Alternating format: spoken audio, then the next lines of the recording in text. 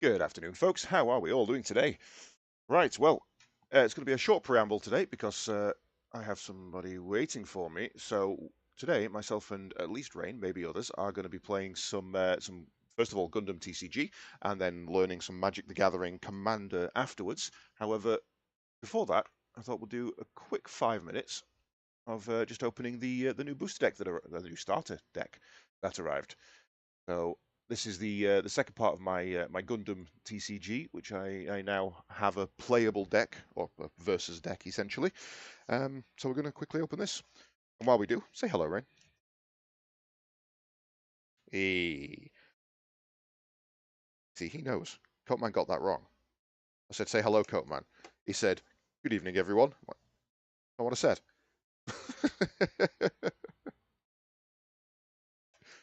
Right, so those of you who watched last one, I got myself a Come on, open.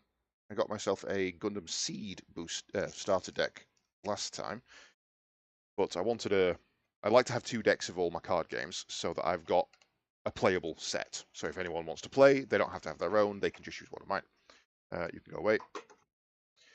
There's my shiny booster, which we do want to have a look at. There's my rule set, which we'll definitely need in a minute, because we're going to learn to play. And I still love this. Oh, hang on, these have been wrapped a little too tightly. You can see the slightly warped, slight curve on that top edge. Oh, well. I like that they've got this like wrap around rather than a full plastic sheath. It's so much easier to open. Right. So, I mean, you know what's going to be in here because you've got all the cards now. Entire set, everything.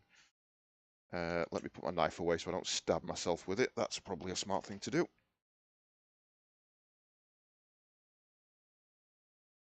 Yeah, yeah, they are really nice and can't really see it on camera, but there is a kind of texture there that you can see the kind of pearlescent shade to it when it changes texture. Quite nice. Right, so we have. I mean, again, I'm not going to go through these too much. I'm just going to go flick through them kind of quickly because we're going to play them anyway. So we've got Wing Gundam. We've got a Tolgeese, who is one of my favourite mechs. Bird Mode Wing Gundam. Obviously, four of those. Gundam Heavy Arms. Oh, never mind, he's out of ammo. Gundam Sandrock. A Magank. Okay, that's a bit of a surprise. Wasn't expecting that. Leo, fair enough. Yeah, Leo makes sense. Ares. We got a Tragos. I like. Yeah, I do. Yeah, the Tragos and the Zuot from Wing, from Seed. Those are some of my favorite because they're proper. They're how you would build a mech. You would still give it tank tracks. You would still just be like, no, let's fucking go. Let's give it heavy armor and let's go. Pilots, we've got Hero Yui. Yeah, Zex Marquis. Coolest character in Wing. Never mind. Simultaneous fire. Choose one of your units. It gains breach 3. Don't know what that means. Peaceful Timbre.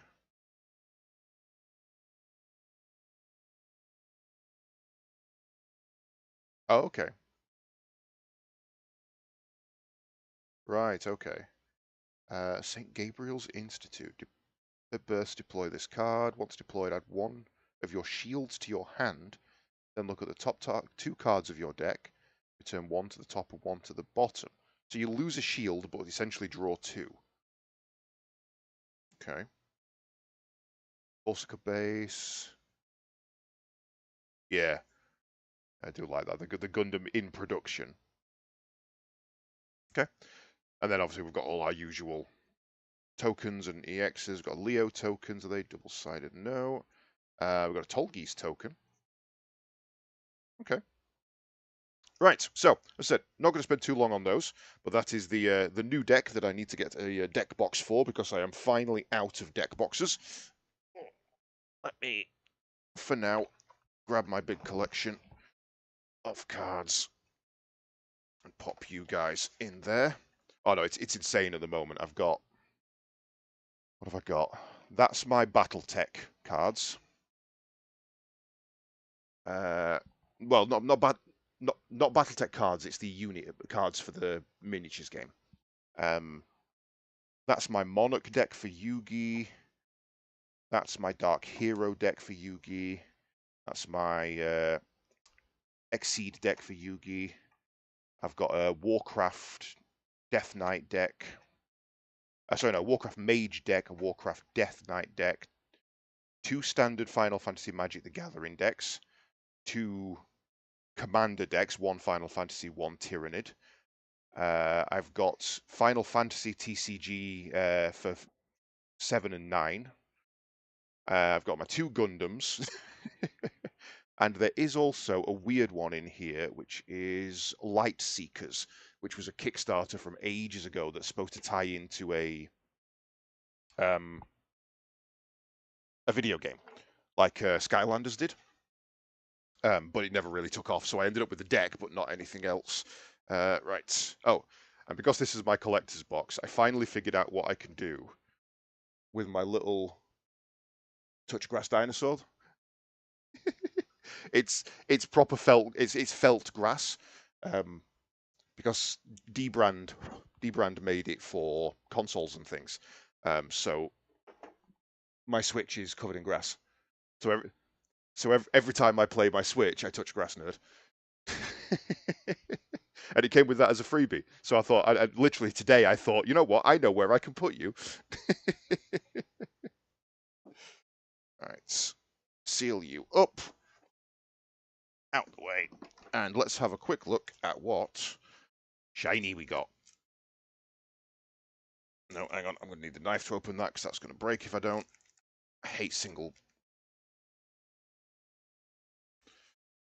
Dun, dun, dun, dun. I hate single card boosters, because they're so difficult to open. Right, so we got, ooh, an Ares. I like a shiny Ares. So I think I got a strike dagger or a strike in the other one. So I kind of pulled the more generic ones, which I don't mind, to be fair, having a. Ah, right. Oh. Right, so let me get rid of the workshop stream and bring up my actual chat so I can see who's in, who's saying what. Hello, people. How are we all doing today? Let's get rid of that and that. Go. Right. Now,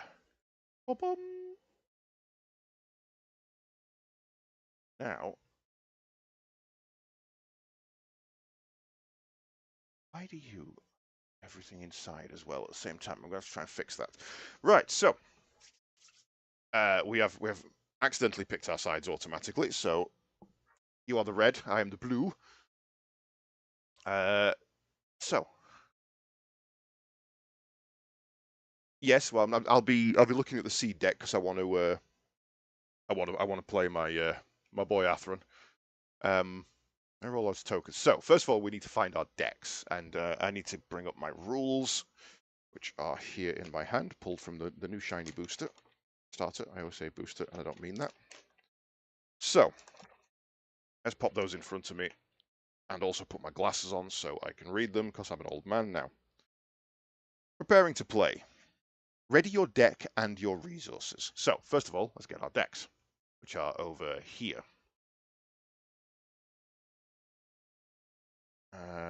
Yep. Have you already got yours? I see. He's already gone and got his. Sneaky. Oh, we have no music on. Why do we have no music on? Properties. Yeah, because OBS has updated itself for no apparent reason. Oh, which means I do apologise. I don't think people have been able to hear you. Yeah, Reed's been sat here talking and no one's been able to hear him. Joys of being a streamer.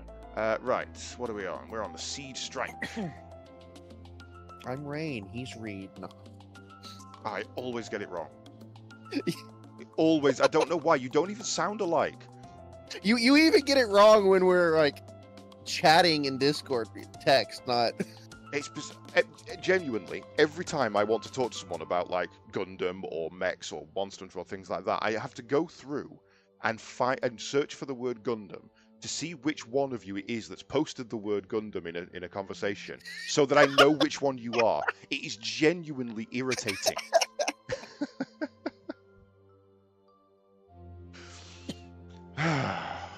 It genuinely frustrates me because it's been 5 years. I should know you apart by now. Yeah. Right, so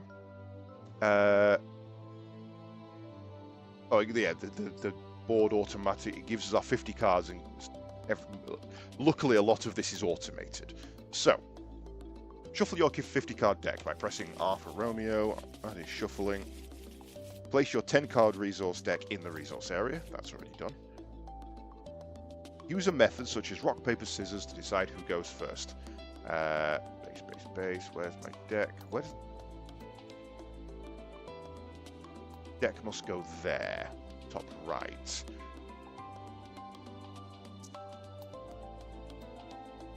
Yes, top right is deck area, so that would be there for yourself. Ah. Okay, so we need a dice. I was rolling that. Oh, sorry. I got a 3.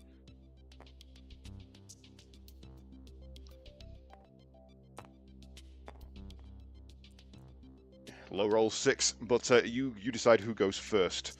Let me get this right. So, draw 5 cards to create your starting hand.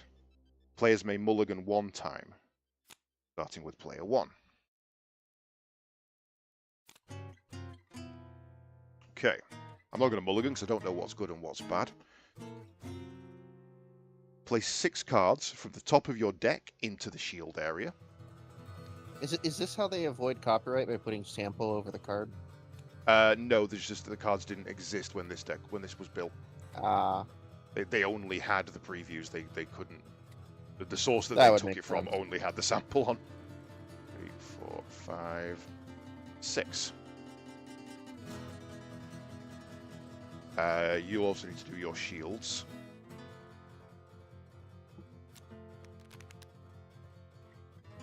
Wait, how did you do that? I have a button that says set shields. Oh, I didn't see those in the bottom right. Okay. Yeah. There's a draw hand, there's set shields, Yeah. draw card, add resource, mulligan. Nice and handy. Ready EX base and EX resource tokens. Place an EX base into the base section of your shield.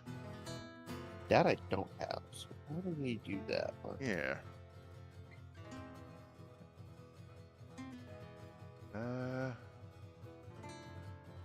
You know what? I bet it's this yellow thing down here.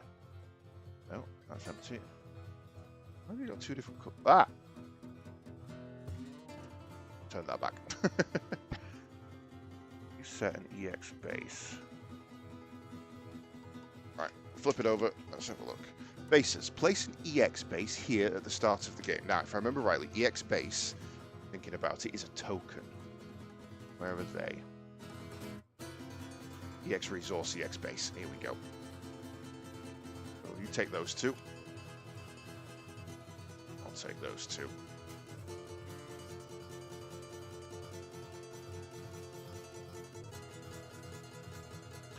Right, EX base goes there.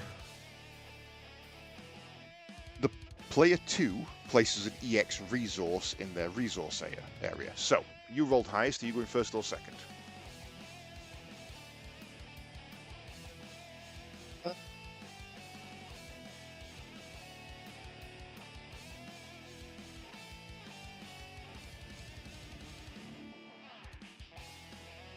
I'll go first.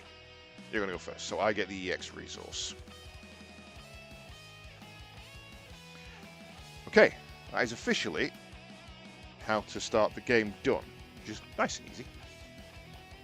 The game ends when either player wins by satisfying one of the following victory conditions. You deal battle damage to your opponent when they have no cards in their shield area. Battle damage is dealt by a unit according to its AP. or your opponent has no cards in their deck. Now, unlike most games, most TCGs, you have to draw a card when you have none in order to lose. This one just says as soon as you have no cards in your deck, you lose. So drawing your final card is always end of game. Makes sense. I always prefer the other way, if I'm honest, because in the other way, it means that you can actually use the final card. You know, you draw it, you can play it, that might win you the game, whereas in this, the final card in the deck can never be used, because the second it hits your hand, game's over. Right, so, game progresses through turns following phases 1 to 5, starting with player 1. Yes, we are playing the new Gundam card game. GundamGCG.com, apparently. So, start phase. Any horizontal rested cards become active vertical. You don't have any of those, so that's fine. So, I draw one card.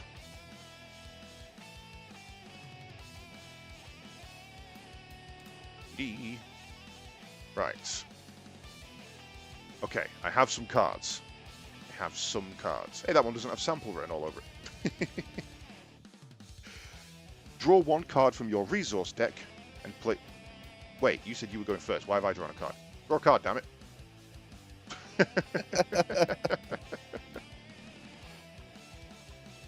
Cool. Alright. Okay. What is... Yeah, it does seem quite popular. We've had some difficulty getting hold of the decks because both myself and Rain have. I have 2 decks. He has all 4 of the starter decks, but we had some trouble getting hold of them.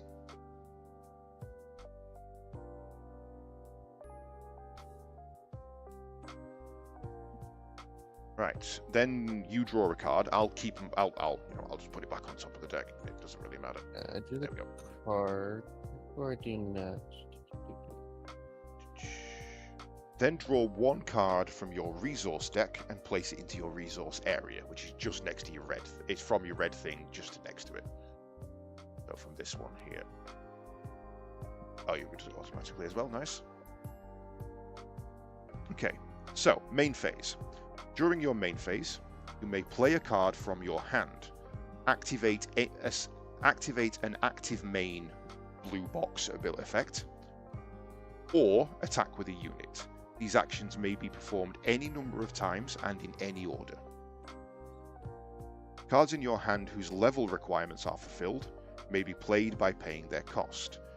Your level is how many resources you have.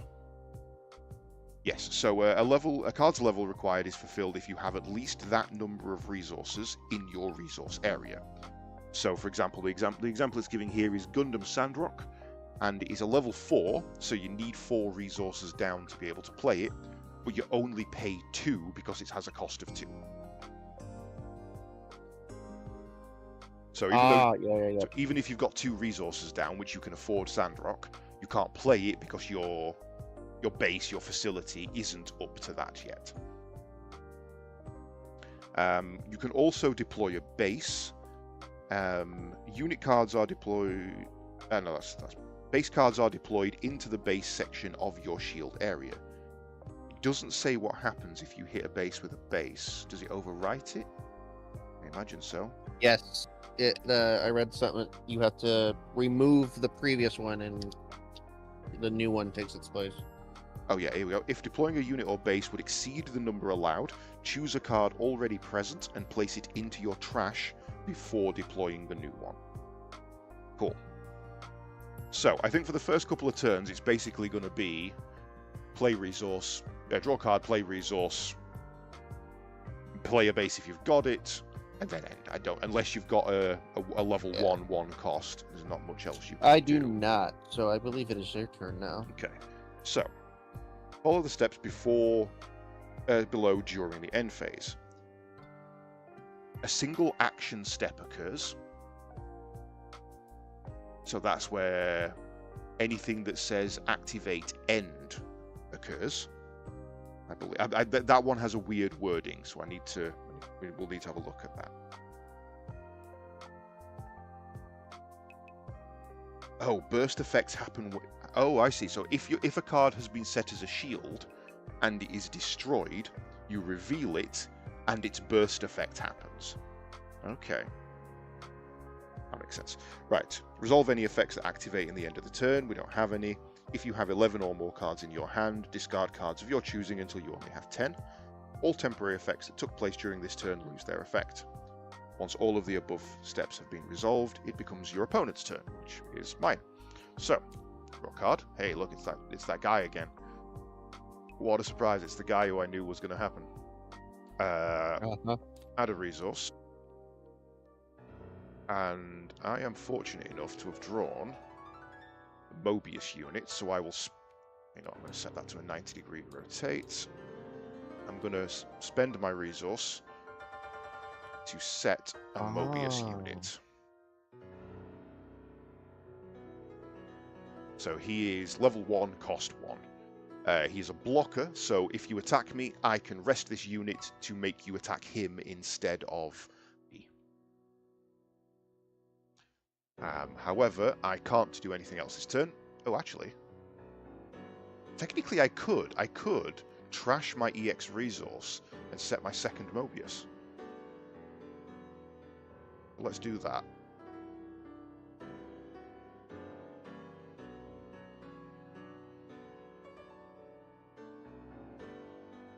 Yes, let's do that. So, I can't attack with them this turn, so it is your turn.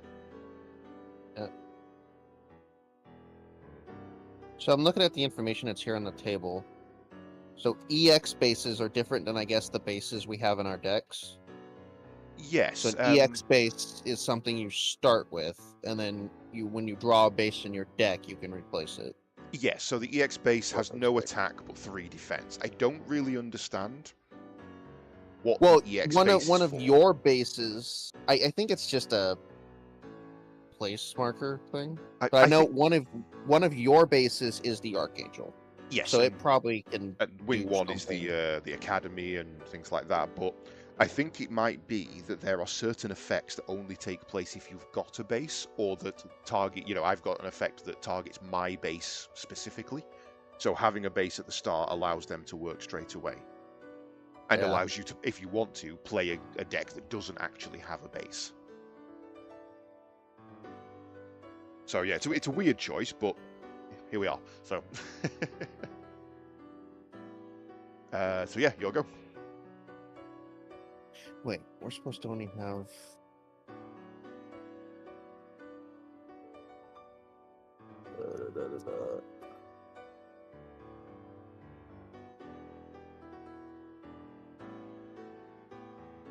Is there anything about you can only have 5 cards in your hand at any time? 10. 10? Okay. You can only have 10 cards in your hand at once. Okay. So I draw. Add a resource.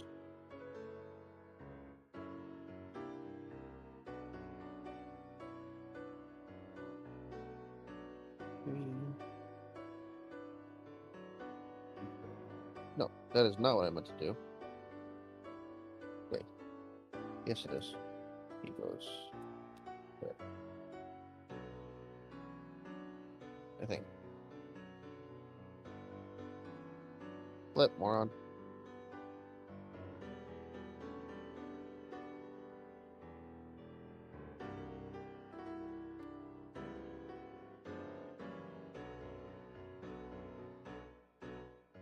Is there an undo button? No, technically not.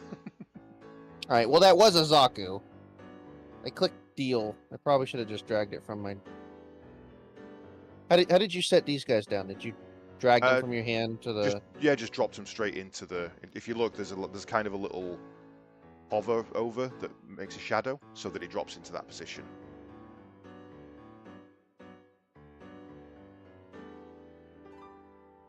So what's happened? You've right-clicked your deck and pressed deal. Uh-huh. No, my hand. Oh, okay. So I'm gonna just do that and rotate it. Go. Oh, right. It has 2 stages. Look. So it's got one for the mech and one for the pilot. Right, but it's not showing the Zaku. It's the back of the card. Oh, really? Mine is for me. It's showing Zaku. Okay. Weird. Right. That's an easy fix. What deck are you using? You're using A Xeon deck. Leon. That is this one. We search for Zaku 2. You see that one? Yes. Right, cool. Then we delete that. I think what the problem is that you've dealt it to another player. In this case, me. Yeah. So I can see it and you can't. There you go. Okay. I believe. What is? So don't forget to tap your resource to Ah. play it.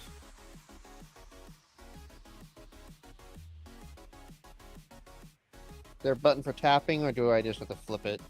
No, so if you look in the top, across the top middle of your screen, you've got all your objects, Yes. music, notebooks. To the far right of that, you've got a rotation degrees button. Just change that to 90.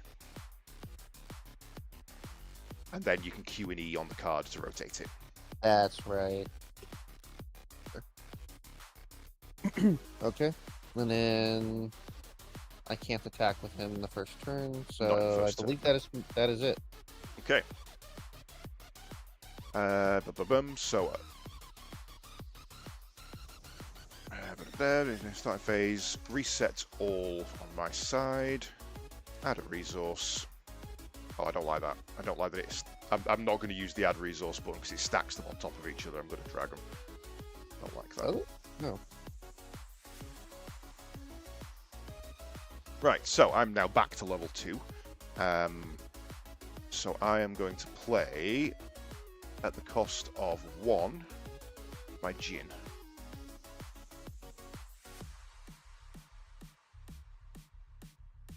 Now, so here's where we now have a little bit extra to do. Deploying bases, that's fine. Pairing pilots, we're not doing that. Only commands with a main timing may be played there. Following steps below when attacking a unit. Attack step. Rest a unit you wish to attack with and declare a target. Choose either a rested enemy unit as an opponent. Choose either a rested enemy unit or your opponent as the target. Units deployed this turn cannot declare an attack, except unless they have a link unit. The opposing player may activate a blocker or a unit with the effect that allows you to change the attack target. So, I'm going to attack with my Mobius. Do you have a blocker? Which would be a... Does it have to say it's a blocker, or yes, can I just... if you look at my Mobius has the blocker ability. So Zaku... Nope, he just attacks. Oh shit, okay, so your Zaku is actually really powerful. Okay. Right, the following actions I find it funny he's stronger than the Jin in a way. But only when he's attacking. If he gets the jump on you, he's fucking nasty. Makes sense, that tomahawk, yeah. The following actions are performed during the action step, starting with the defending side. Take turns performing actions, which we don't actually have any, so that's fine, because the only action you've got is on your turn. When the attacking and defending sides pass twice in a row, the action timing ends. So you get to go, you've got nothing to do, so you pass. I get to go, I've got nothing to do, so I pass. That's the end of the action step. So that means I take damage, so... You will in a second, yes. So, if the attack target is an enemy unit, we don't need to do that now. If the attack target is the opponent, if the opponent has a base, deal damage equal to the attacking unit's HP to the base. If the opponent has no base, deal damage equal to the attacking unit's AP to the first shield. Treat each shield as having 1 HP. Receiving 2 or more damage still only destroys 1 shield. So, basically, I've taken 1 health off of your base at this point. That's all I've done. Which I guess we can probably just click on... Yeah, if you right-click on the HP, it takes it down. So that's why you start with a base, so that you're not just straight into your shields. That makes sense. Unit attack ends. I end my turn.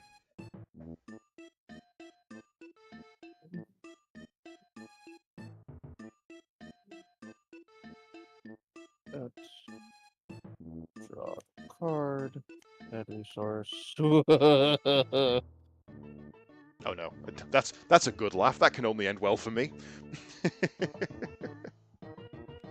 Yes. Yes, I can.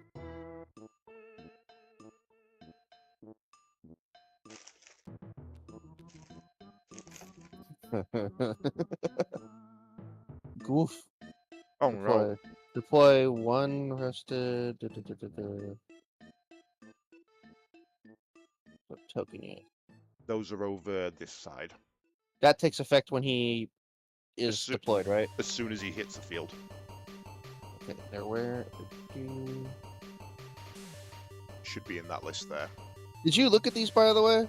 Because the Justice's backpack is here. So Yes, I did see that, the Fatum. they've got to be in boosters somewhere. Yeah.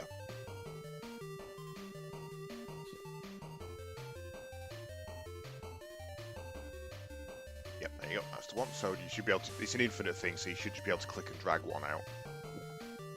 Give me. There we go.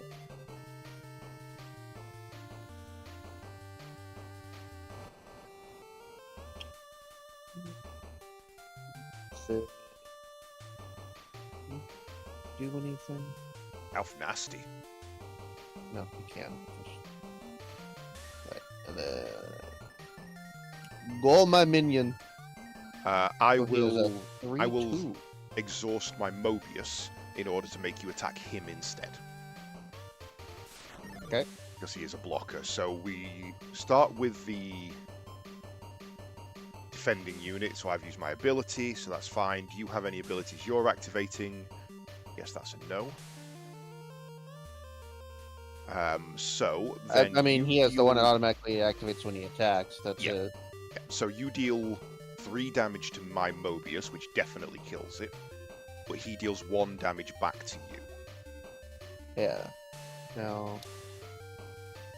I believe-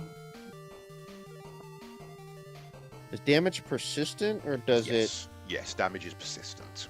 So it doesn't regenerate after combat. Okay. Yep, there's nothing in the rules that say that they gain their health back that I can see.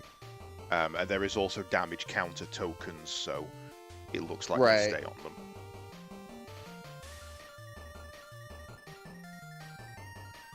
Okay, I believe that is my turn for now. Right, so. I think I've broken the USB cable on my stream controller. You managed that one. It's a old weak cable. Ah. Because it is not responding when I press my mute button. Let me just try switching its USB socket. Come here, you.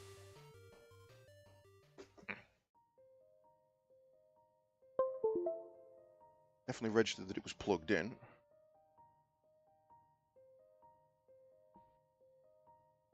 Yeah, okay, that's fine. Right, so, my go. Draw a card. Not great. Add resource. Not great, not terrible. Great for later, not great for now. This is where I wish I hadn't have spent that EX, because at this point I would be at level 4 and could get something good. However, at the moment, I'm going to have to deploy a Mobius 0 for a cost of 2. Just a generic fighter, nothing special about that. You don't have any blockers, so I will attack your base with my Jin. Should take it out. 2 damage. I think that just goes to the trash. Yeah, that one goes into the trash pile. I've been putting mine in the yellow one so that we can pull them back easier, and they're not part of your deck when you reshuffle it. So I don't know what this zone is for, but I've been putting like my EX and stuff there, and my deck here.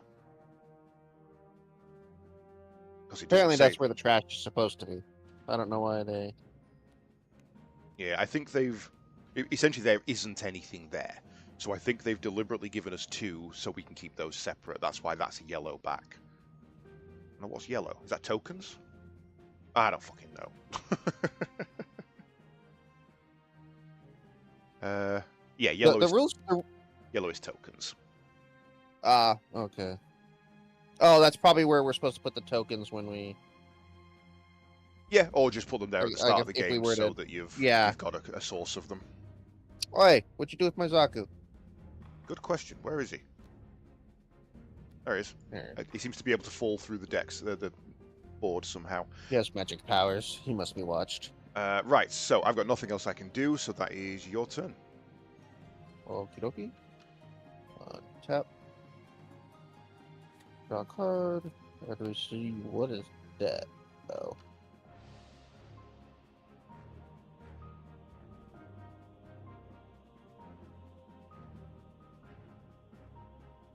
I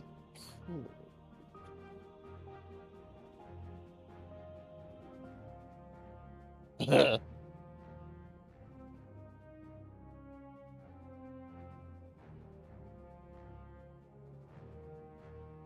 Ooh. Okay. Do.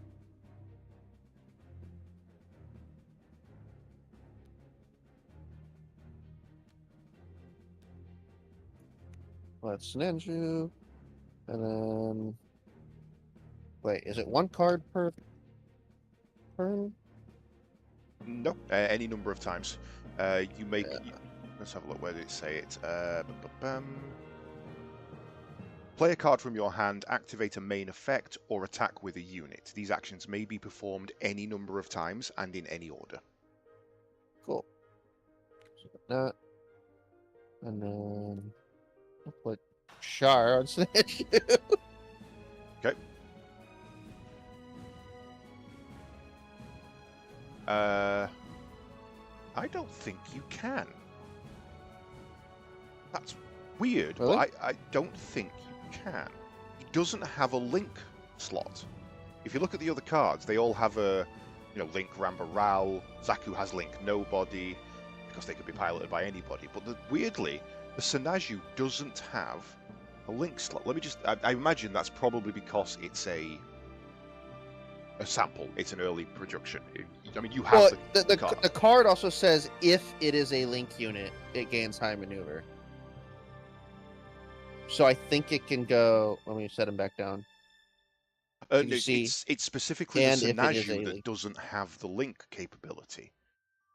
You've got the card, right? Can you grab it quick and just see if that's a misprint? Oh, that's because this isn't a unit card. This is an ability.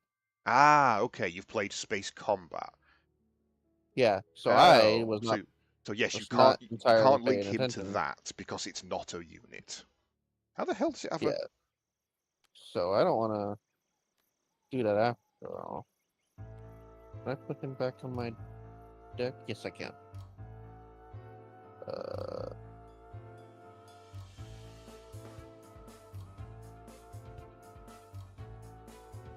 Wait, why does that Garazulu have red?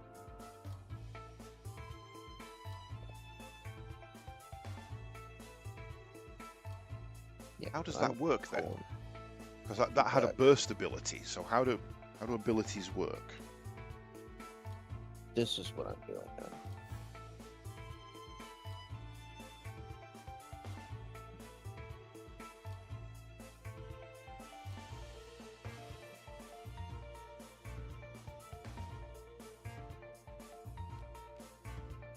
Ah, right. Essentially, it doesn't. So any ability that has burst as its first line has burst, activate this card's main ability. If you're playing it from your hand, you ignore that. You just activate, you just play it as normal and activate its main ability.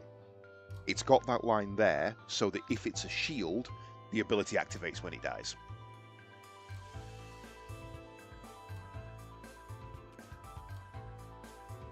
Okay, sorry, say that again. So just pop your ability card, the Senaju one, back down on the board for me.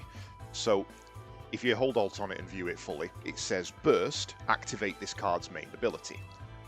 Main or action phase, choose one enemy unit, deal 2 damage to it. So if you were to play that, you would ignore the Burst line, because Burst only takes place when the card is physically destroyed. So that can't happen to an ability. You just play the main action, deal 2 damage. However, if that had been chosen as a shield, and I destroyed the shield, the burst would take effect. That makes sense? I think so. So, yeah, anything that is burst only takes place when the card is destroyed. Because ability cards don't have HP, they can only be destroyed if they're a shield. So if you play that card, you just get to, I mean, you still get the effect, you still get to deal 2 damage, but it doesn't activate twice like that suggests. Cool. So instead you played Angelo Guerra Zulu along with Angelo Super. Now, okay.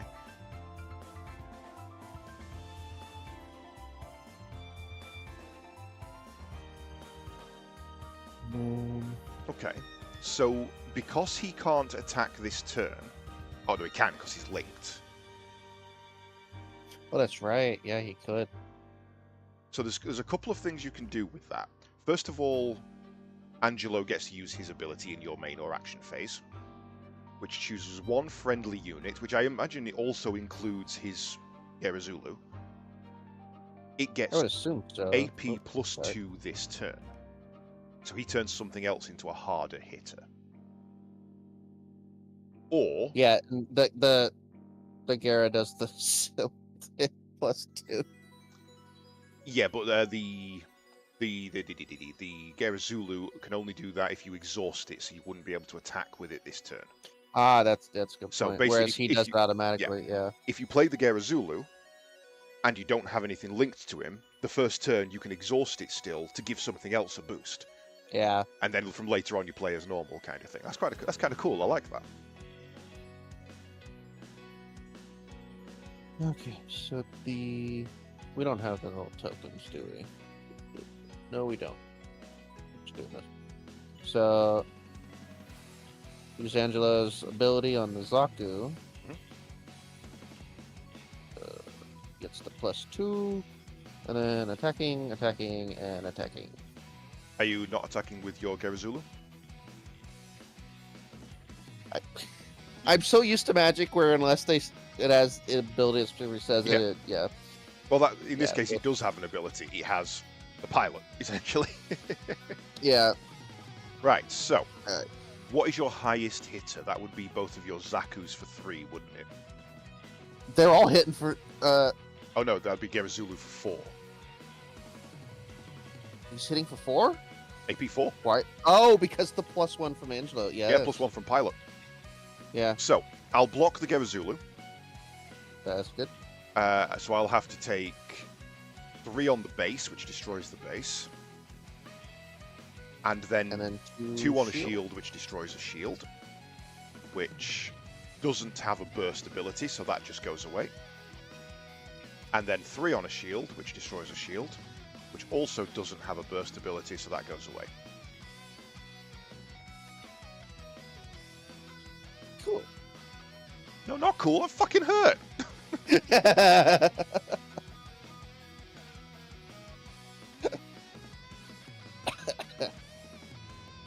Right. Anything else? I believe that is my turn. Roger that. Draw card. Play resource. Damn. Cost 3. Cost 1. Okay, so I can actually do this.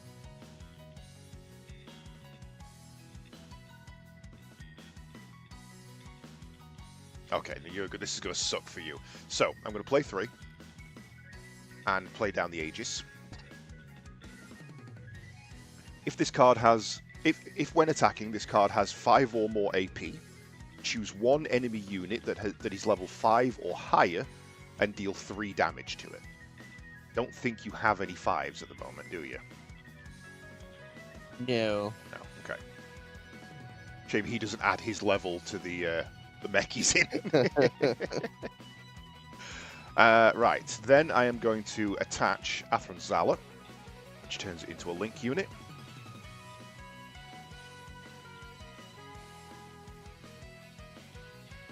And I am going to attack with you.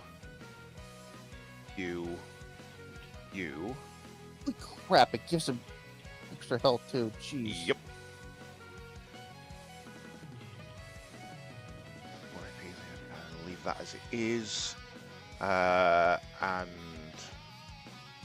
so, the 3 that are already tapped, I'm going to attack the Mobius onto your Zaku token, who loses his AP because it's now the end of his turn. He doesn't get the boost anymore. When did you put him down? Who, the Mobius? Yeah. Right, 2 turns ago. No, last turn, sorry. I completely missed that. Okay. The AP on your Zaku 2 token goes back down to 1 because he only gets the boost during his turn. So you're able to target specific cards, not just... Only when they're exhausted.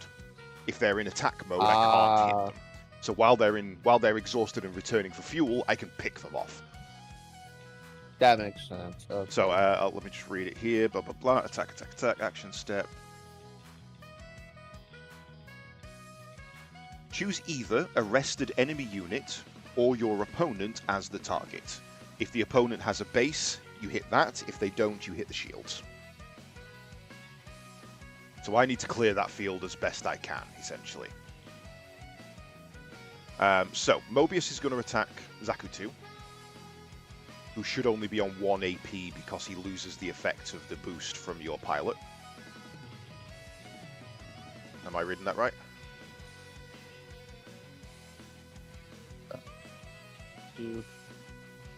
Your indignation only gives him plus AP during this turn. Yes. So the Zaku goes back down to 1 AP. I believe so. Yeah. So Mobius hits Zaku. So we'll do it that way for now. Mobius hits Zaku again. And Aegis hits Galf. And then I'm going to exhaust the Jin to attack you directly. So, you're the defender, so do you have any abilities you would like to activate during this turn? I don't have the resources. Give me 1 second, let me just read this.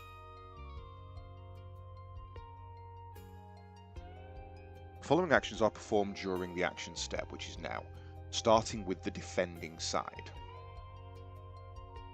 Does activating an ability tap a unit? It doesn't say that. So I don't think it does. In which case, you can activate the action on Indignation to increase the AP of one of your units by 2. Because you are in the action step, you're in my action step, and you get to go first. Because you can activate that in the main phase, which you did last on your turn, or the action phase, which you can do on my turn. So you can choose one of these units to be given plus 2 AP as a defense.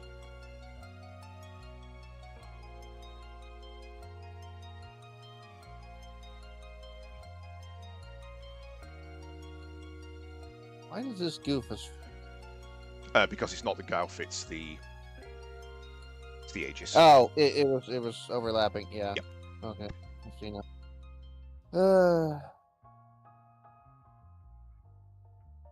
There's no point because even if I put it on Magoof, the Aegis has 5 with Athman attached. But don't forget damage status. Oh, that's right. Yeah.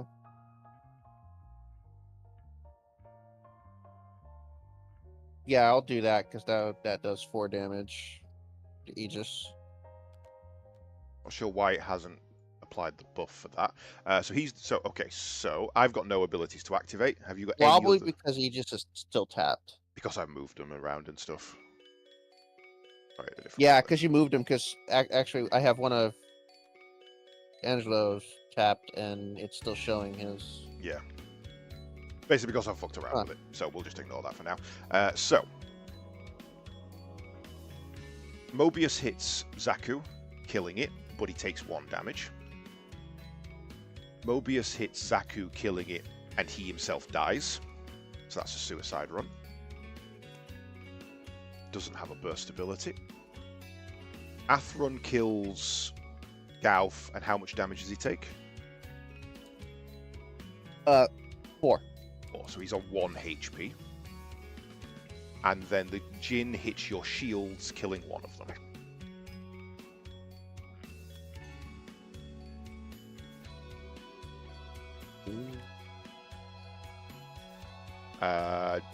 Doesn't have a burst ability, so it just goes straight to the grave. And that is the end of my turn. Okay.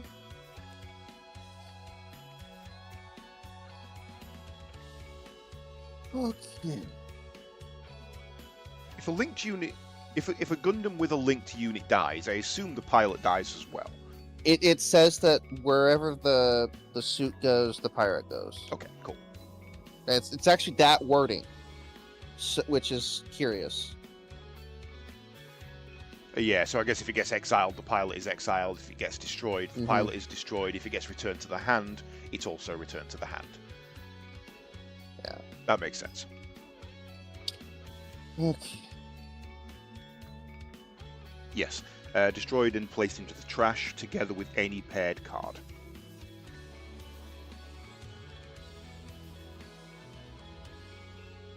Oh, so the Mobius also took damage, by the way.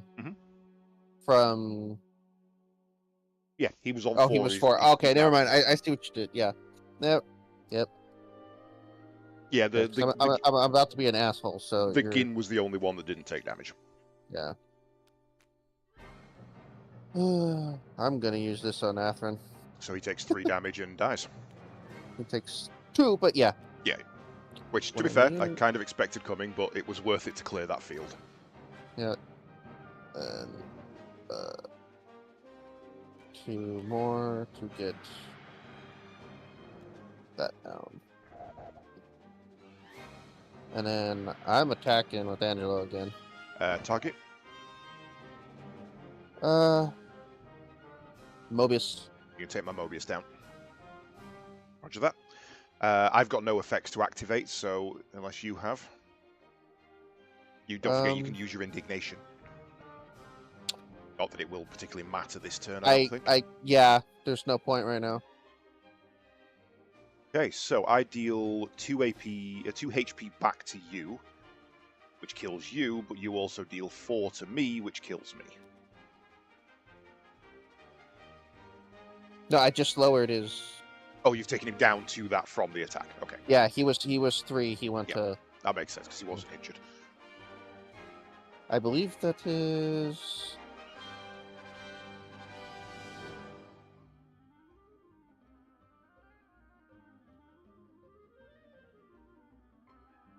I could do that.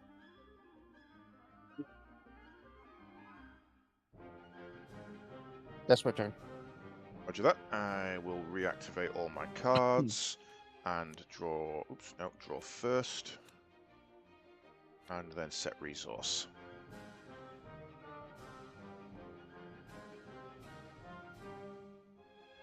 Right. I'm enjoying this. This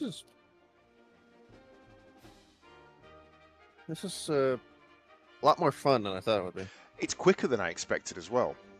Yes. We're on turn 4 and both of us are rough at the moment. Yeah.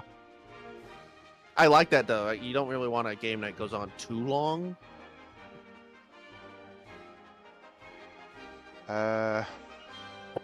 Just going to have a look at my tokens to see which one does what.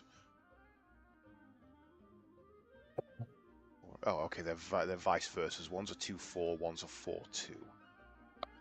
Okay. Right. I'll play Strike Gundam 2. I'll play Strike Pack, giving me a giving me a launcher strike token. Ew.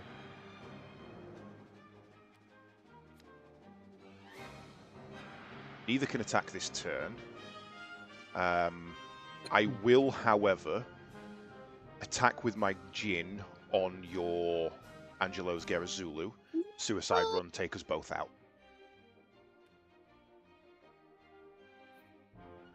I've got no effects to activate. Oh no, sorry, I forgot to do strikes deploy phase. Draw one card, then discard one card. I'll destroy the card I just drew. That's fine. So, unless you can stop it, I am suiciding into your Gerazulu. Unfortunately, I can't. Yeah.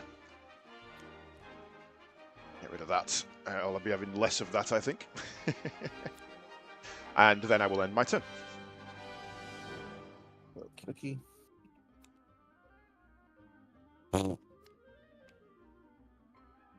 You should draw them both again, haven't you? Let's go! Round two, bitch! I did draw his Zulu again, just not.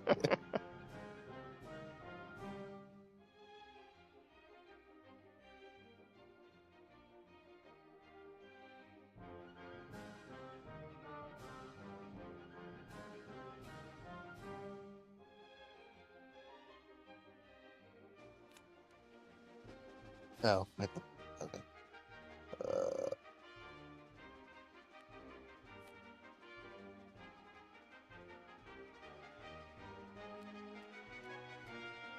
Oh no.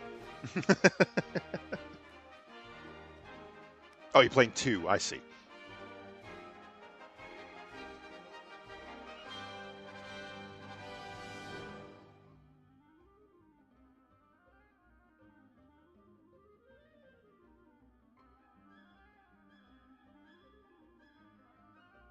Okay.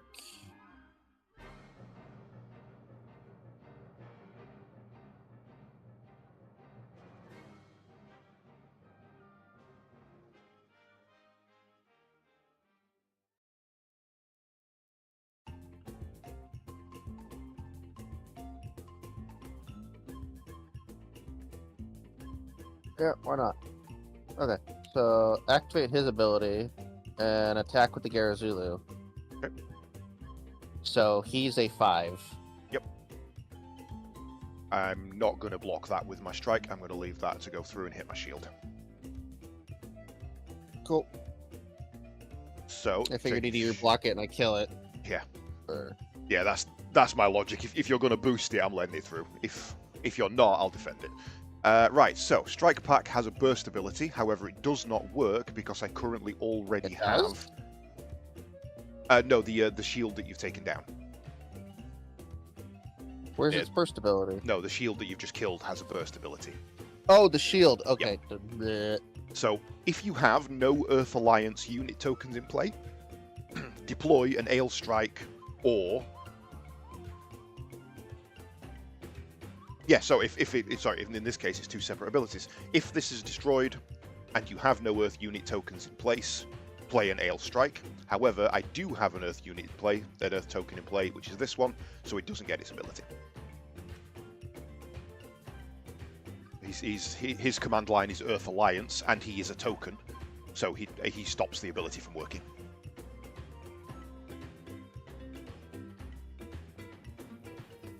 In the last two turns, I've seen all three of those cards, look.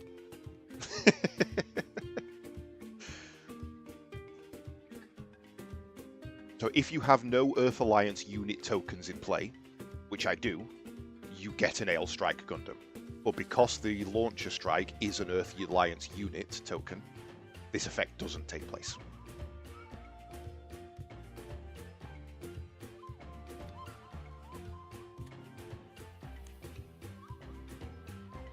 Huh? Okay. So why is this still here? Oh, that's right. You didn't block. Never mind. Because yeah, you didn't block. So annoyingly, had I waited a turn to play the ability when I had it in my hand, because it was the exact same ability, yeah, I could have had an extra unit out of it. But now it's wasted. Well, so. the strike also has Earth Alliance on it too. But he's not. But he's not a token. He's just a unit. Oh, wait, it specifically says specifically an Earth Alliance unit token. Oh yeah. Because I did check that and thought, do I play the launcher and then the strike, or can I play the strike and then the launcher? So I checked that one. Makes sense. Cool. Anything else from you? I believe that is my turn. I can't beat you up with the goof, so... That's true, you cannot. Right, okay. This Surprised is I not haven't gotten a going base well. yet.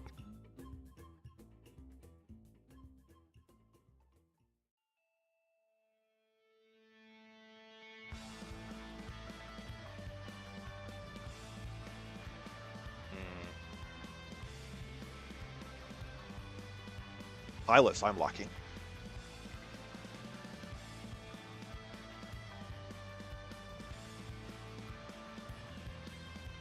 Well, we've each only used one pilot so far, so... Yeah. Right, I'm going to pay 4 and get the the Isle Strike Gundam out.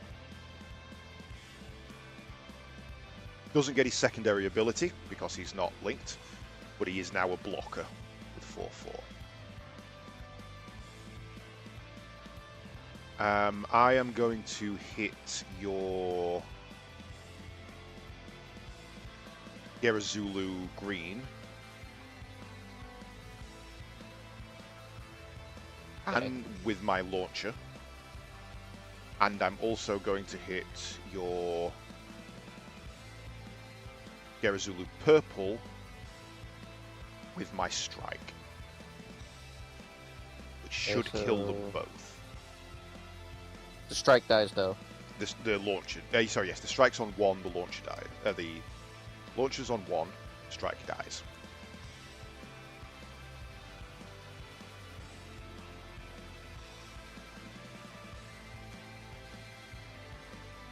I've got nothing else. Oh, when you deployed your Zaku, you didn't... your Gauf, you didn't put a Zaku into play. Oh, yeah. So you should have... It wouldn't have been able to attack, so I couldn't have... nothing changes. Right. But you should have a Zaku token in play. Give me the Zago.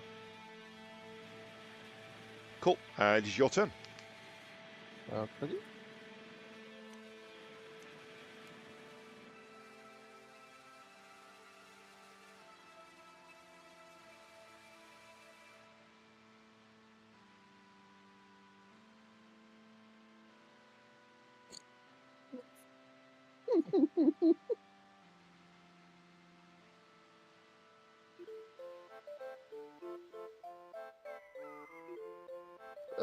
I wish I could say I'm sorry, but I'm really not. Oh no, it's the real one. And oh fuck. Oh so fuck. now Okay, he's a link right. unit and can immediately attack. Okay. Right, roger this. So he has high maneuver, which means he can't be blocked. Okay. And during my turn, when he destroys an enemy shield area, I get to choose one enemy unit and deal 2 damage to it. Okay. So I'm attacking your shield area and taking out the launch. Killing your launch. Now what do Okay. you? During pair and when so that my shield card was Miguel's Gin. During pair or when destroyed, if you have another link unit in play, draw 1. I don't have another link unit in play. Okay. And then Full Frontal's ability, you may deploy 1 Neo Zeon or Zeon unit card that is level 4 or lower from your hand when paired. So yeah, technically that takes place before the attack as well. You need to affect it. So putting him down because he's lower than 4. Okay. And then yeah, these 2 can also attack. Yeah, and honestly, I think that kills me. Well, it takes both my shields down at least. Oh no, I can block. I've got the Ale Strike. Yeah, I think. Oh yeah, he can block. Yeah.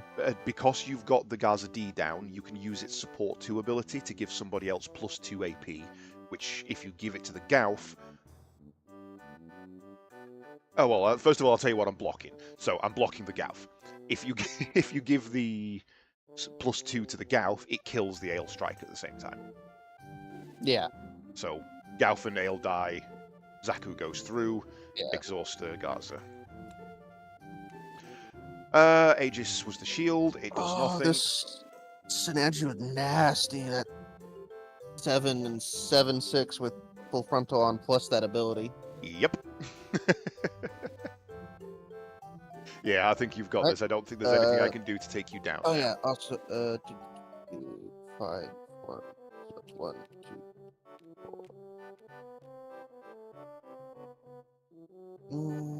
This deck seems lacking in draw power. Want to do this? Nah, there's no need for that. Okay, that's my turn. Roger that.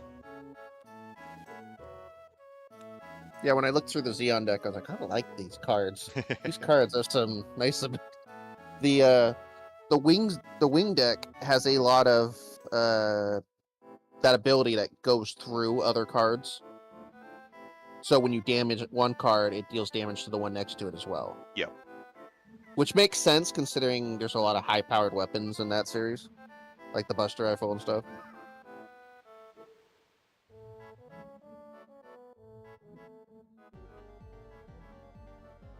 Yeah, I think I'm done here. Right, so resource. Pay 1 for the Archangel. Oh! Well, I gotta kill that before I can kill you now, so... Yeah, the problem is it kills me. It does? Yep. So when I deploy this card, I take one of my shield cards and add it to my hand. I've only got 1 shield left, so that's now my shield's gone. I think you need to be hit before you can die, Yes. then. It's if I'm hit when I have no shields that I die. So 6... Pay 2 for a Mobius 0, pay 3 for the Aegis Gundam.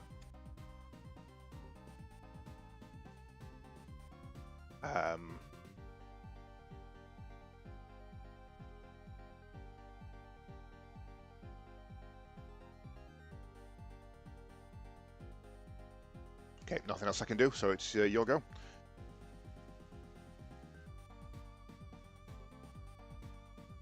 Untap. Draw a card. Add resource. What is that? Oh.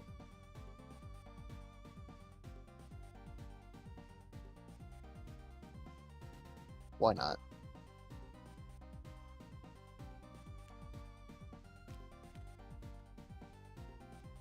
Fuck you.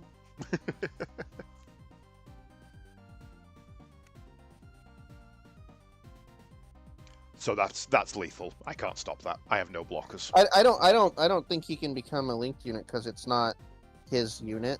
Yes, you can only link Angelo Super to the Gerazulu 0. To Angelo's Gerazulu. So he can't go on that one. Oh, but that... Oh. Wait. Yeah, if it's... Okay. Did you play another Galf? Or did that should have died? It's suicidal against my strike.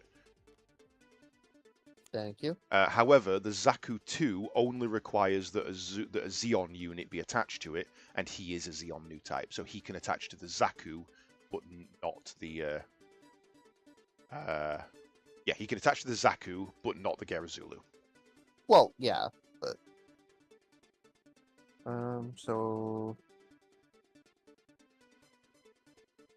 Okay, so he gives the Gerazulu a +1. He can't attach to the Gerazulu. You can't do that move. Oh, he can't? The Gerazulu has a link requirement of Angelo Super. Oh, I see what you're saying. So because the Zaku doesn't have a link requirement, he can attach to the Zaku, but nothing else. Yeah, I had that trouble with Athron. I had him in my opening and couldn't put him on anything.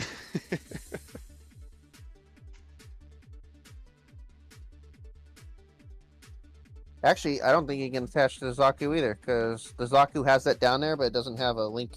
Exactly, it has no link requirement, so you can link him to any mech. But it doesn't give the Zaku the bonuses.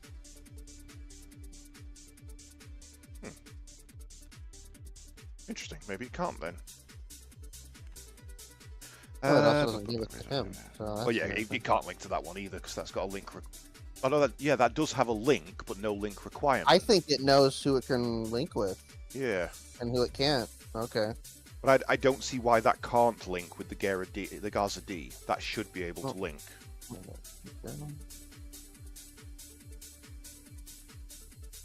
Put that bad. Yep. So, and then put him back in.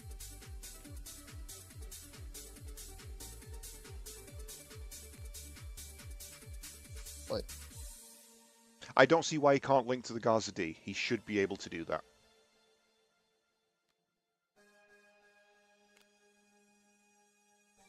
Because he's not Neo Xeon. He's just Xeon.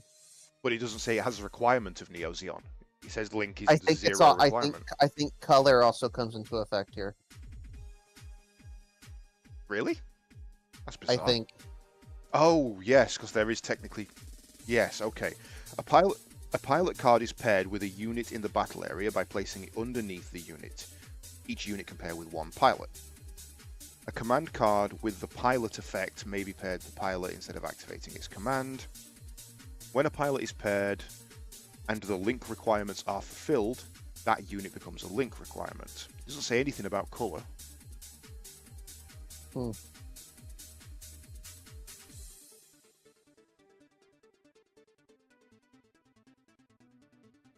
Linked units can attack immediately. Yeah. I mean, as you say, there is white, blue, green, brown, so... Gundam TCG link rules. Oh, it's not TCG, is it? It's GCG.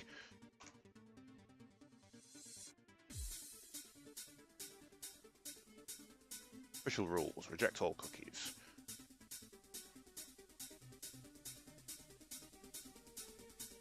Comprehensive rules. Download.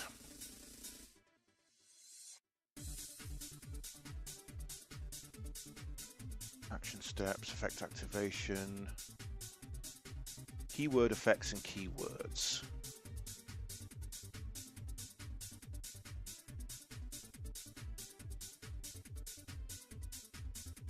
HP zone, level, blah blah blah, card text. Link condition. The conditions that are necessary to link a card, such as a pilot. Say pilots. One of the 5 card types. When played, pilot cards are placed beneath units in the battle area that they are paired with. They are pilots when paired with a pilot card. Oh, so they're when paired, and pilot cards if they are in another location. Pilot cards are one type of card that comprises the deck. A pilot can only exist in the battle area when paired with a unit.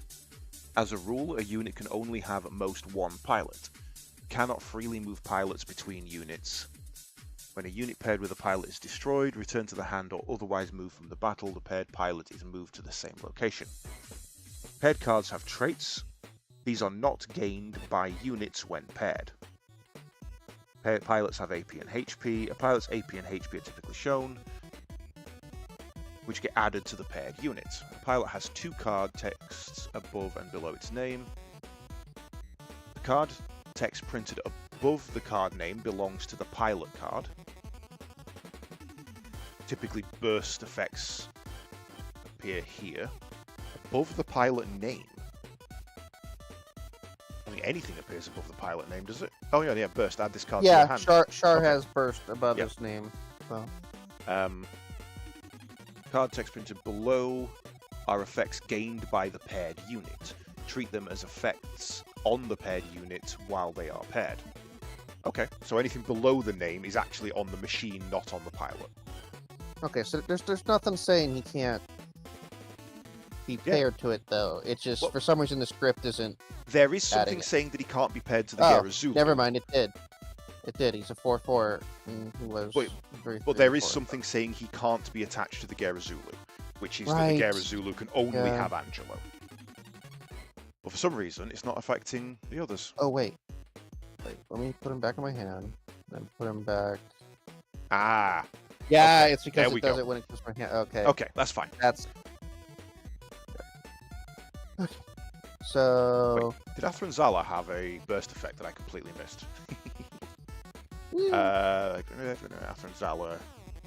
Yeah, when Athra died, he should have gone back to my hand. Good to know. I'll do that next time. Alright. So the Gaza gets +1 when it attacks because of Char, but it does not get high maneuver because it's not a linked unit.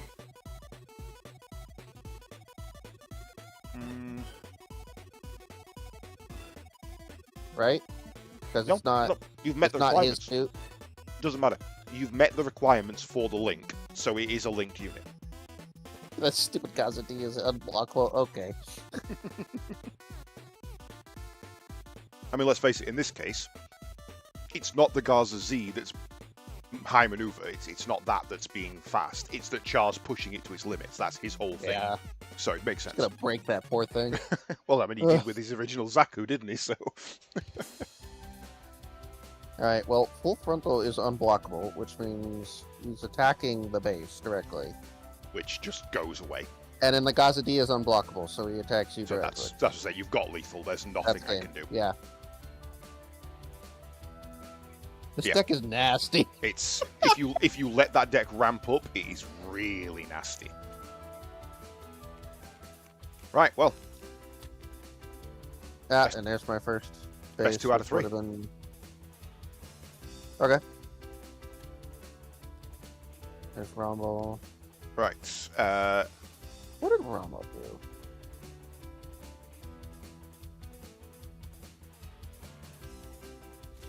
Oh.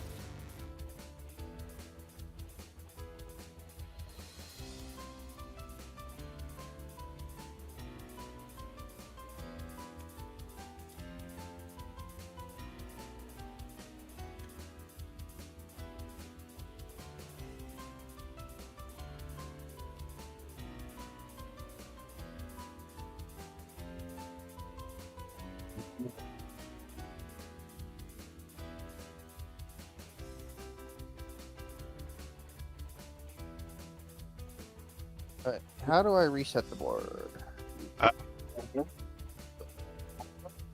Or wipe your deck and just pull a new one. Okay, say that again. I heard wipe your deck, pull a new one. I didn't hear it before. Board. You got really distorted right there. I wonder why. Is that any better? Yeah. Just manually reset your board. Basically, just pull all your resources back into their resource pile and all your shields back into your deck.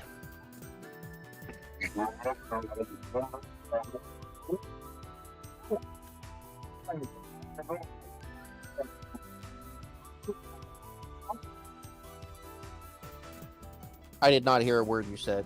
Yeah, that's because I'm not saying anything. I'm watching myself light up and wondering why the fuck it is, because nothing is happening. Well, you went all.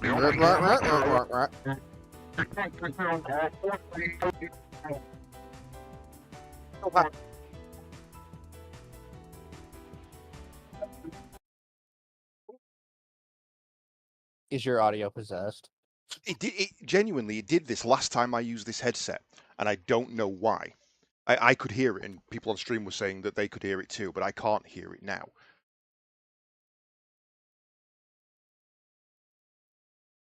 Give me 1 second. I'm just going to switch this.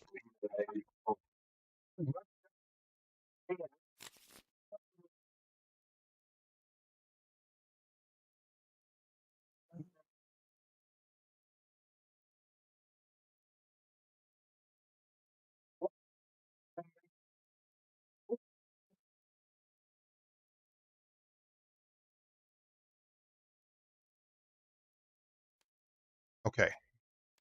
You should be able to hear me now. Yep. And I can hear you, and stream can hear you, and stream can hear me.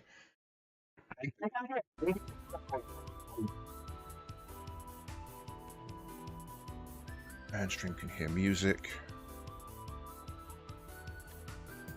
Yeah, I don't know what it is. I'm going to need to figure that out, because that's the second time that I've used that headset. And in the background, I can hear someone going, as if somebody else is on the same frequency and it's picking it up somehow. But it sounds like your voice, which is very weird. Yeah.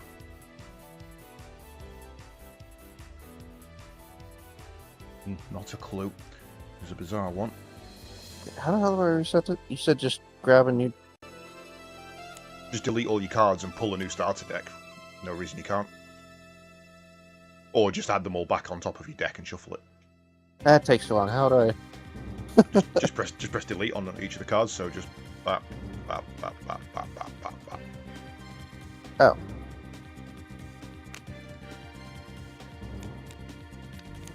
What's the keybind for delete? Just delete. Can you not delete cards? Nope. Interesting. There's no reason you shouldn't be able to. There you go.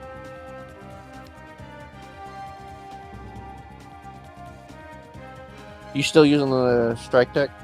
Yes, I'm sticking to the same deck. I want to get some practicing with it. It can't be that ageist because it's happening when I'm not talking. So I'm muted, and people are still hearing it as if I'm talking, even though I'm not. So it can't be that weirdly.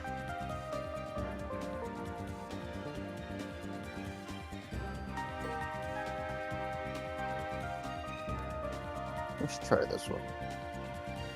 Okay, so I've given you your EX base. Because where the hell's that gone? Because I lost, I'm going to say I'm going first this time. Fuck you. That's fine. Which means you get a EX resource.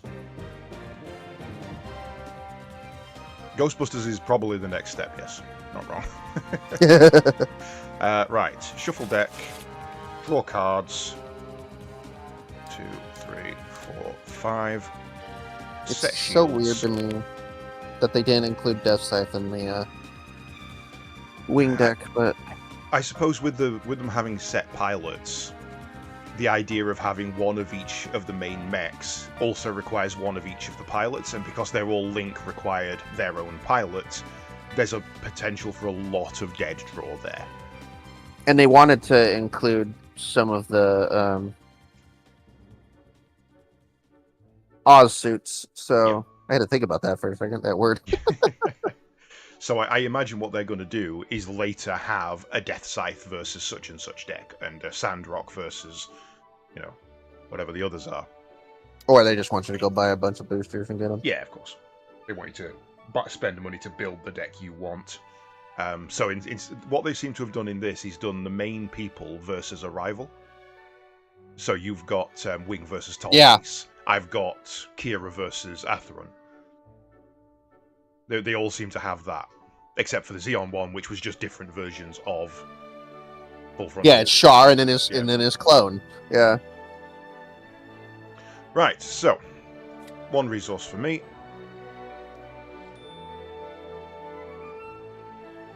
I can actually play a Mobius this turn, so I'll do that.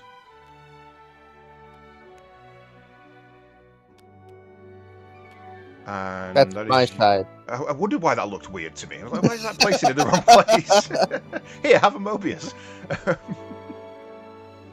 And I will end my go. That.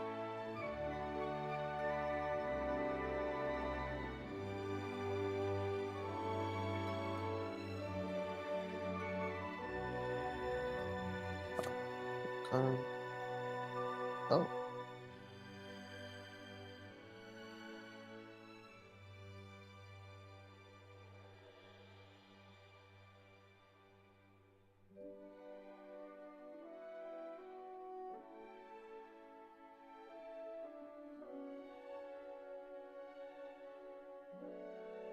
I don't have to use this right away, do I? No, you can save that. And it does count as a level as well, so at the moment you're on level 2. I'll use that. Which that goes down. Dragos.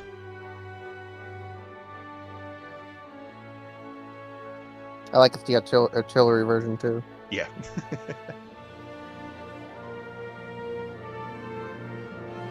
I believe that is my turn. Okie dokie. Right. Oh, I didn't set shields. Do that. Cheated. Right, so I have 2 resources to use. All I can really do is... set that just yet. I'm going to pop that one down. So I've got 2 Mobiuses out. And I will attack your base with my Mobius for 1 damage. Why does he not have a... There we go. So I will hit your base for 1 damage. Unless you would like to block it with your Tragos.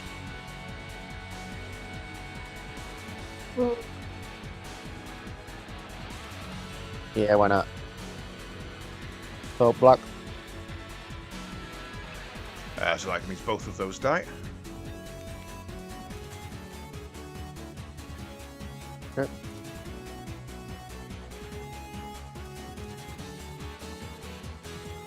second, my audio's gone wrong when I've set it up.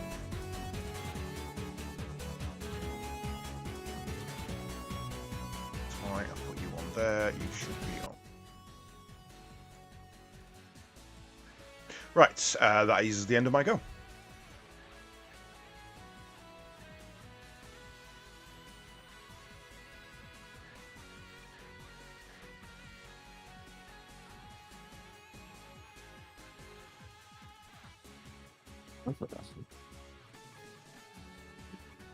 Okay, so draw a card, add resource. Ooh, piece of candy. Ooh, piece of candy.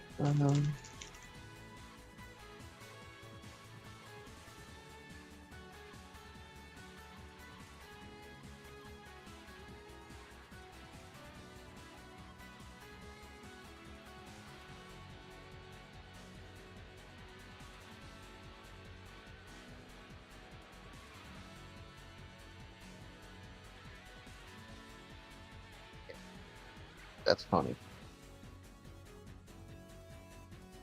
2, and then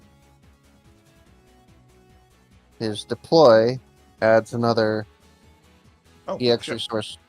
Okay. So I might as well just leave this one here. Oh, did you spend it? Okay. Okay. I spent it. Yeah.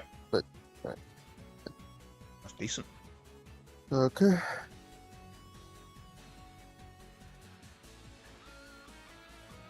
Wait, I can spend that one this turn, can't I? Yeah. Yeah, I'm doing that. And then it is exiled. So. And that is my turn. Hello.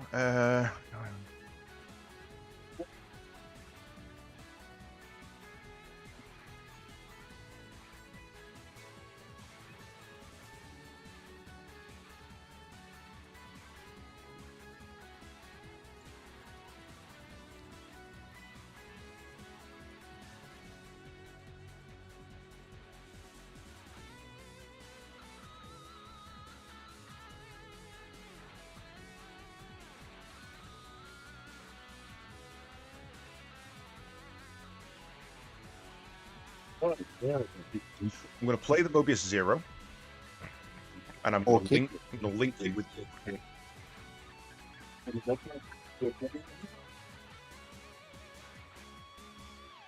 During my main phase, I am going to use his action. Choose one enemy unit with 3 or less XP, return it to its owner's hand. I send your locker goes back to.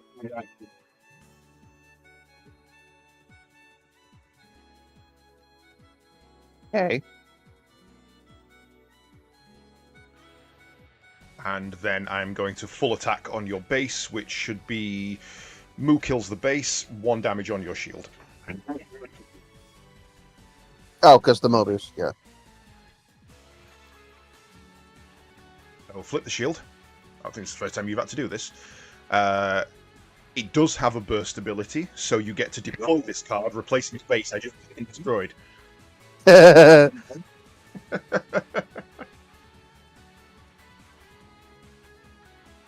then when it's deployed, you add one of your shields to your hand, look at the top 2 cards of your deck, and choose 1 card from your base to return to the deck. How do we do that in this? Do you mean deploy the card? No. The look at the top 2 cards. How do I put one on top and one on bottom? Oh, essentially, you draw the top 2 cards. Uh-huh. One goes to the top and which one goes to the bottom. Put it on the one that's going to the bottom, and then the other one on top. Oh, okay, yeah. Right. Add 1 shield to my hand.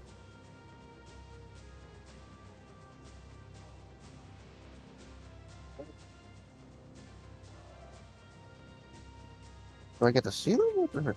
Yeah, we both get to see these. Anything that requires manipulation of deck in most card games, both people get to see these. You can't put it in your hand and go, oh, well, actually, this was the one I want to put on, even though it's what was in your hand, kind of thing. Magnek, a Magank. Maganak.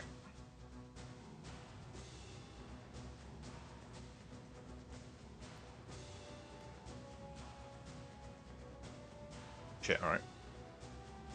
So, who do you want on top and who do you want on bottom?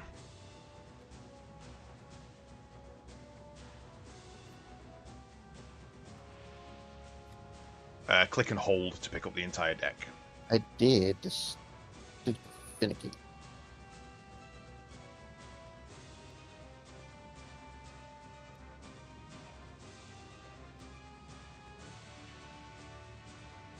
There you go. Okay. So I know you're getting heavy arms next draw. Mm-hmm. Right, that is for me.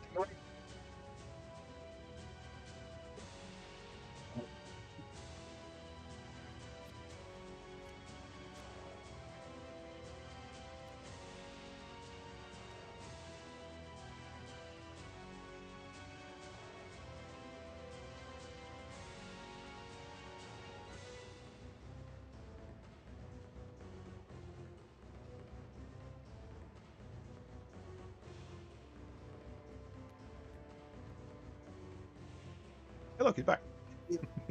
Oh, it's Liam. And then now he's back. Oh, hello.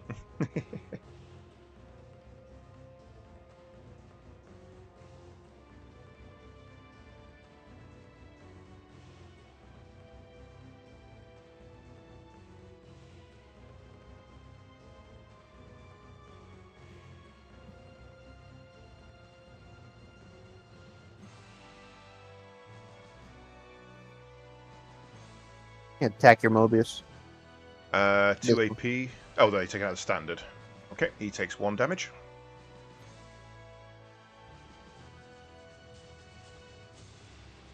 Okay, that's my turn.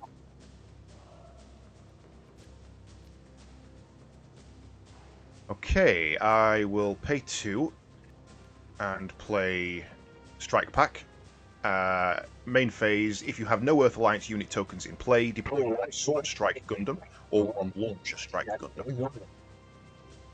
Where is... I don't think I've seen the Sword You have an Strike. Earth Alliance card in play. Not a token. That's, damn it, why don't you keep forgetting?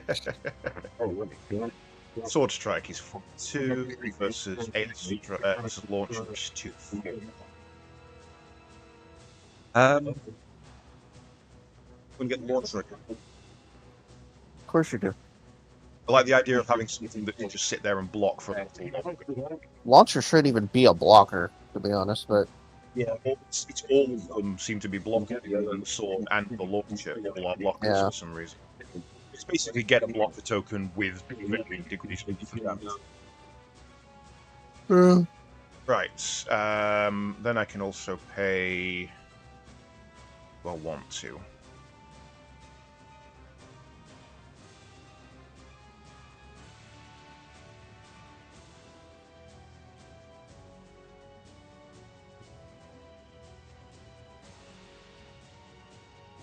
Yeah.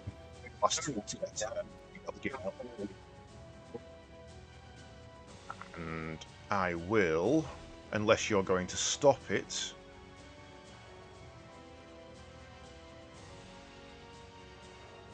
attack your wing. You can use a blocker for it.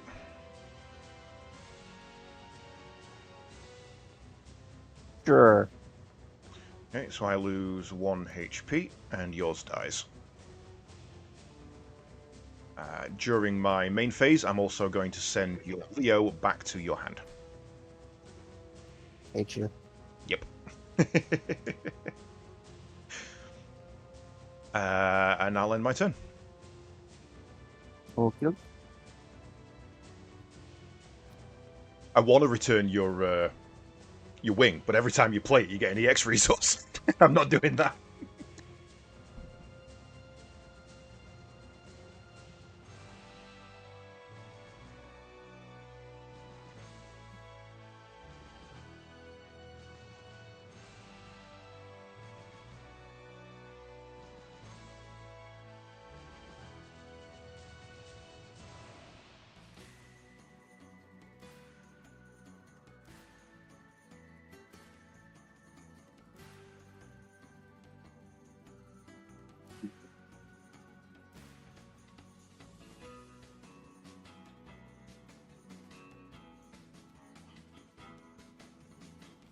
him.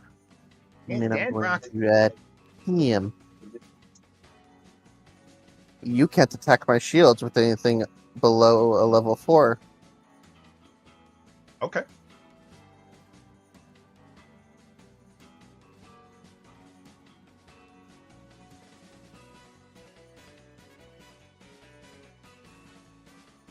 Okay, yeah, okay.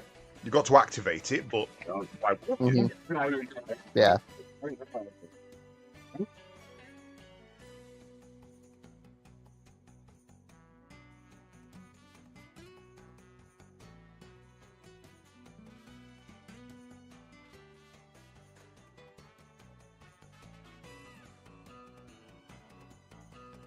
That ends my turn.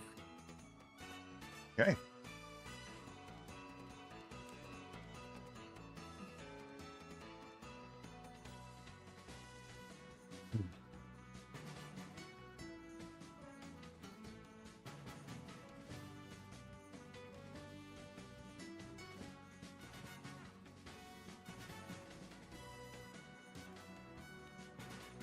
Spend a resource. Pay me last 2, get another Mobius 0. Okay.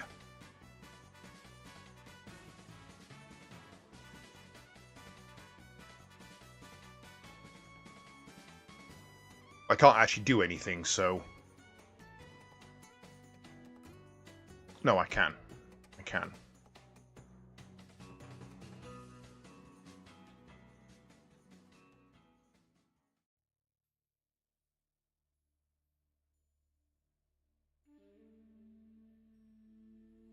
Wait, how the fuck do I get round your base?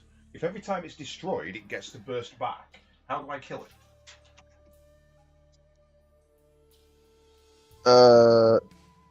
I think bursts only happen once.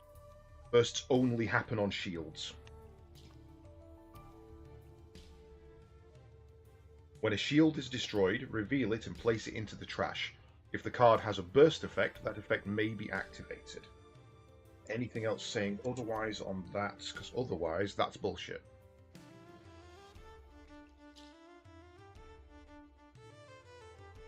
Both occurrences of the term shield and burst only happen as shields.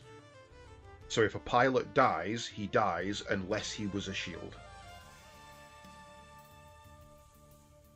See if I can find anything about that in the wider rules.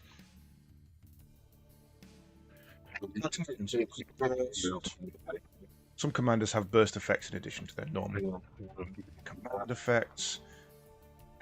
Whose effects are currently active, and cards whose burst effects are currently active are not considered to be in any locations listed above. When a shield is destroyed, first reveal it and check for the burst effect before placing it into the trash. If a burst effect is present, decide if you will activate it before placing the shield into the trash. One or more damage. Placing it into burst, that's fine. If there is a burst effect among multiple trigger effects, give the burst effect priority. Burst is a keyword for an effect that can be activated immediately before a shield is placed in the trash. So it only... Okay. Okay, good to know. So Athens burst last time wouldn't have helped me anyway. Back. He wasn't a shield, he was played from the hand. Most of the bursts seem to either be just deploy or return to hand. So it kind of makes sense if it's only shield. Yeah, they seem to be a way to not have a shield just be a really good card that you can now never use because it got randomly drawn as a shield. Which I like kind of that because yeah. Right, so in that case, Moo will attack your shields, your base, as will Miguel, which should kill it. Because you don't have So I'll take down your base. Yep. Cool, and end my turn. Okay.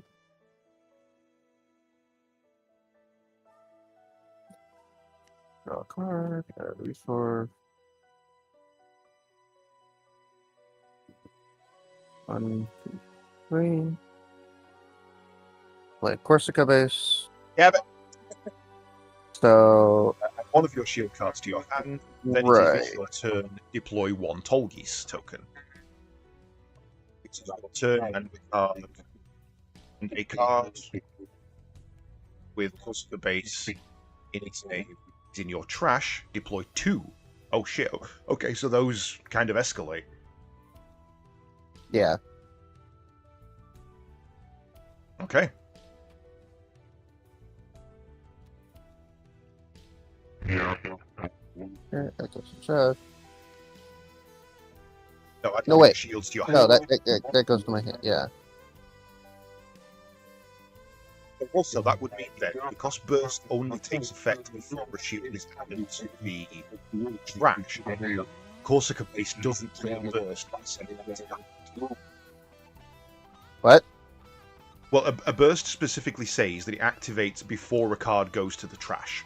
So by revealing the shield and it going to your hand, you can't use its burst effect because it's not going makes to the sense. trash. Yeah. Yeah. Okay. Right, you now have an annoyingly large field. So do you. Yeah, but I meant to. I want to win.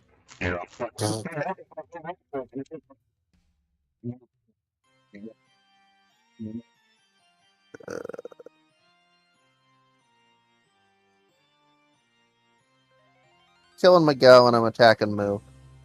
Both on Moo. I'm going to block your... No. Wing is on Miguel. And Sandrock's on Moo. And Sandrock's on Moo. I'm blocking Sandrock. Okay. So I That lose dies. the launcher. And you lose 2 HP. You do 2 MP, you get my 1, and I do 3 to use. That's a suicide charge.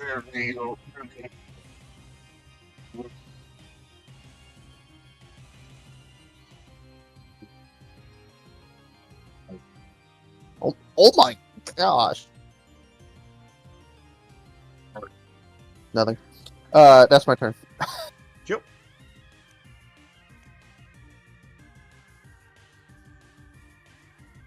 Would really kill the frickin' pilot right now.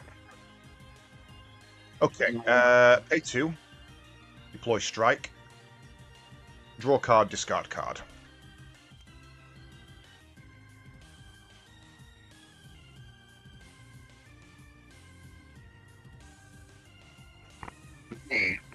Discarding it.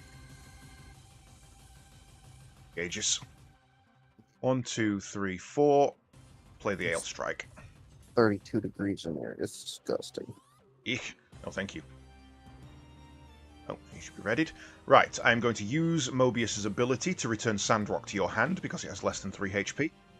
Which means Kestra goes with him. Because pilots go where the unit goes.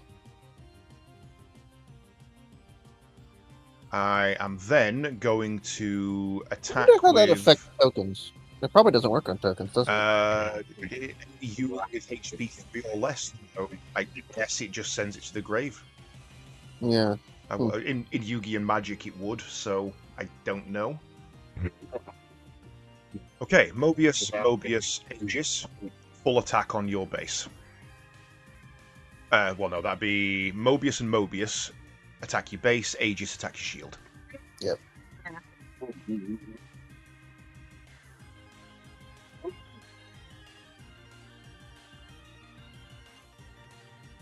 Okay, just No, what did I do? Yep.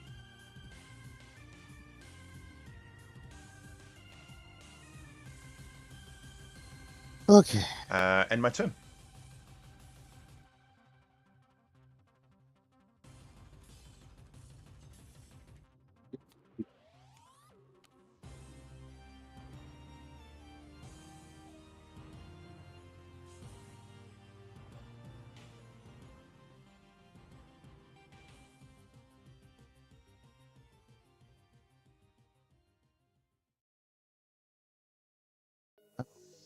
Breaches it. Oh, Star Wars.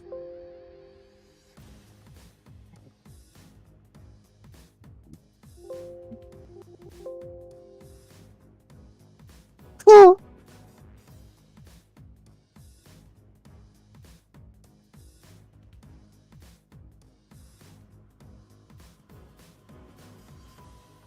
Boo. Okay.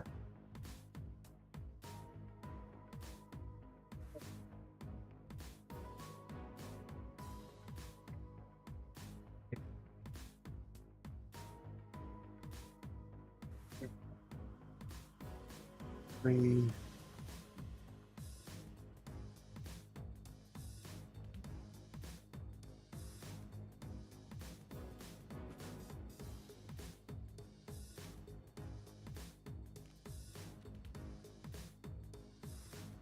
Twelve two keywords.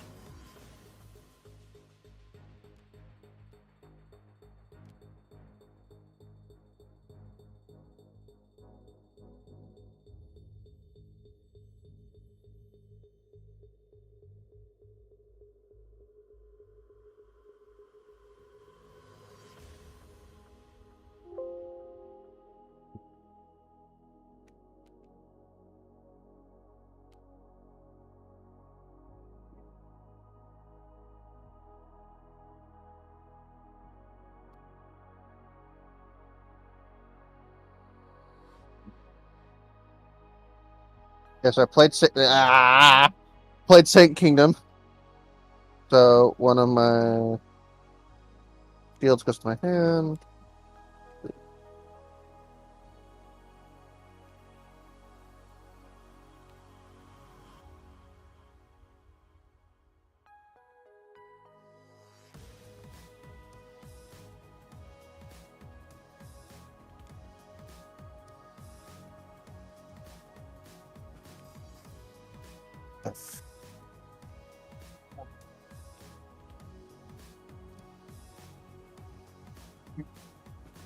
Alright. And then Moo's pissing me off.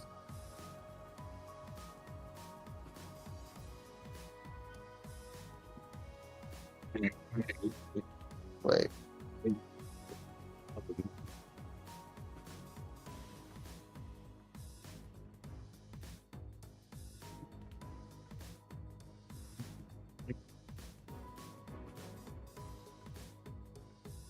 Yeah, Moo's pissing me off.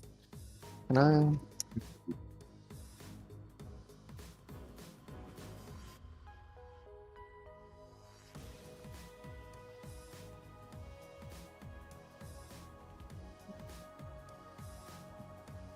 Do I have to attack with everything I'm attacking with first, and then you resolve? So you choose what's going to attack in the main phase, and then the damage happens in the attack step. Okay. So I can't force you to use your blocker and then use another card to finish Moo off. No. Not unless you say he's attacking Moo and so is he. Yeah, I'm gonna have to then. Yeah, they're both killing Moo. Okay, which case, during your attack step, I'll use my action ability of Moo to return your Magat back to its hand, back to your hand. And I don't have a blocker, so I do have a blocker, so I'll block with that. Yeah, that's why I attacked with both. Yeah. Okay, so Ale's dead, and so is Tully's. Yes. Which is how it should be. That's about right. That feels like a fair fight, if I'm honest. I think Tully's would wipe the floor with Ale Strike. I gotta be honest, even with Kira. Early game Kira, yes. Destiny Kira, not a fucking chance. No, yeah.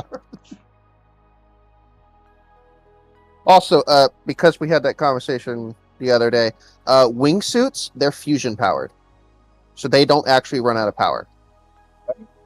Yeah. That would definitely give Buster Rifle does, because of how much. But yeah. It can't keep up with the generation rather than actually. That's why Wing only has the 3 shots, and then 0 Buster Rifle is improved, so it can fire as many as it needs to. And in V8, they just gave its own separate generator for the cannon. Yeah. V8 and Mercurius are 2 of the coolest mechs. Yeah. Okay, I just placed Ketra down. Oh wait, he's linked. I can attack. Did you declare an attack with him? After we had that You're right. conversation. Damn it! Usually I would let you get away with that. We specifically just said. Yeah, we did. Damn it! I had a chance to kill Moo. Okay. Honestly, I'm surprised you didn't just use his ability to put away Ketra again. 3 HP And or then lower. just take it. I could only do it on Oh! last time because he damaged. Okay. Yeah, I had to really tactically be like, okay, I need him off the field to make you spend points. I needed your resources to be spending. Okay. I think this game's pretty much over. That's my turn. Roger that. 1, 2, 3, 4. You 5, got 6, way better 12. hand this time. Yeah, I got a really good opener, and that's definitely game.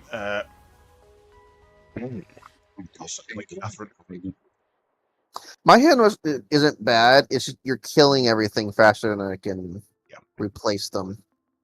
Right, so fine. During this turn, the unit may choose an active enemy unit that is level 5 or lower as its attack target. Oh. 5 or lower attack. Oh. So I will attack everything on you except for Athron, which is going to take down Seedrock in a suicide charge. Oh no, he'll be left on 1 hit. So let's do it right my left to your left. So we'll start with Moo. We'll attack your base for 3. I will then attack it with strike for 3 as well, killing it. Which kills the base. I will then do Athron, which will attack your Sandrock, killing it. And leaving me on 1 HP. Okay. If I activate his ability before you kill him, does that mean you can't attack the 1 shield I have left? Because you have... Then that's what I'm doing. Because your Mobius is a level 3. I'll punch through. That is the only move I can do. Which unfortunately also stops the Breacher from the Aegis from damaging the shield and keeps you alive. Yep. Otherwise, the Breacher was going to kill the shield and the Mobius was finishing you off. I did declare the attacks, so Sandrock dies, exhausted everything, no damage to shields.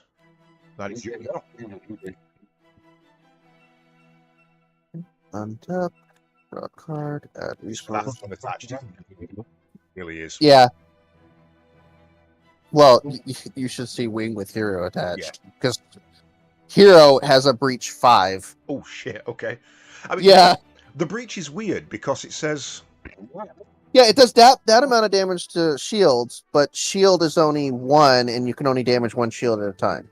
Yeah, it says deal the specified amount of damage to a card in that opponent's shield area. So it's not even like it says deal 1 point of damage, destroy 3 cards. It's just... I wonder if there's cards that make shields have more HP. Possibly. Oh, no, the base counts as shield area. So if the base was up, I'd have been... you can do 5 or 3 to that. That makes more sense. Right. So 1, 2, 3. According to the playmat. 4. Okay, so... Yeah, those two are I should have attacked with him first. Breached your shield out and then gone through. This. And then...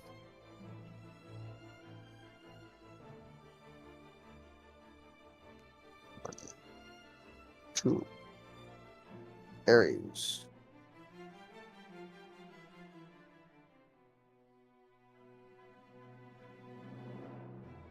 And because I'm probably gonna die... Oi, Hero, get out of that. That's not yours. He did pilot an Ares in the show, actually. I think... No, wait, no, that was Ketra. Yeah. Wait, hang on.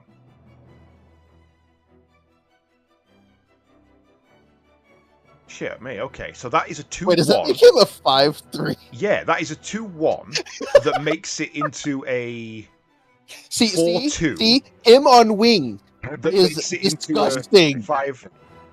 Jesus. Yeah, I think the actual Wing was a 4-3. Like, not bird mode, the actual Wing. So you add him to that. That's a 5-3 that becomes a 7-4, that then becomes an 8-5. Wait, 8. Oh, because it's a +1/+1. If it was the wing. Yeah, if it was the wing. Yeah, the Ares is a 5/3. Yeah. So he gets the pilot stuff, and then his ability. This unit gets +1 because he's actually a. So it's a 2/1 that becomes it's 2/1 that becomes a 4/2, that then becomes a 5/3. Yeah. 5/3. You've added his AP +1/+1 on twice. No. Ares is 2/1. Hero makes it a 4. Oh, it. 2. I wonder if it did it on its own. Yeah. No, I did it. I'd already put it to 5/3. Oh, you did it. You Okay, added it that's fine. Yeah, that's nasty. And he has breach plus during your turn when your unit destroys an enemy. Yeah, so that's a permanent ability. Okay. Okay. Pick a target. You can take out basically any 2 you like.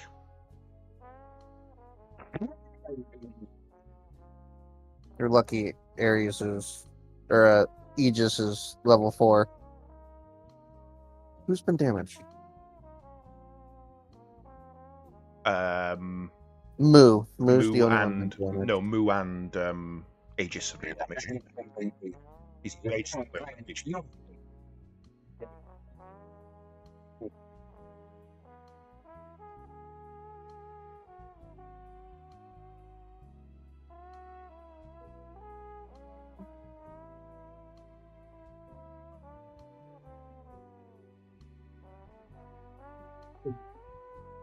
Alright, gonna kill Aegis. His breach activates with does 3 damage because it's breach 3. So I believe that kills your base. Yes.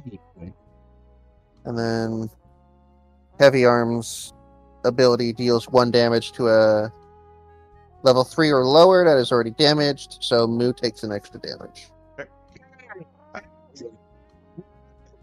Attacking anything or just that.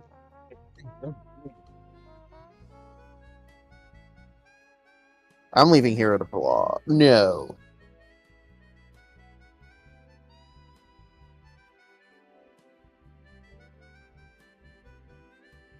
That Ares is a blocker.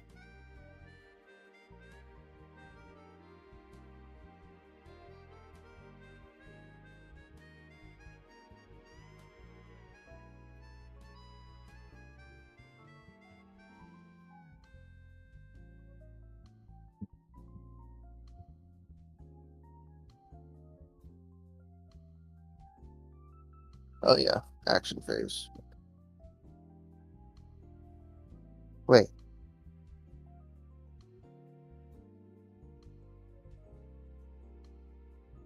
Yeah, that means he can use that ability during main and action phase, right? Not just... Yes, I can use it once per turn. Yeah.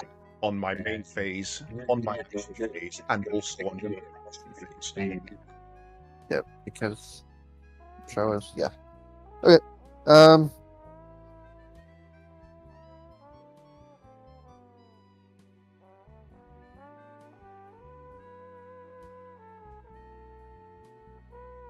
I don't think, yeah, I'm leaving hero there.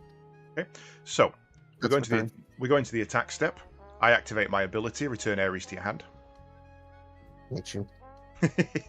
Moo is annoying.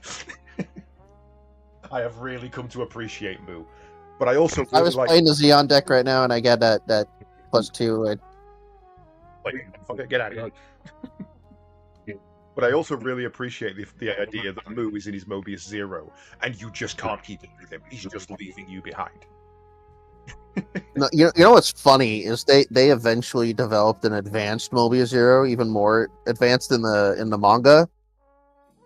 He never got to use it because he had the strike.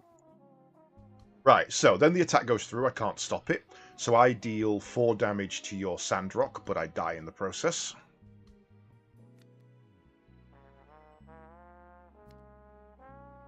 And that's it, I think, isn't it? No, sorry. Then you breach 3, killing my base. then Mhm. you deal 1 damage to Mobius. Yep. To all enemy units that are level 3. So it also hits the other Mobius 0. Cool.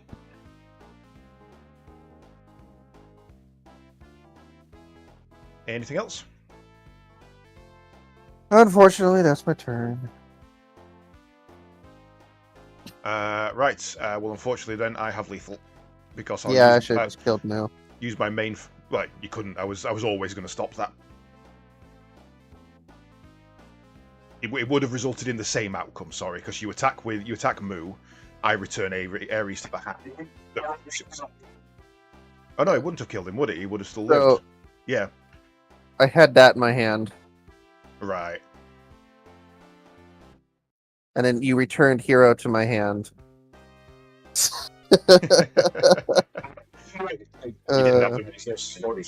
No.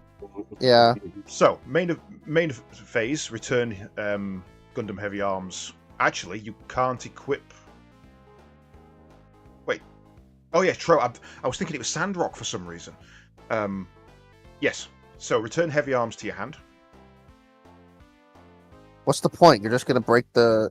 Oh wait, we don't know what the shield is. Yeah. Yeah, to make sure that there's no effects that kick in, and then attack with everything. So we'll hit with one first. No, game. No, game.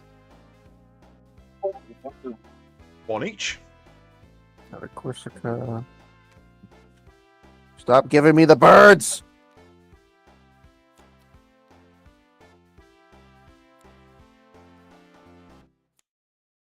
Those who lays eyes on a Gundam shall not live to tell about it. Right. Do you want to go for one more to finish off the 3, or do you want to switch over to Commander? I wouldn't mind switching over to Commander. Okay. There's Wing. Okay, so it was a 4-5 with Breach 5. I'll see what's in your hand. Jeez. So 4-5 would make it a 6-6, which would make it a 7-7 when equipped with Hero. And he actively gets to. This unit may choose an active enemy unit that is level 4 or lower as its attack target. Jesus. Yeah, the ability to choose an active unit as an attacker, really good. Like I didn't really rate it when I first saw it. Playing it very baffling, but I actually know I can pick off targets. Actually, no, he becomes a 7-7 because the plus one. Yeah. Yeah, because he then gives it the +1 as well. He makes it 7-7. Oh, I love this. They give the actual like people the good, Yeah, really nice abilities. kind of hate to see. I forgot his name. Leader of Pilot of 00. I hate to think what his pilot ability is going to be. Setsuna? Yeah. Yes, it's But- probably but going to be kind of to activate twice in a main phase or some shit. Well, they're gonna have Trans Am, so Exactly. While Togis, yeah, no, nasty. Did you see what Togis's ability was? Yeah. He Yeah, he can come back from rest and essentially get 2 uses. Yep. So you exhaust him as an attack, pay 4, Mhm. bring him back, exhaust him again as a second attack. Mm-hmm. So Trans Am's gonna have something crazy, Yep. and then Lock-On's probably gonna have some ability for sniping. If Lock-On doesn't have, instead of attacking, take out a shield. Yeah. Because if he does, I'm building a Lock-On deck. Fuck you. Terraria is gonna be Breach. We know this. Just And we know that the big white. I need to watch through. I forgot the names. The big white destroy, place a token in the small black gun. yeah, the respawn Nodley. Yeah.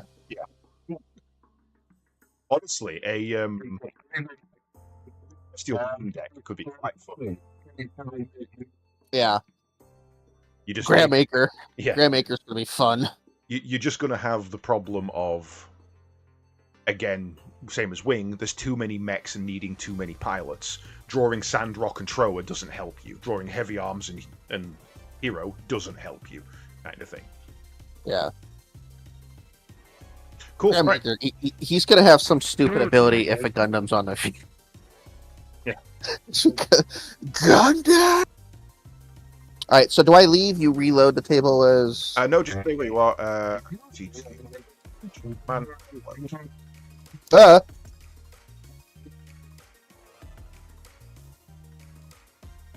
close that box that pops up.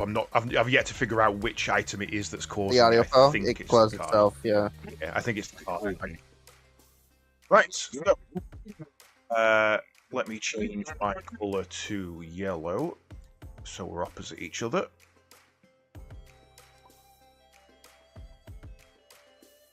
Right. So if you come to this side of the Still table. loading textures. Oh, okay. Yeah, it'll be a second.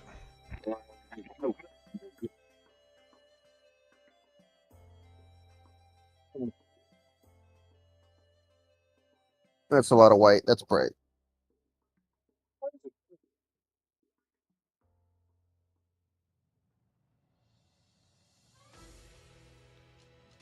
All right, so I have played Magic before. I just have not played Commander. Yeah. So essentially, Commander is exactly the same, except that your Commander is always on the field, as if you have, as if it's as if you always draw your Commander in your opening hand. Essentially, that's kind of the only difference. The main deck building difference being that you can only have one of each named card. So if you play Setharoth, the first soldier, you can only ever have one in the deck. And the deck has to be exactly 100 cards. So, over here, let's follow the yellow line.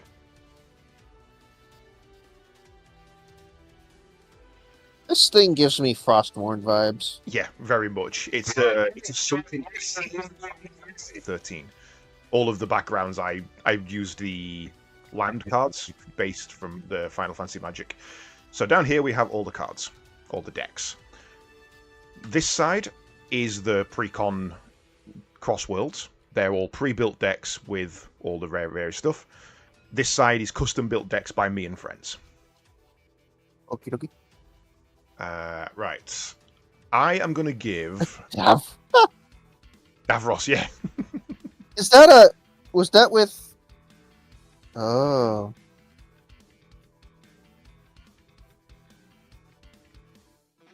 Oh, I see now. Okay.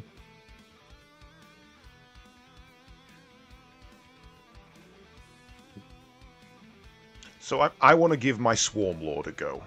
So I'm gonna generate a Tyrannid deck.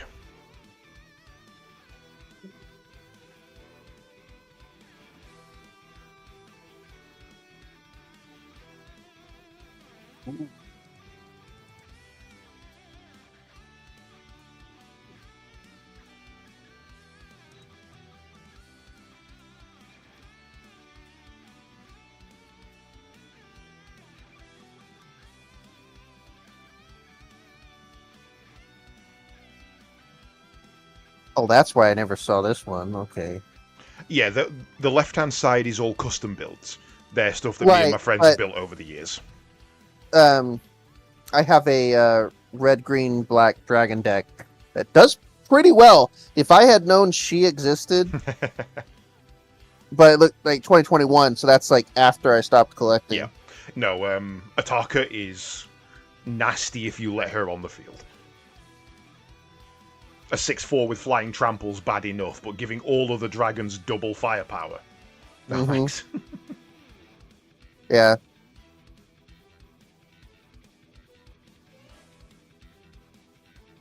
What are the rules these days on legendary creatures? Can you only have one in the deck, or only one of that card in the deck? One of each named card per deck. Multiple legendary creatures. If you look at my Tyrannid deck, each Precon commander deck comes with at least 2 legendaries. Right. And either of those can be your commander.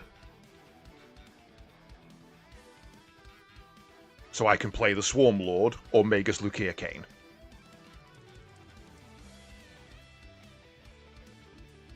I assume the Mothman deck also has it, but I've never played the Mothman. it had 2. Just click and drag quickly. There you go. So I should say, if anybody else is wanting to join us for this is open for free for all. If people have Tabletop Simulator and want to play, just let me know. We'll probably play the first game 1v1, but if you want to join in after.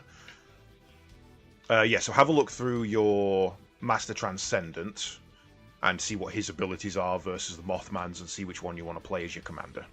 Oh, what? What does milled mean? That was not a word on cards when I last played. So milling is taking from the top of your deck and putting straight to the graveyard. So if it says if it's mill 1, take the top, put it in. If it's mill 5, take the top 5, put it in the graveyard. Okay. They put a word on that. Okay. Yeah, it's an old Yu-Gi-Oh term. I used to play a mill deck, so.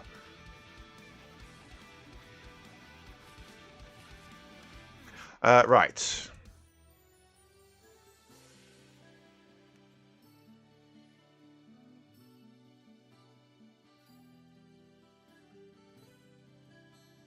I think I am going to play my Swarm Lord as my commander.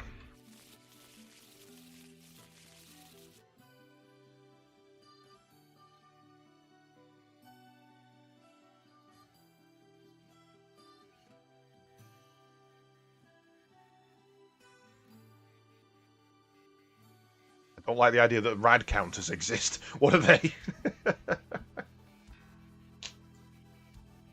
Okay, so. Don't remember. Above your commander, you have a little counter. Yeah. Every time you play your commander, increase that by 1, and the cost of your commander increases by your tax. So the first time you play him, it's whatever's printed on the card. Put a tax on him. He dies, he goes back to the commander zone. You play him again, you pay 1 extra, and then you put it into a 2. And then he dies, and you go back, and every time you play your commander, he costs 1 more.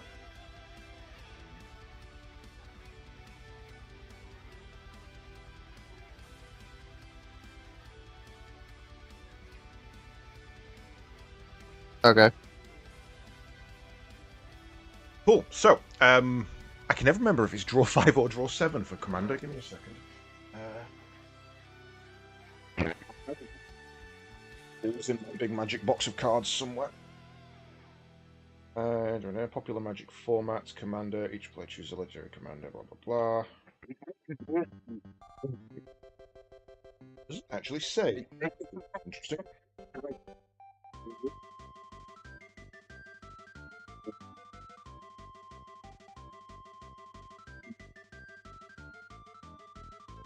Weirdly, starting.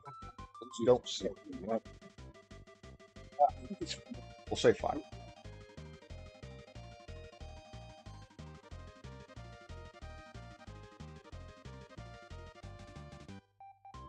So, the starting plus the commander are 4 5 cards. If you're going first, no, it's not. It's definitely not. It can't be.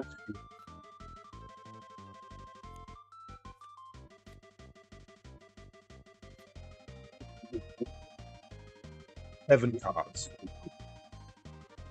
So the person who's going first does so he gets 7 play, or player 2 gets to draw 1 as well. So they get 8. So, I guess we'll flip a coin, see who goes first. That didn't really help. Heads or tails? Yeah, tails. Oh, I will. I'll go first. Right.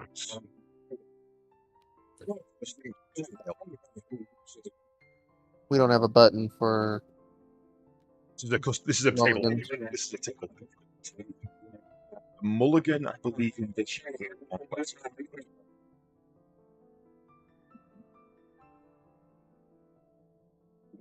The Mulligan rule allow for 3 first mulligan where players complete all their opening hand without penalty, and then follow the London Mulligan rules for subsequent mulligans. This means that after the initial free one, players shuffle their hand back into their library and draw a new hand of the same size, placing one of those new cards on the bottom of their library for each previous mulligan.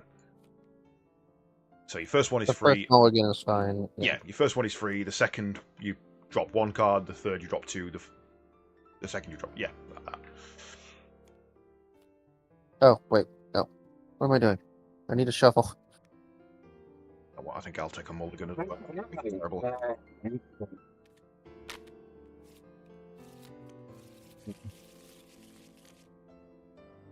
That's no better.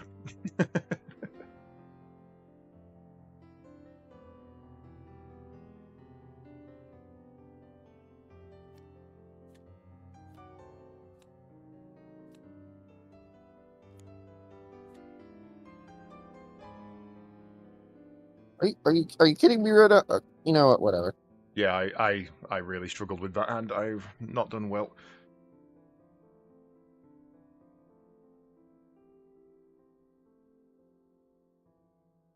Okay, so I'll start by playing Forest, and then I'll use the land cycling ability of my Ash Barons to discard this card and add a basic land to my hand.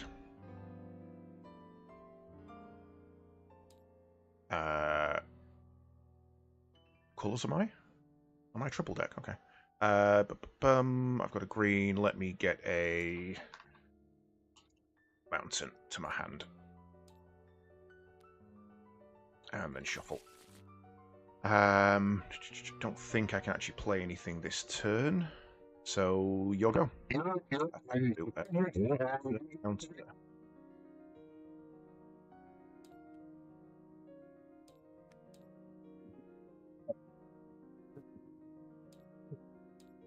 Oh, wait, I draw a card.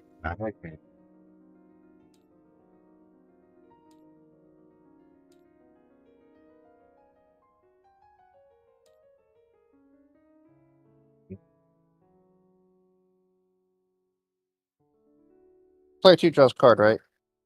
Yeah.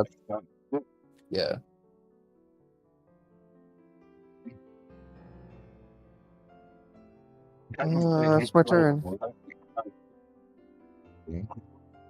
Setting up a thing so I can see your field easier without having to run all over the place.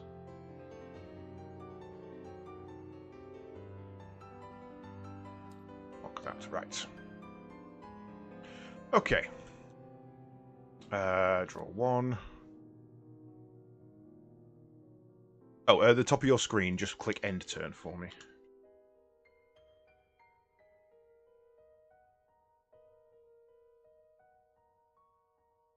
Should be right. Yeah, there we go. Right. It didn't say end turn, it just had my name. Oh, right, okay. Let's change that then. I will play a red mountain card. I still don't think I can actually play anything, though.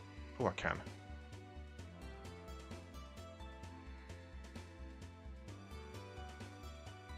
Nope.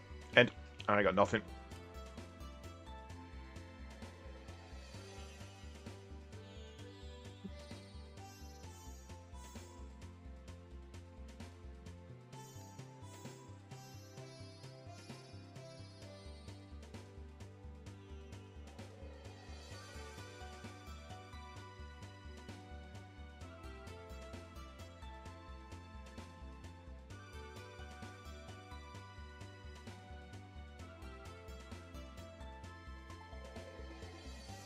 Okay, I control an island, so he does not need to come in tapped.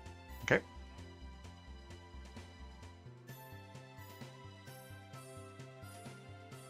However, I can't do anything else, so that's my turn.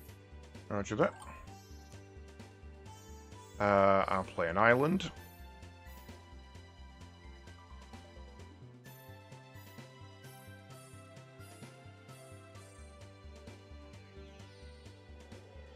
I will pay all mana.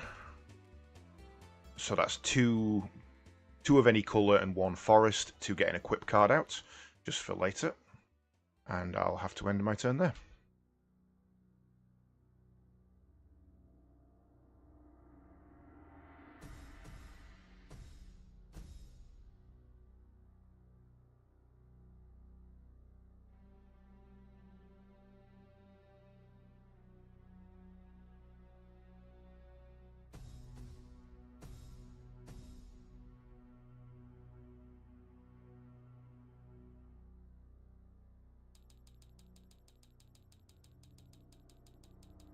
Still your turn.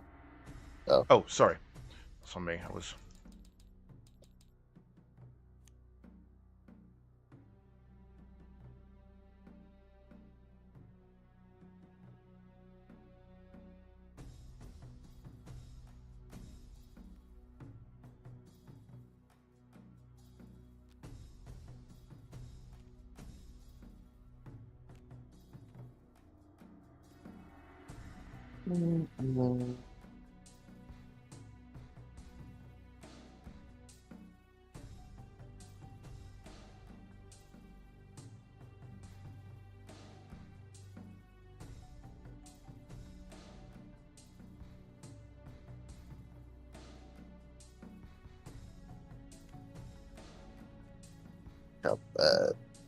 Play this person. Cato Farmer! Whenever a land enters the battlefield under your control, you may get 2 rat counters. Okay. Try one. Disgusting. Cookie.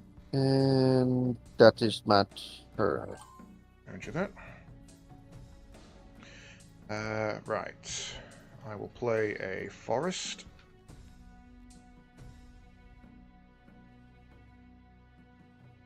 Pay a forest, a red, and a blue for a jackal. Atalan Jackal. Trample and haste so he can attack opening turn. Whenever Atalan Jackal deals combat damage to a player, you may search your library for a basic land card, put it into the battlefield tapped, and then shuffle. So he will attack your life points directly for 2 damage. What now? 2 damage? 2 damage to your life points. Oh no, unless you want to block with Potato Farmer, because he is a creature. I didn't realise he was there as a creature. That's fine. Line it through. Neat. Okay, that is the end of my turn then.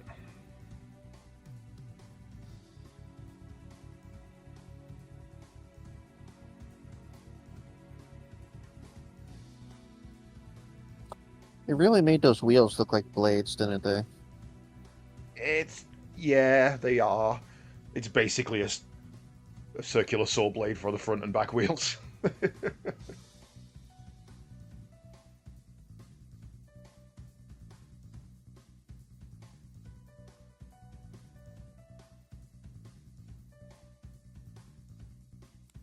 Oh.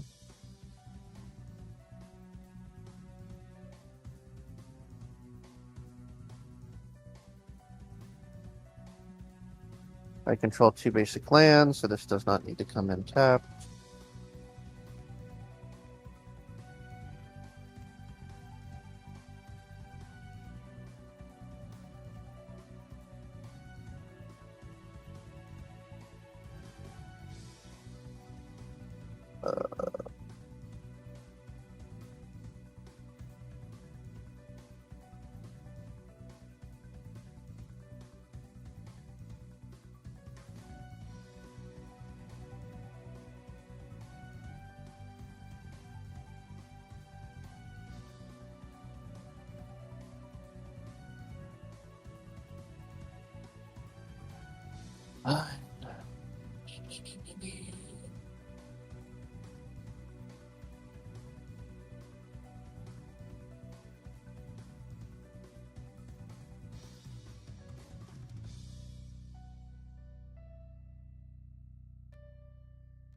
I'm gonna play the sorcery.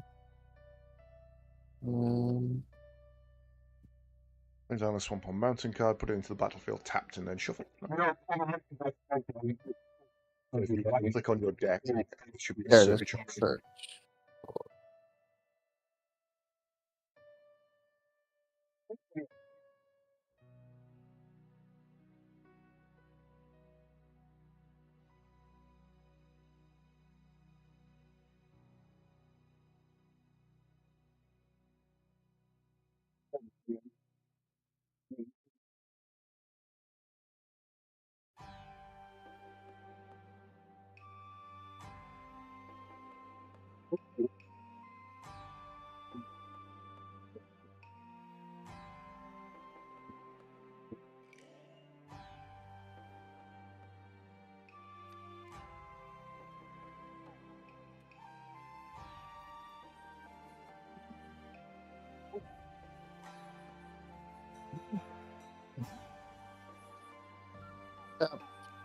And then double.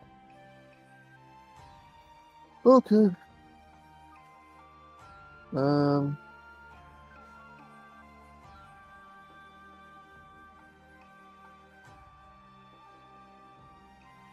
That's my turn. Keep on. Oh, right. Thank you.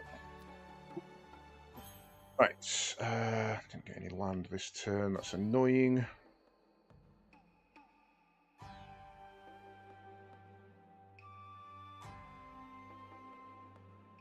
Okay, that's useful.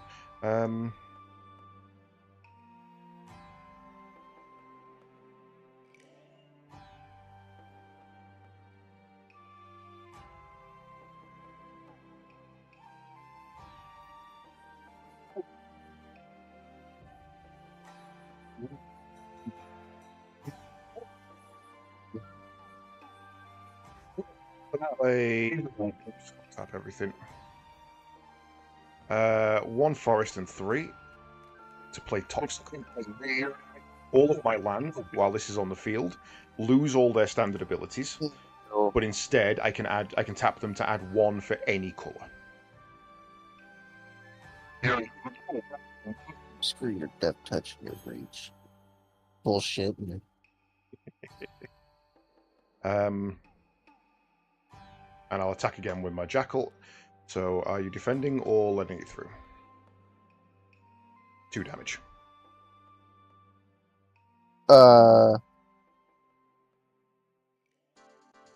Just the jackal, not the toxic rain. I'll take it.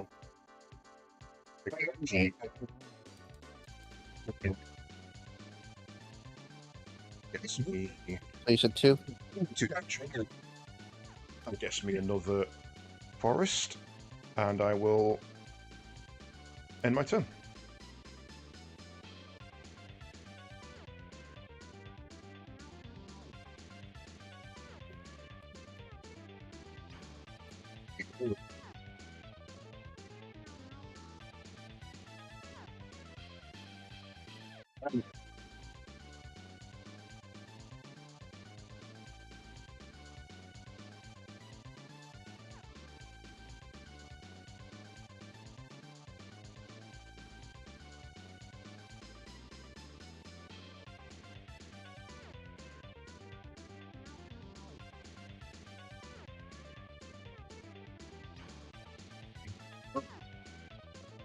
I'm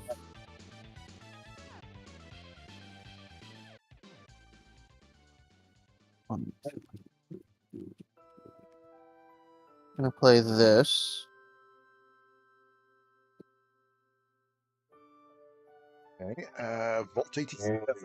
Do you know how these ones work? I don't. I do not. So, the saga enters, and after you draw, add a lore counter. So, grab anything that can be used as a counter, really. Anything? Okay, let's just give it a first strike token. So, while it's got 1 counter on it, gain control of target non-mutant creature for as long as you control a. So, you now choose one of my creatures that is not a mutant, i.e. both of them, because mine are not mutants, and you get to keep it until that card goes away. Uh-huh.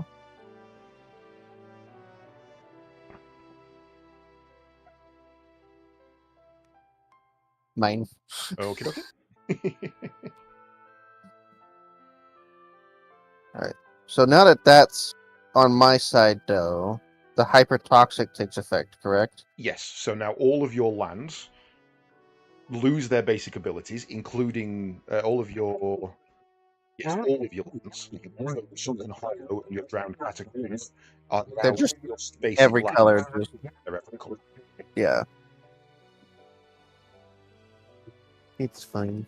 Okay, that's tapped. Can I use him? Yes, because he didn't enter play this turn, you can attack with him this turn. Okay.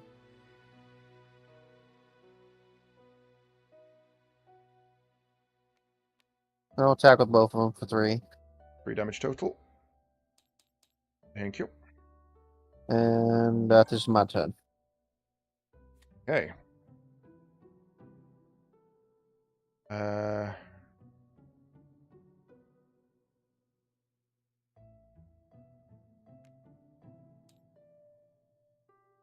I will play Cultivate. So I have to be specific now. 1, 2, 3. Search your library for up to 2 basic land cards. Reveal those cards. Put 1 into the battlefield tapped and the other into your hand. Then shuffle. Let's go Island. And let's make it 2 islands. Why not?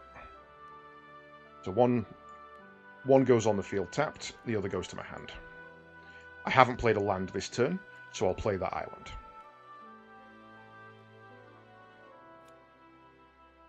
I will then equip... Pay 3. Put the bone for the Japanese on him.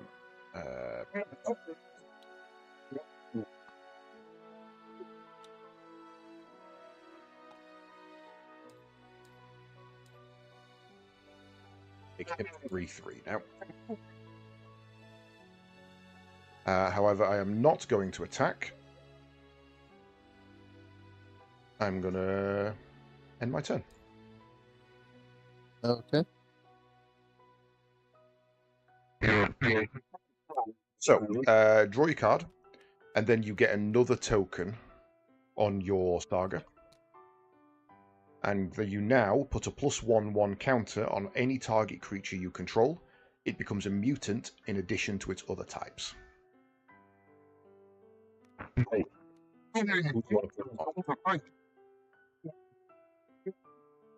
The zombie's already a mutant, so it's got to go on the Tyranid. Okay. Next.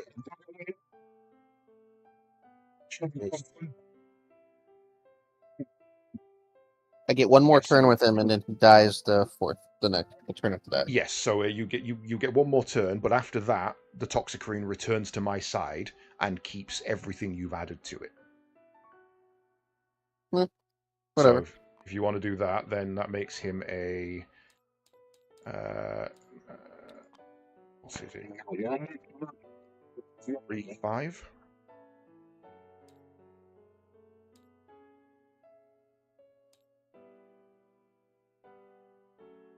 Yeah, there you go. And you just need to remember that he's a mutant as well.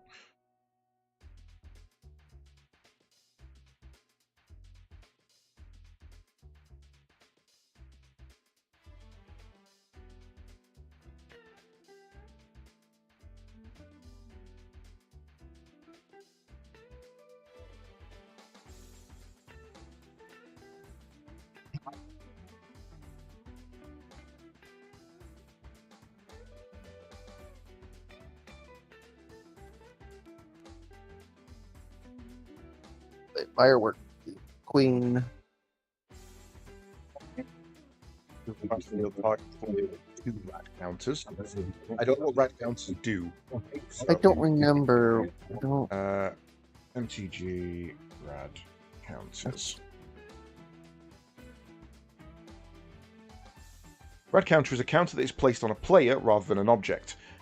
A card that refers to life loss from radiation refers to life lost as a result of the triggered ability associated with rad counters.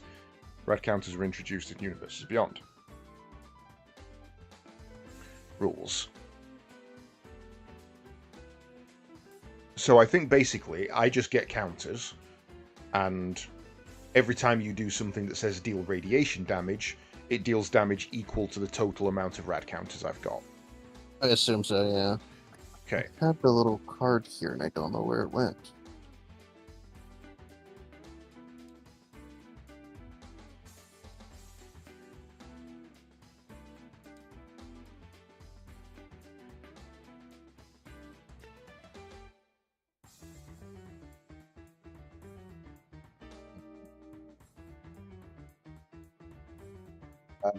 So add 2 rad counters to target. Which is you. Yep. Okay.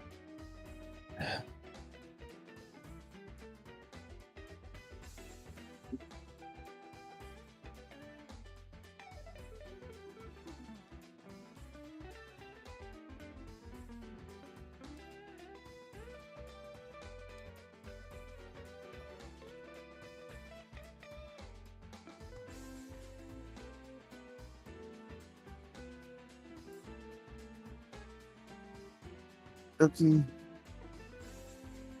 then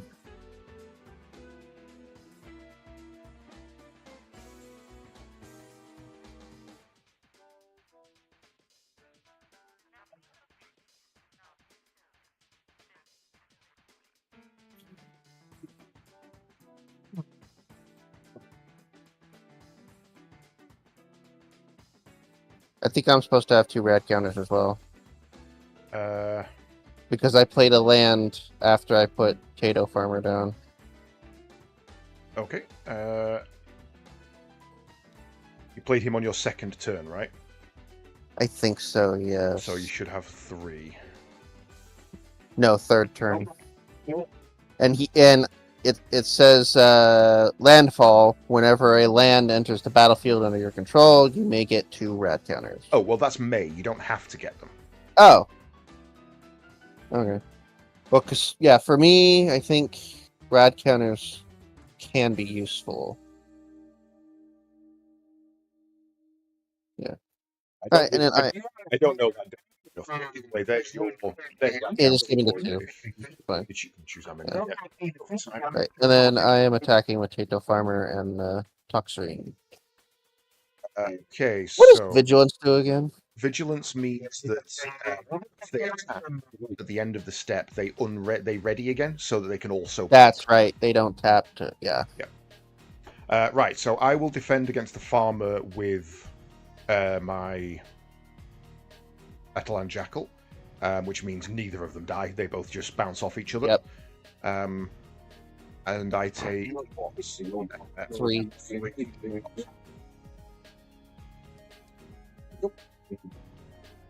And that is my turn.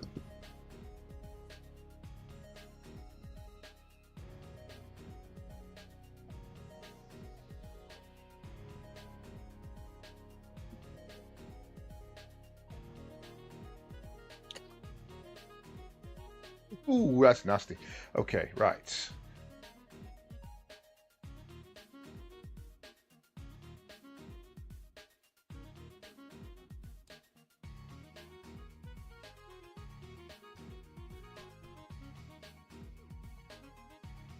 Okay, so I'm going to pay a red and 4 to play Screamer Killer. Trample, whatever you value 5 plus 5 damage. Count for its spell. I am then going to play Forest and 1 to play next. Basic lands you control have tap, add 2 neutral mana, but this mana can only be spent on creatures that cost X, where they have a physical X marker. And unfortunately, I'm going to have to end my turn there. Not nothing else I can do.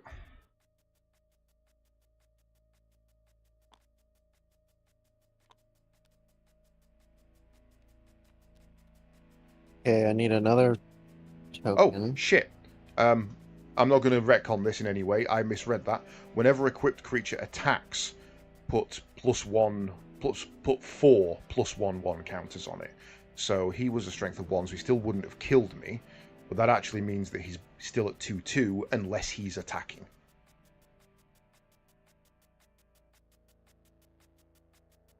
Oh, so that technically makes him a 6/6 when he attacks. What the crap? He's a 2/2 when defending, a 6/6 when attacking. Why doesn't it just say 4/4? Why did it gotta be extra? Because if you add +1/1 counters 4 times and then have an ability such as the one in my hand that says double the amount of counters on something. Hello. What? If I have 4 +1/1 counters on Yeah, I heard that, but then you said hello, and I'm like, what? What? Why? Huh? Oh, hello, because I have a cool ability. Hello is an English phrase for, ooh, that's good. Oh. It's HULLO. Hello.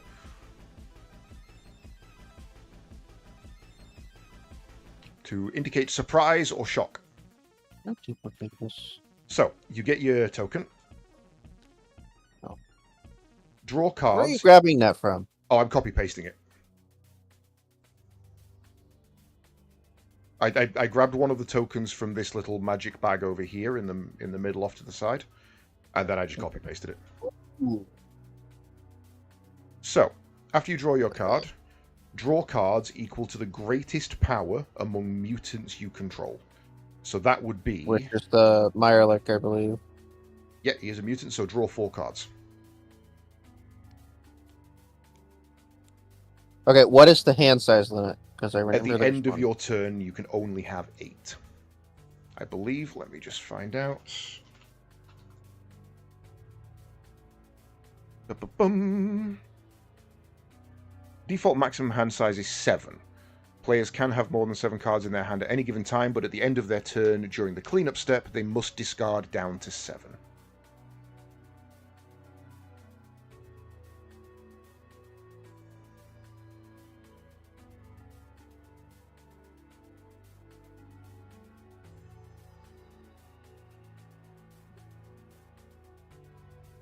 What was it? 8? 7. What?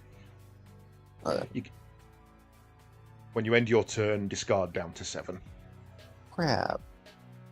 Okay.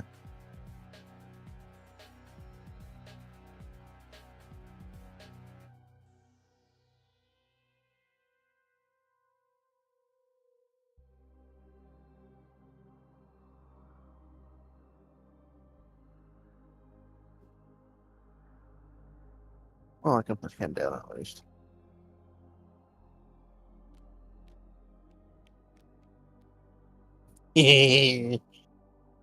Oh, fuck. Menace and Trample. Menace requires 2 to block it, I believe.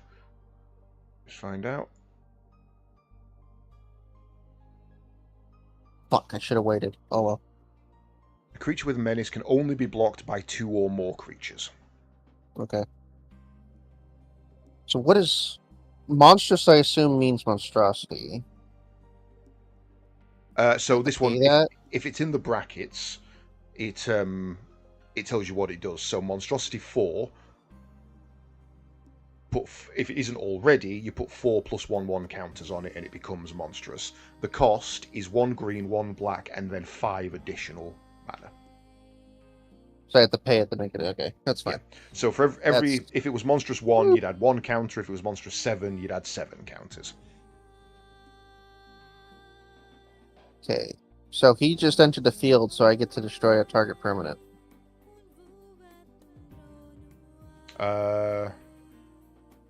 Whenever he enters or becomes monstrous, yeah.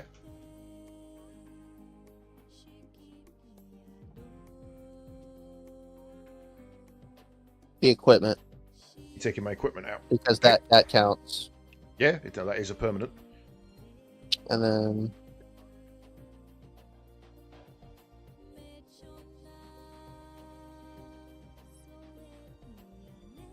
attacking, and attacking. Okay, I will block the farmer with the Screamer Killer. And that is a... by 5. 5/5, so he dies.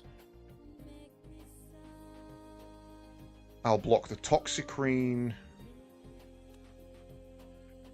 with the Atlan Jackal, which means I die. And you take 2. And I'm going to let the 4 through from the Mirelurk Queen. I take 2? No, the Toxicrene takes 2, but it doesn't kill him. Oh, yeah. And then I'll take the hit from the Mirelurk.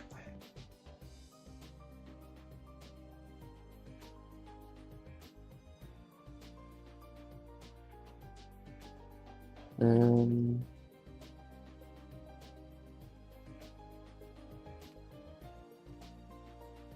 that is the end of my turn.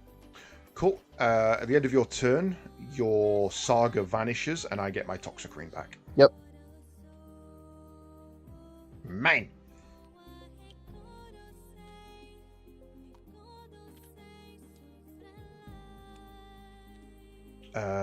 Creature Tyrannid, Ravenous. This creature enters the battlefield with X +1. Oh shit. Okay.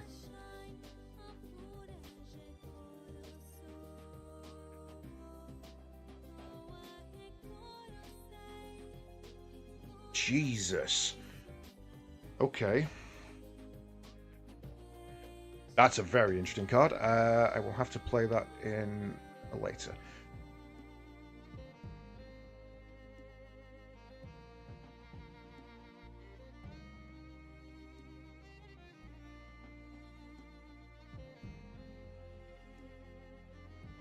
Right.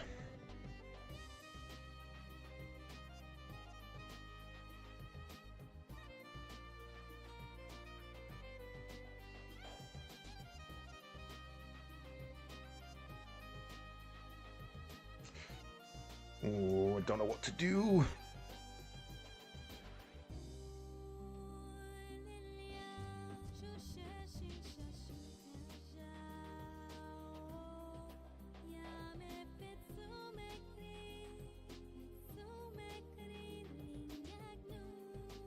So that would get me 1, 2, 3, 4, 5, 8. That would get me.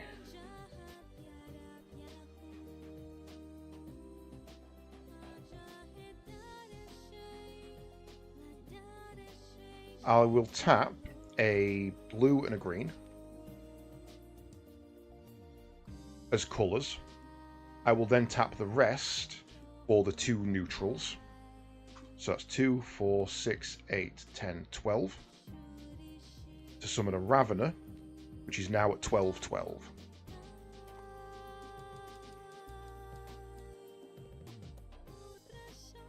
This creature enters the battlefield with X +1/1 counters on it. If X is 5 or more, draw a card when it enters. When Ravener enters the battlefield, target creature attacks target opponent this turn if able. So I'm going to designate the Ravener, and it's going to attack you. How does it become a 12/12? 1, 2, 3, 4, 5, 6, 7, 8. So because I paid 6 land for it, using the ability of Nexus, each of those lands counts for 2, as long as I use them towards something that has a cost of X. Yep. Rather nasty.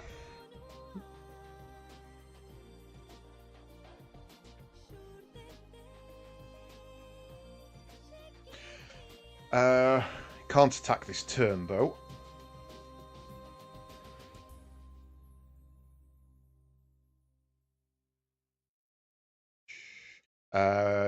Screamer Killer. Whenever you cast a creature spell with mana value 5 or greater, Screamer Killer deals 5 damage to any target. So I am going to take out your Mirelurk Queen.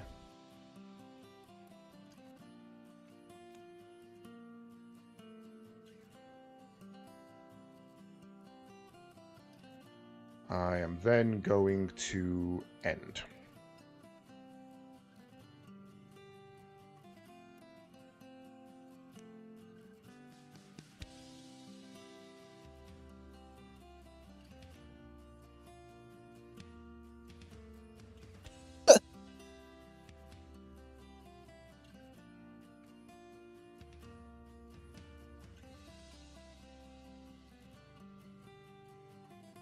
Jeez.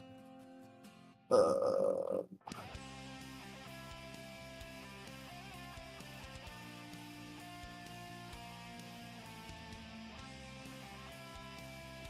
this comes into play tapped.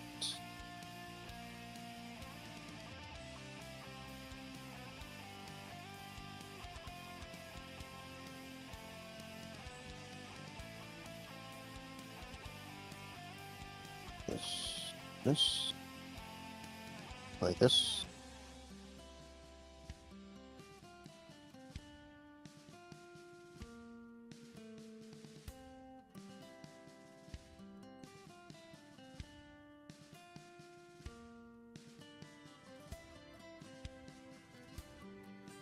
And play. On block.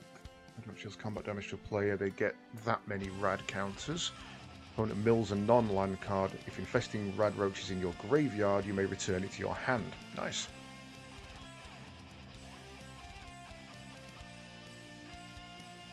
Oh wait, yeah. I'll use this as the token. Okay. Landfall. Whenever a land you control enters the battlefield under your control, create a Oh wait, that doesn't happen right now. token. I put the land before he came out.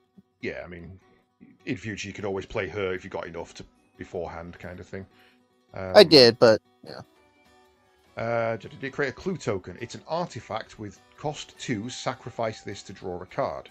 Whenever you sacrifice a clue, put a +1/1 counter on Tyler's tracker. Nice. I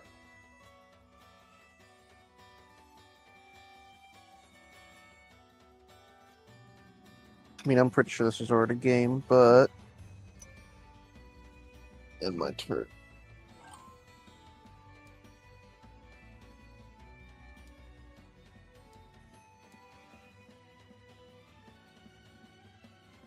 You know, for when you need it, you've got a clue token. Oh, okay. Oh, put that there for the moment. Right, draw a card. A land would be appreciated.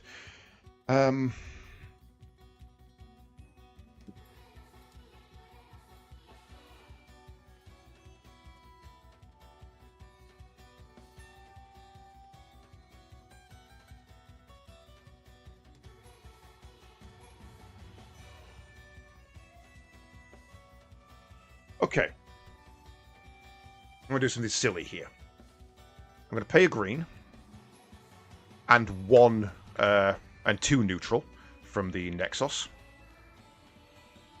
And that's specifically 2 on its own. Then I'm going to play 2, 4, 6, 8, 10, 12 as a second cost to play Spore Assist. So the first 2 is its attack and defense. So it is only a +2/+2. Oops, wrong way.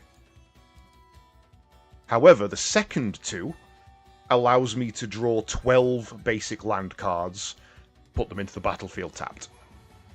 I see why people are angry about these cards being added to Magic. That is insanely dirty.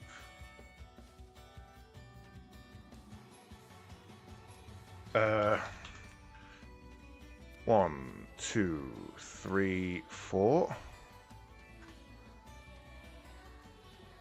5, 6, 7, 8, 9. What's my other colour? Forest. 10, 11, 12. There are 2 basic land cards left in my deck. That's nuts. You just made a clip of your ghosts, by the way. Stuck it in the end. Oh, thank you very much. I was going to go back and do that myself, but I just appreciate it. I just looked over. I was like, why do I have a Discord notification from the end? Okay. Right. They're all exhausted, so I can't spend them. So I'm going to attack with...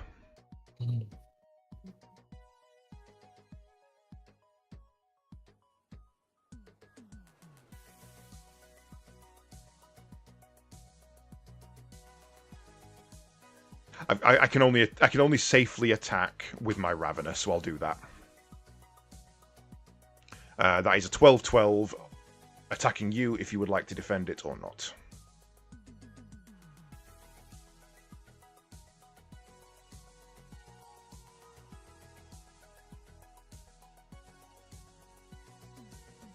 That thing would be broken if it had trample. Yeah. In which case, yours definitely dies. Oh, yeah. He doesn't just die, he explodes. So he doesn't... Yeah. Well, I mean, it's a Ravener, it gets eaten, so... They are... a single drop of blood on the pavement remains. Oh, yeah. Actually, no, Right. not even that, because they would absorb the blood too, because biomass. Yeah, they would take it all eventually. There's nothing left. Maybe a hat. That is your go.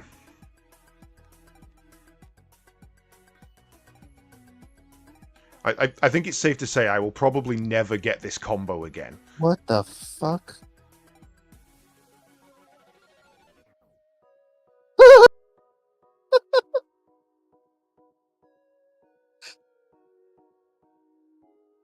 Do I?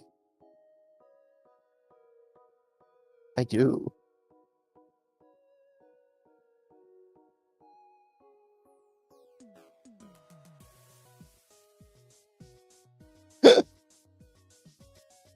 Go on. Destroy target permanent. Fuck you. Yes, actually. Yeah, yeah.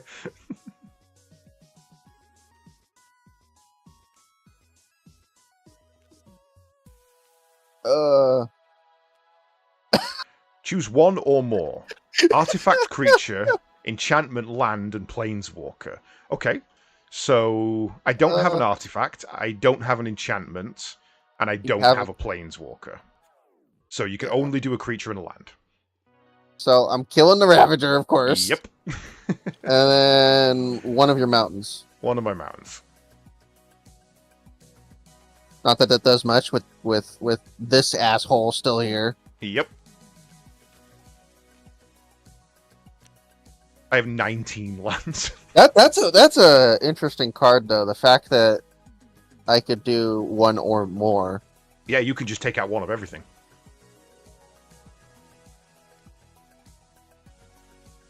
Okay, and that leaves me with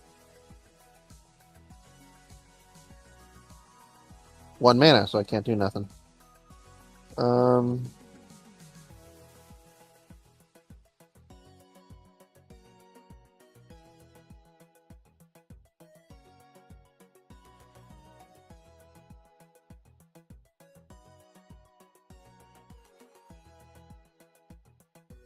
Oh, that asshole's still here. I forgot I had. Okay. Defender, can that block flyers? No, Defender He doesn't cannot have block reach, flyers. so, yeah. Defender is can't attack, essentially. Yeah. Oh, right. They're walls. Yeah, that's why I put it as a 2/2, because it's just going to take a hit and be done with. But I saw a wall once with reach. It was funny. Yeah, no, the Fog Bank has it. Basic card, 4/4 Defender with flying. With reach, sorry. But yeah, I could have done that the other way round. Drawn 1 or 2 additional lands and made that a 12/12 Defender. Wait.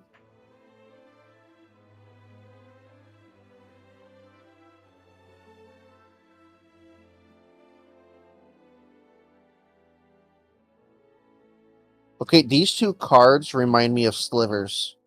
Only they're affecting your land, not cards. Monster cards, I mean. Yeah. Interesting. It's a good combo. It's a really good combo. It is. Just reminding me of that bullshit sliver deck a friend of mine had.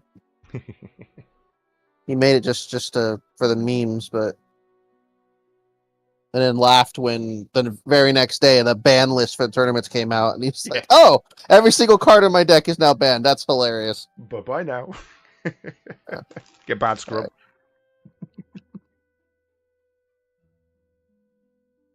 Okay, your turn.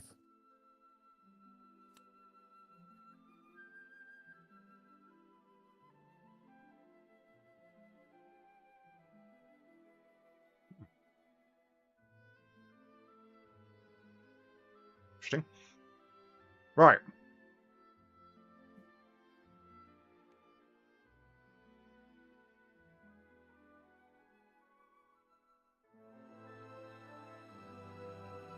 I am going to pay 1 green and 18 double mana, so 36. Oh, I see what you did. You flipped most of that because it doesn't matter anymore. It just doesn't matter. To play a Termagant Swarm. Ravenous. This creature enters the battlefield with X +1/1 counters on it. If X is 5 or more, draw a card. So I draw a card. You're ravenous. And that makes them 36 36s. Huh?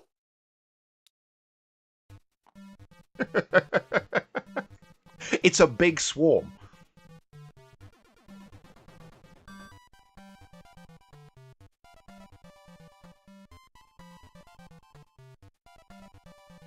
First you have... One for the green, which I had to pay, and then double the 18 for the 36. This deck is banned in tournaments, right? Yes. No, the Commander doesn't have tournaments, but most of these cards are not viable in normal gameplay. They're just not. They tend to be viable until the next set comes out, so as soon as Doctor Who came out, these were no longer legal.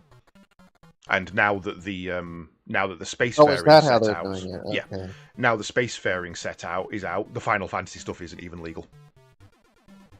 Spacefaring? What? The new standard deck for Magic, the new standard set for Magic: The Gathering is all spaceships and aliens and black holes and stuff. Interesting. Yeah, looks quite fun. So, it can't attack this turn. Space magic, though. That's not this weird universe. It's planeswalking, so they've gone to a universe where people have advanced that far. So they're doing planeswalking again. Okay. Yeah, I mean, that's what Magic: The Gathering is. It's basically people walking into other realities, getting into fights, and summoning monsters about it. when I stopped was when they were starting to release actual planeswalker decks, where you had a planeswalker in the card, and it wasn't just you were the planeswalker anymore. Well, that's where Commander came from, because originally Commander was planeswalking. You chose a planeswalker, and these were your summons. Because I have a planeswalker deck, and then I have this deck now, and I have another Dragon Commander, and I don't even know what he's from. Is it Nicol Bolas by any chance? No. Okay. A friend of mine had like 3 of those. So, because you got rid of my other big one, I can't attack this turn because he's just been summoned, so I'm just going to end my turn there. Yeah.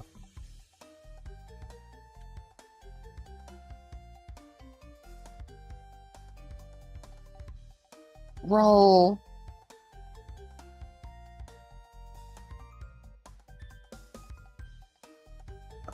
Failed. You know, all these cards keep talking about milling, and then I haven't... I've not seen a mill at all yet. Yeah, dead drawing Commander can be brutal.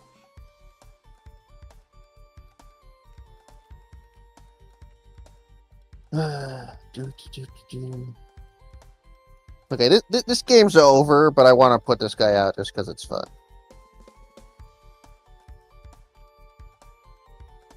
Right, that's right. Yes. From Fallout 1 himself, Agent Frank Horrigan. Is indestructible as long as it has attacked. Nice. Enters the battlefield or attacks, proliferate twice. Choose any number of permanents and or players, then give each another counter of each kind it already has. Okay, so you don't have any counters, do you? Except for your rads.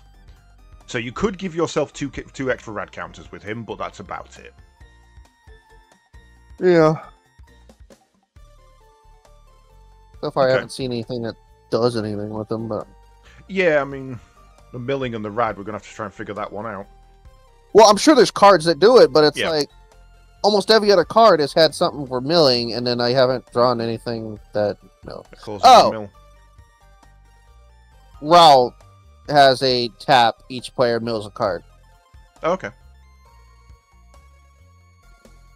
And then his ability is, once during each of my turns, I may cast a spell from any card in a graveyard that was milled. So I tap him, and then I mill a card, and then I play it. Okay. Okay, that's how that works. Alright, but,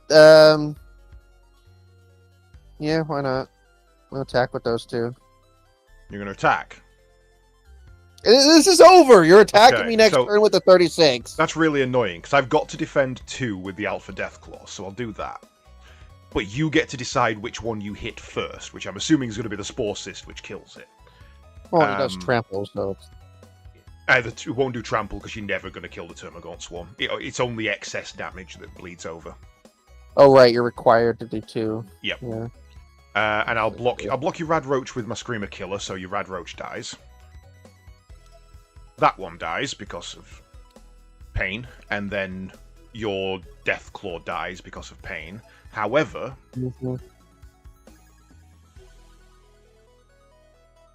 yeah, okay, no, that's fine. So yeah, your Deathclaw dies, as does your Rad Roach.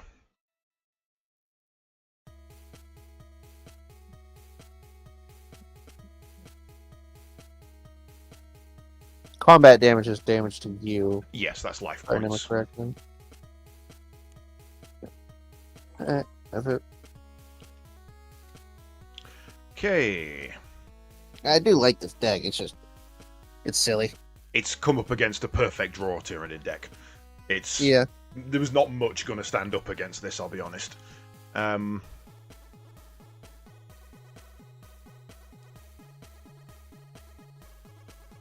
Okay, so 1, 2, 3, 4, 5 to play my Saga. The first Tyrannic War. You may put a creature card from your hand onto the battlefield. If its mana cost contains X, it enters the battlefield with a number of +1/+1 counters on it equal to the number of lands you control. I don't actually have one in my hands. Oh, I do. I just drew a Hormagant Swarm. Ha! So, he gets 14, 19, 20. Which makes him 21. Yeah, makes him 21.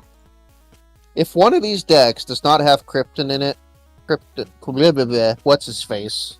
Mr. Let's destroy all the worlds in front of the Tyranid to slow them down, I will be very upset. Whenever a land enters the battlefield under your control, you may pay 2 in a forest. If you do, return Hormagant Horde from the graveyard to your hand, so he can recycle. Let me grab a... One of the only Inquisitors that was kicked out because he was too violent. Yeah. Yeah, alright, Jesus, man. I mean, to be fair, he was kicked out because he led the Tyranids into the Orcs, which nobody wins in that scenario. Was it that? I thought it was because he exterminated so many worlds and he didn't really get approval first. He was just like, kill all those worlds. Yeah, leave them this way. They sanctioned him for that. It was the Orcs v Nids that they got him kicked out, if I remember rightly.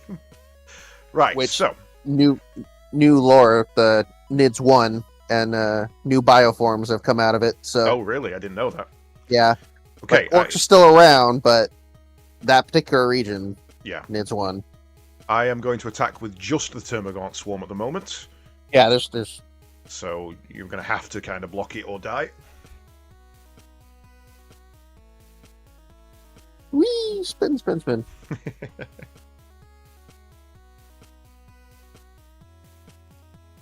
May as well.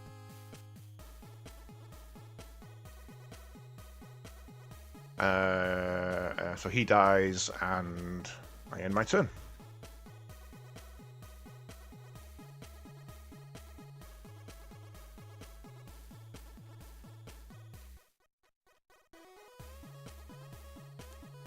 Oh shit! I should have brought my Swarm Lord out. That's on me. What the?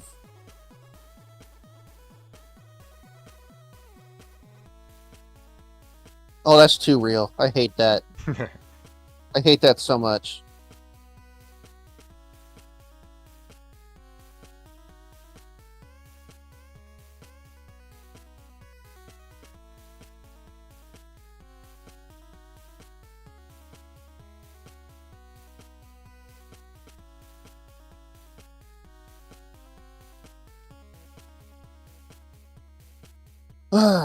So he's a 5/5. Okay. Read the second part. Damage will be dealt to Bloatfly Swarm while it has a +1 counter on it. Prevent that damage, remove that many +1/+1 counters from it, then give each player a rad counter for each +1/+1 removed this way. Shit, alright. The PTSD from New Vegas. Yeah. Running into those assholes. Alright, and then that. No, I already did that. So that one. Let's just put roll out.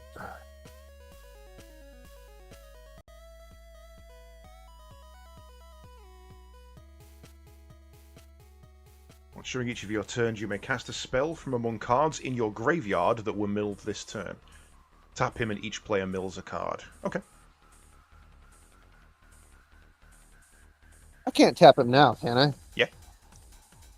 Yeah, sure, why not? He just can't be tapped in order to attack. So we both mill a card. I lost a Tyrant Guard. I did not mean to put that in my inventory. Yay, cheating. So it gets milled, but then his ability means You I may can cast a cast spell from among cards in... Yeah, Do lands count as spells? I know monsters count as summon spells. everything is a spell.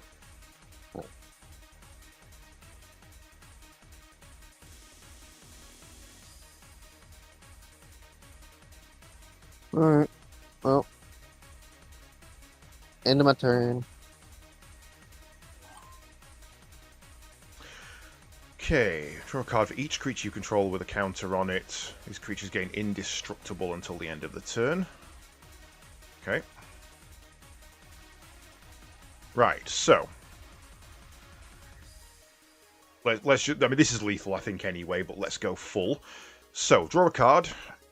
Activate First Tyrannic War, gets its second counter. Double the number of each kind of counter on target creature you control. So this one, I'll do it on the Hormagaunt Swarm. It only doubles the counter, not the base strength, which means he's at 41.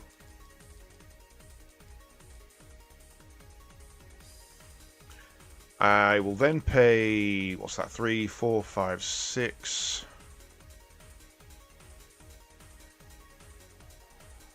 I'll pay 1. Oops, that's 5. 1 and this to use its effect. Add 1 mana of any color to your commander's color identity. If you spend this mana to cast your commander, it enters the battlefield with a number of additional +1/+1 counters on it, equal to the number of times it has been previously summoned. So that's his first summon. It gets a +1. It gets 2 +1/+1 counters for his own ability, and then also a third for the land ability.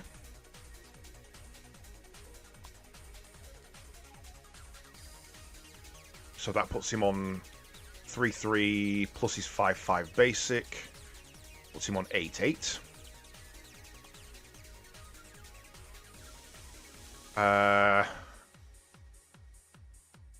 Draw a card. I'll then pay. Oh, I did pay the cost for it. So 1, 2, 3, 4, 5, 6. And then 1, 2, 3 to play Inspiring Call. Draw a card for each creature you control with a +1/+1 counter on it. 1, 2, 3, 4. What the crap is that doing in that deck? That's Yeah, they're not all Tyrannid cards. They just built a deck that worked with Tyrannids. they could have at least done some kind of special Tyrannid art for it. Yeah, it would have made sense to have the exact same effect, but call it Will of the Hive Mind or something. Yeah. Right. Ooh, Red Terror's in this deck. Never read. So one eye in there. Yes, I believe he is. That's scary. Wait, isn't this deck got Calgar? Yes, it does. Yeah, your deck has to have one eye in it. Right. Okay, this is nasty. 1, 2, 3, 4, 5. To play Clamavus. Each creature you control gets a +1/+1 for each +1/+1 it already has. So basically, all of those are now doubled.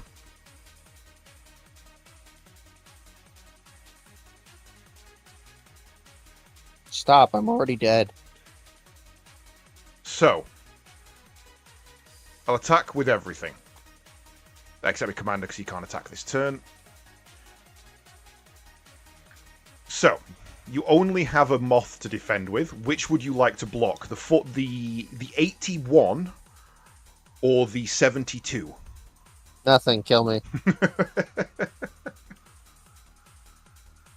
That's nasty. That deck is fucking nasty. This card cracks me up. Nuke launcher. +3/0 and has Intimidate. Can't be blocked except by artifact creatures. Or creatures that share a colour with it. But it's not just a nuke launcher, it's a nuke launcher. So yeah, it's a special.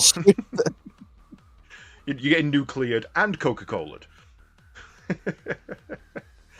Whenever equipped creature attacks until the end of the defending player's next turn, that player gets 2 rad counters whenever they cast a spell. Shit, okay.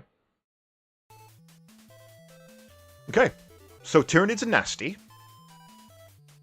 Yeah.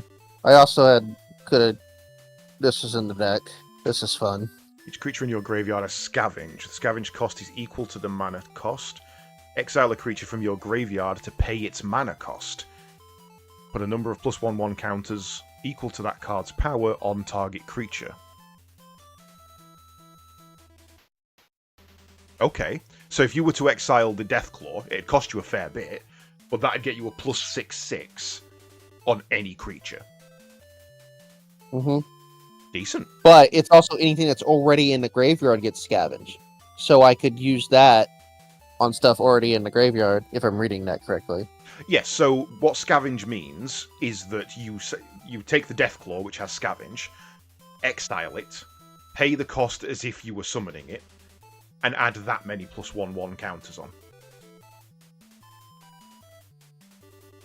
So the Scavenge itself takes it out of play, essentially. No, scavenge isn't on this card. It makes other cards have scavenge. But only cards that have Scavenge can be used from the graveyard for that ability. So by having Scavenge, you're giving it the ability to remove itself from the graveyard, pay its cost, and add +1/1 counters. Mm-hmm. Is from that's the way I read that. But I don't need to exile the Deathclaw just to do it. That's what Scavenge does. You don't exile the young claws. You exile whatever in the graveyard has Scavenge. Yes. Okay. Okay. It was like you were saying. I exile this card and then. No, you exile the card that has Scavenge. Sorry, that's my bad wording. Tell you what, if you're down for another game, we'll go again. Yeah, one more and then I'm done. It is boiling in here, and my computer is not enjoying the 32-degree temperatures. Yeah, that's fair. What I will do is I'll also play the Mothman deck. Hey, I'm dark. And we can see how it plays with a bit more availability to it, kind of thing. So both of us and just see what. Yeah, we'll go deck v deck. Because I was kind of curious to play the Calgar deck. Okay, if you want to switch, I'm happy to do that. I'll go get my Scion deck instead then. Didn't like loading that.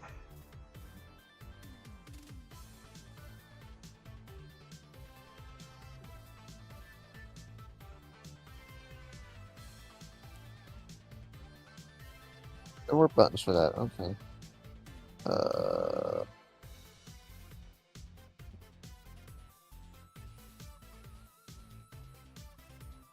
I best keep these rad counters now I know something has them. In case we play again. That really annoys me. There isn't just a button to just clear the board. Do you want me to just clear it for you? Yeah. It's a lot of cards. Thank you. Maronus Calgar. Yeah, Still a Boy Scout, but you're fun. I do like the idea of the Necron deck as well. I may have to try that at some point. But these are the two decks I've got, so I want to play these two. Yeah, we do this again. I'm gonna play with the Necrons.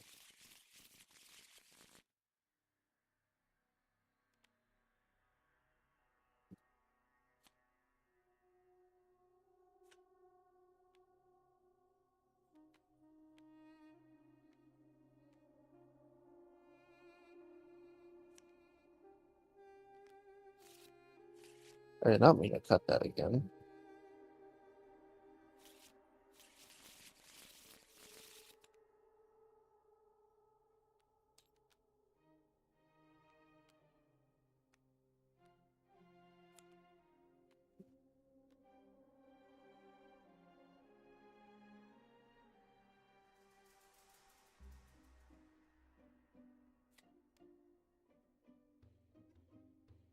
Okay, heads or tails?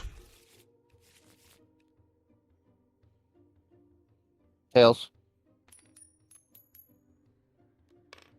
Tails.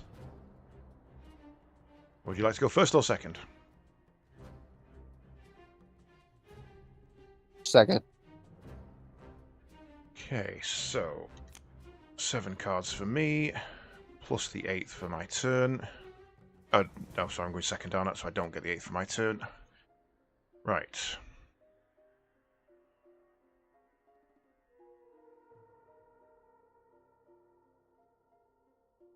I'll play... Oh, no, let's see.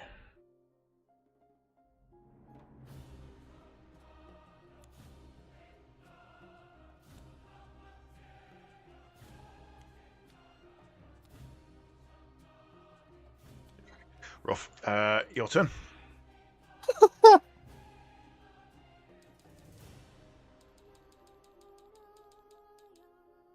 Oh.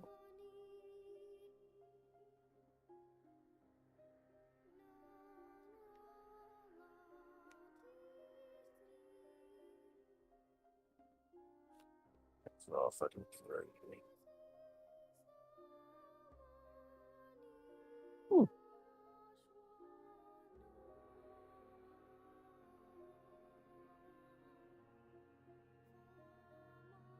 Your turn. Uh-huh. Non-one basic, on controls. Okay. Play that.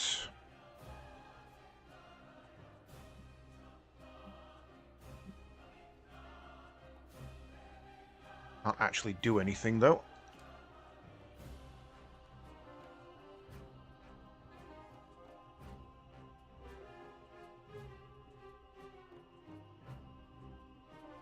Oh, my turn.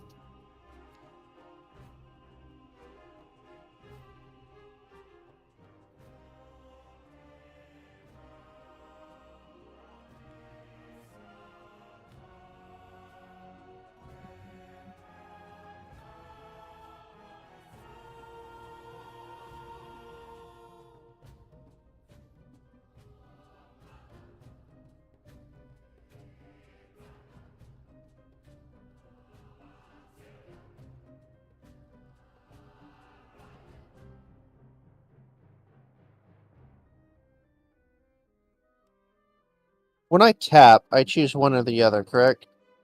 Yes.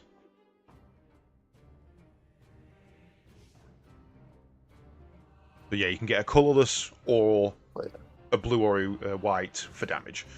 So the colourless is free, the coloured is damaged.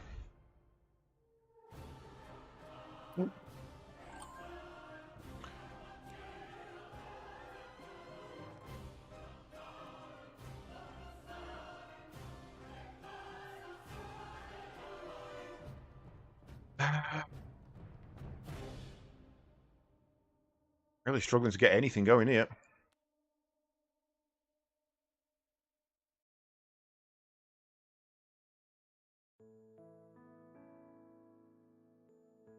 Everything I've got requires a mana I don't have.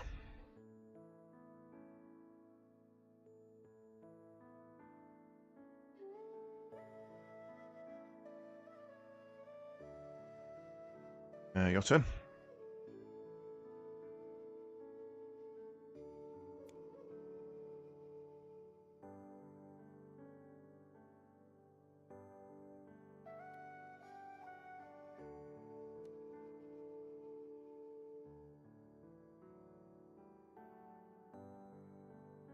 Actually, are we playing identical colours?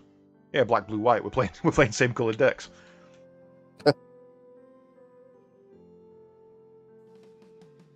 Alright. Tap this for colorless. This. Boom. That's not an ultramarine. As an additional cost to pay this spell, you may pay 2 any number of times. When this creature enters the battlefield, create that many token copies of it. Damn. Flying Vigilance, Miracle 1 white. You may cast this card for its miracle cost when you draw it, if it is in the first card. If it isn't the first card you drew this turn. Okay. Miracle's not one I've ever encountered before.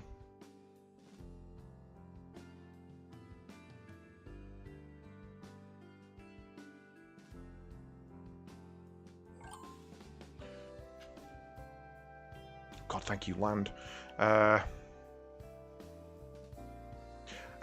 1 land of any colour that a land an opponent controls could produce. You have a white, don't you? Good, I can finally start playing things. I will pay that one to get a white, plus 2, to play Alice Levoulière.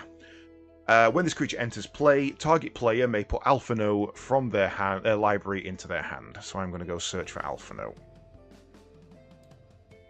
He was literally the next card. Does anyone even play single color decks anymore? Yeah, single colour's nasty. Red and green single decks are really nasty. Red for the rush, green for the high powers. I've even seen some black single colours. Though black works very well with blue these days. I remember in middle school, that's all anyone would do was single color. Right. Can't attack, can't do anything else, so I will end my turn.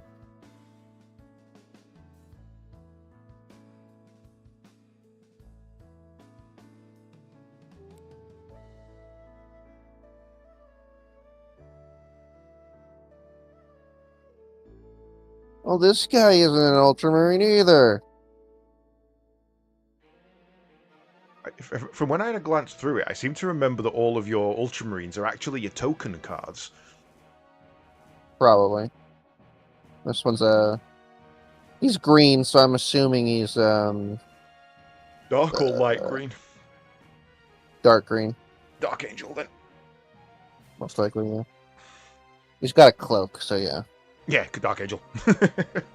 If he's got a hood, definitely Dark Angel. But he doesn't have a helmet, but he doesn't have a name, so he's probably still screwed. That's true.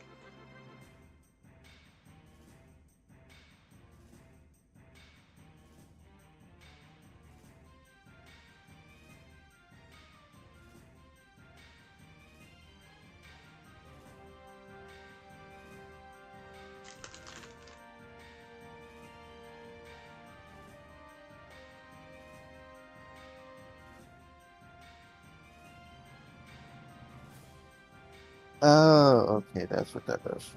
That's weird. Okay, tap for colors.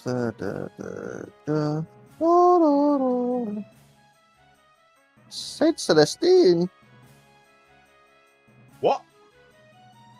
What? What do you mean you got Saint Celestine? Fuck off. Flying lifelink. And she can revive the dead. Okay, right.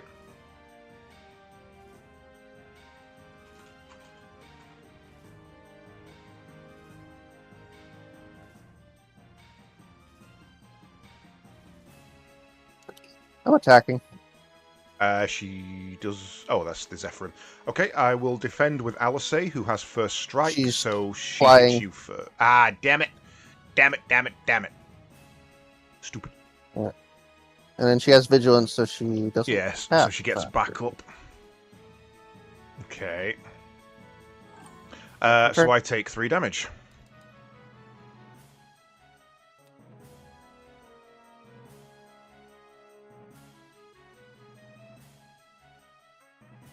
Top 7 cards of your library, put 2 of them into your hand. Okay.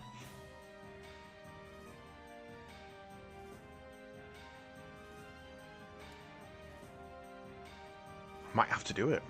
I might.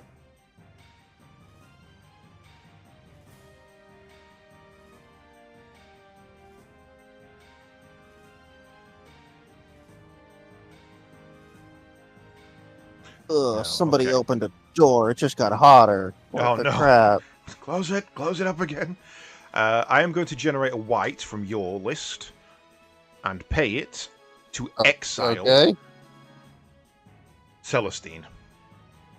Oi! Get out. Can't revive if you're not in the game anymore. Get out. I will then... Can't do that one. I'm going to play Dig Through Time. So I'll pay 3, but then I'll mill 3. Well, exile 3. 1, 2, 3. To pay its cost. No, I need to do 5, sorry. 4, 5. So, look at the top 7 cards of your library, put 2 of them into your hand, and the rest on the bottom in any order. So, 1, 2, 3, 4, 5, 6, 7. Okay, well, I need a land next, so that's going top.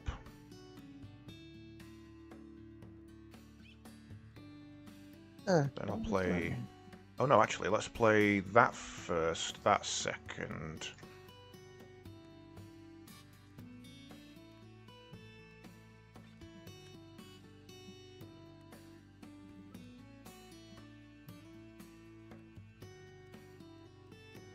That third, fourth, fifth, 6, 7. So flip that over. That goes on top of my deck. Oh.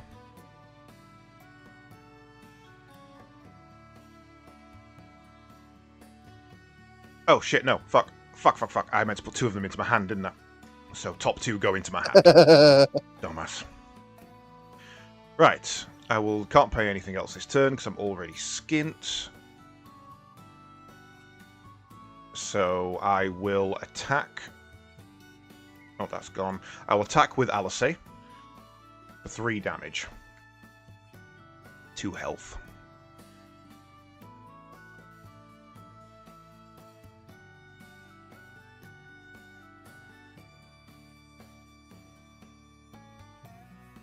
Wait. No. I'll take it. Taking it. And then it's your go.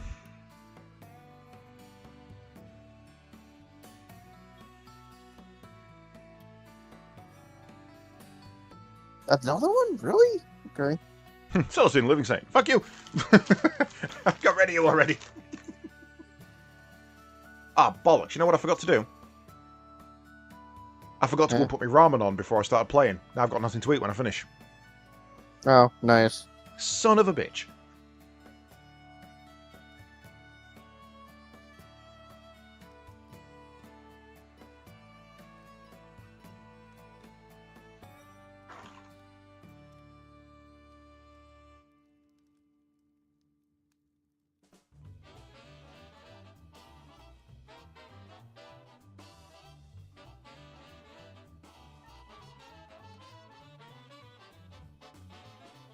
Doo-doo-doo-doo.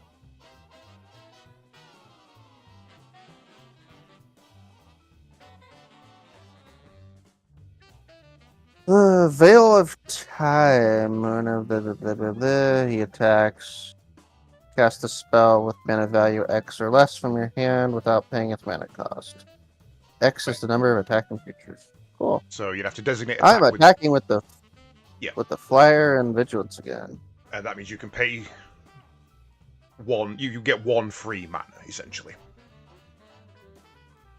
If you have anything of cost 1, you can play it. Nope. No, it's when he attacks though. So he has to attack too. Okay. Yeah.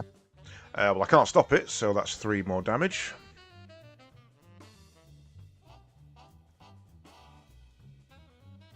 And that's my turn.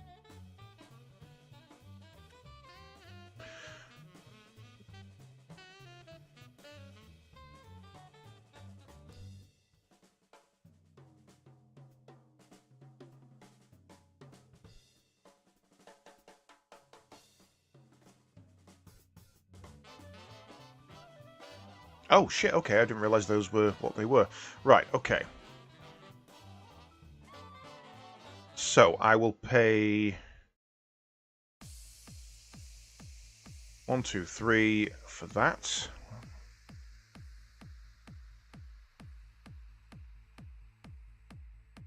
And honestly, I'll have to end my turn. There's literally nothing else I can do. Sure, I'm using this talisman of progress correctly. How have you been Because using it? you just tap it and you add a colorless. But Yeah. why would you bother tapping to do the bottom one if you can just do the top one? If you look at, for example, your Zephyrim, it says pay 3 and 1 white. You can't use a colourless to replace a white. It has to be a white. You can only use a colourless to replace one of the 3. Okay. So if you don't have a blue or a black, you can cost yourself 1 life to give yourself a blue or a black. But most of the time late game, that's not needed. Okay.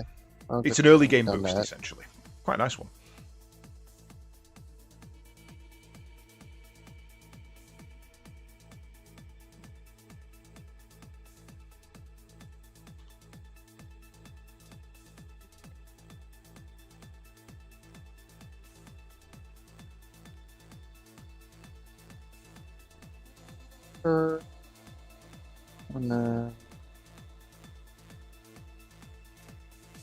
Attack and attack.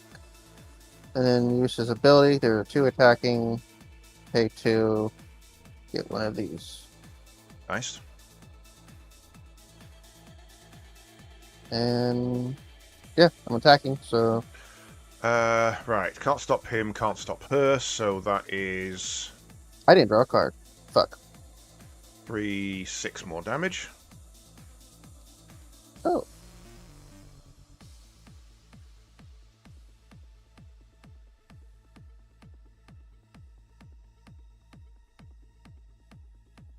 That it? Of course, you can't do anything. Yeah, no, I've got very limited left. Right. Just give me 1 moment. Ordering food? Yeah. Yeah, I genuinely am. I'm making something now. I figured.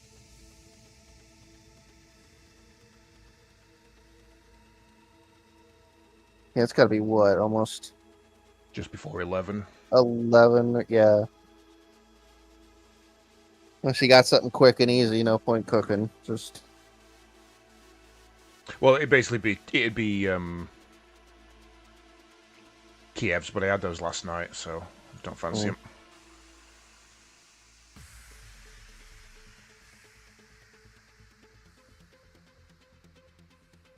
I tried to make a katsudon the other night. I'm not familiar with that. What's that? Chicken egg rice ball. Oh, okay. Yeah. Right, food ordered. Right, draw a card. Play the land. Untap everything.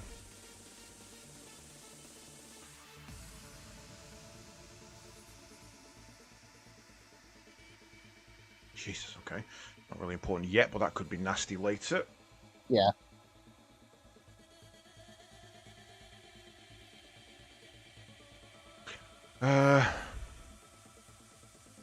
Does it need to have commander in the name, or does that just mean the commander card? No, the card designated as commander gets the effect. Okay.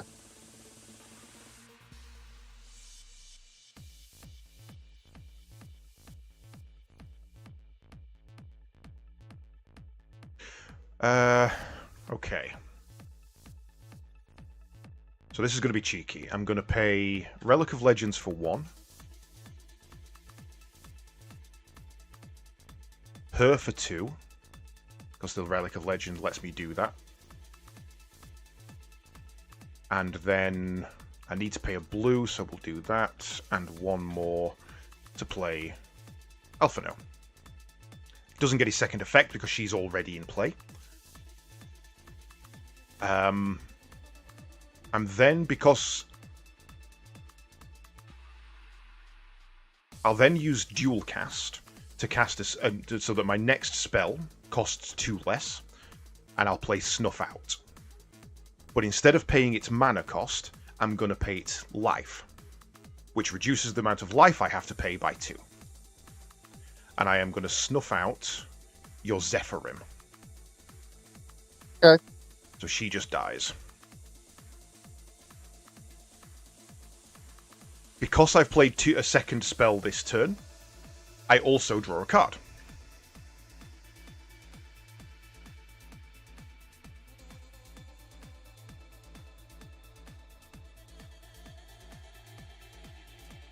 I will then use Exotic Orchard to gain a white from your list. I still don't... Oh, no, I do have a white now. It's fine. I could have done that anyway. But I'm generating 1 from your color profile, so white. That is 2. That is 3. And that gets me... Ardbert, Warrior of Darkness. Whenever you cast a white spell, put a 1/1 counter on each legendary creature you control. They gain Vigilance until the end of the turn. Whenever you cast a black, put a 1/1 creature on each counter on each legendary you control. They gain Menace until the end of the turn.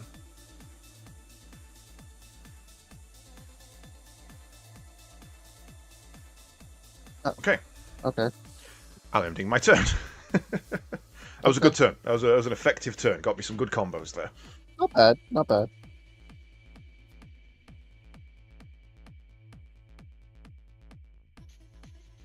Oh.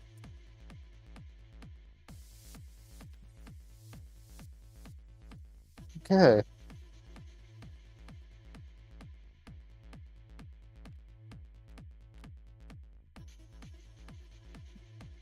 That enters tap, so I don't mount or count. Select its own. Okay. He comes in, and I'm doing Hyper Fang round. Creature target player controls gets -2/-2 until the end of the turn. Okay. If I remember correctly, when a creature reaches 0, it dies. That is correct. So he and the one of your mages dies. No, target creature, not all creatures. Wait, wasn't it all? Oh no, sorry, yeah, no, you're right. Creatures target player controls. Yep, so yeah, those 2 go. Yep, and then attacking with the 2 of them. Can't attack with that one, so that's fine. So that's 3 and 3. He can survive it, so I will block. I'll block your Bastion Protector. Nothing happens. It's just a straight. Yeah. Neither die. It's a straight block. Yeah.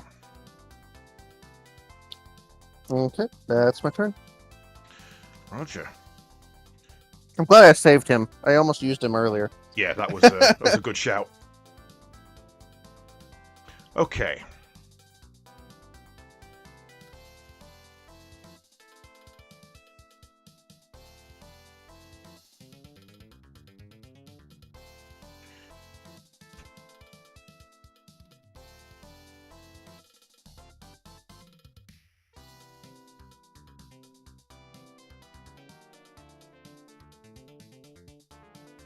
Okay. I'm going to pay those 2, a black and a white, to play Circle of Power. You draw 2 cards and lose 2 life. Create a 0/1 black wizard creature token with whenever you cast a non-creature spell, this token deals 1 damage to an opponent. Other wizards you control have +1 and gain lifelink until the end of this turn. So he's technically a wizard, but it's not going to matter. I don't think I have a wizard token. I need to sort that out. Black wizard. Open builder. Oh. What was that? Yeah, don't just ignore that. 1 black wizard. Nope, can't find it. Okay, I guess I'll just make a token then. And it was a 0/1.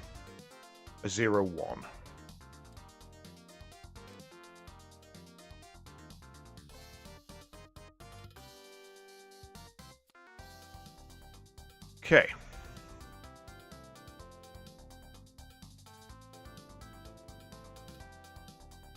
I'll pay the rest. To summon Hermes, whenever you cast a non-creature spell, create a blue 1/1 bird creature token with flying and vigilance.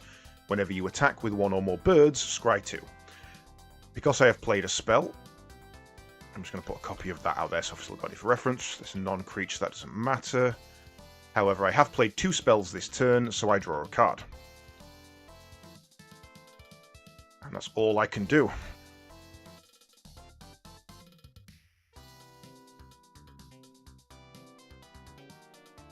This one's not going as well as the Tyrannid one, I must say.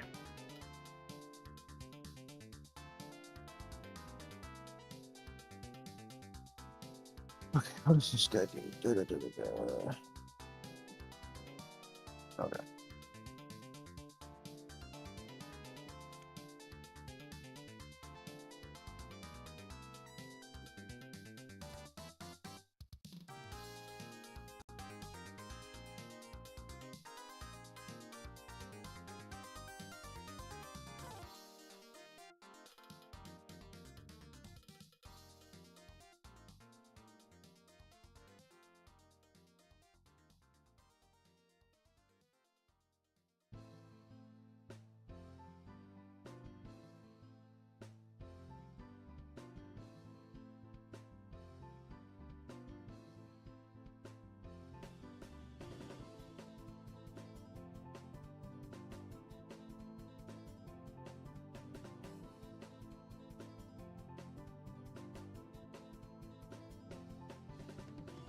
Apparently lands don't cast as spells.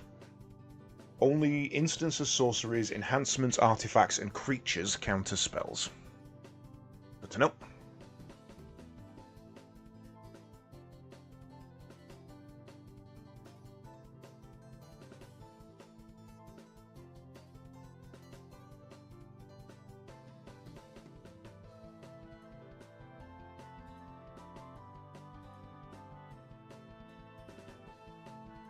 Did you attack me?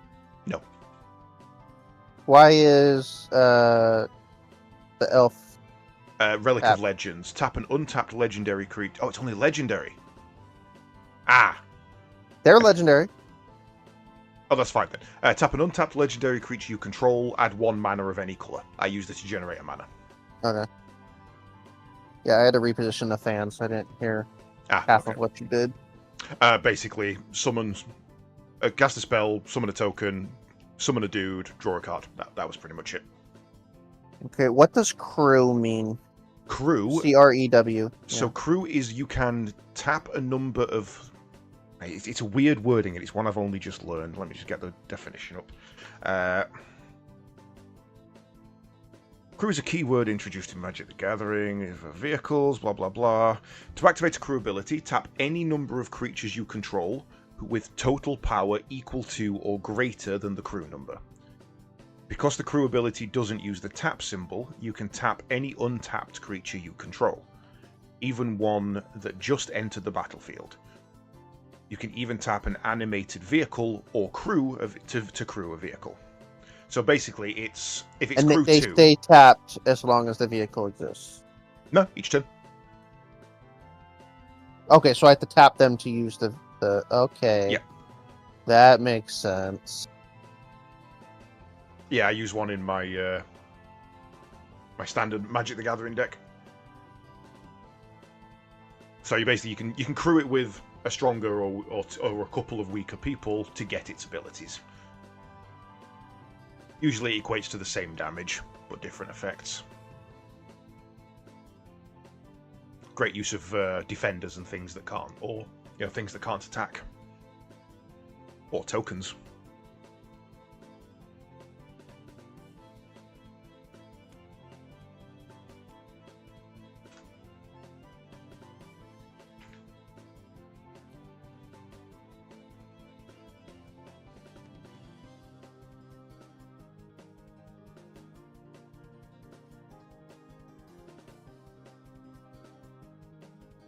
One, 2, 3, 4, 5, 6.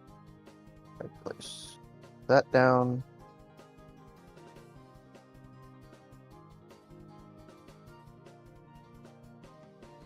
Thunderhawk gunship flying. Oh, I need to do tokens.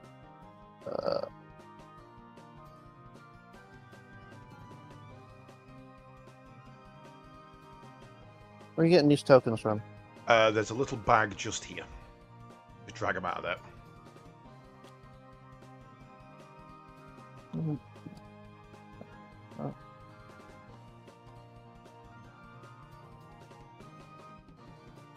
Right, got two keys. Yes, got two keys.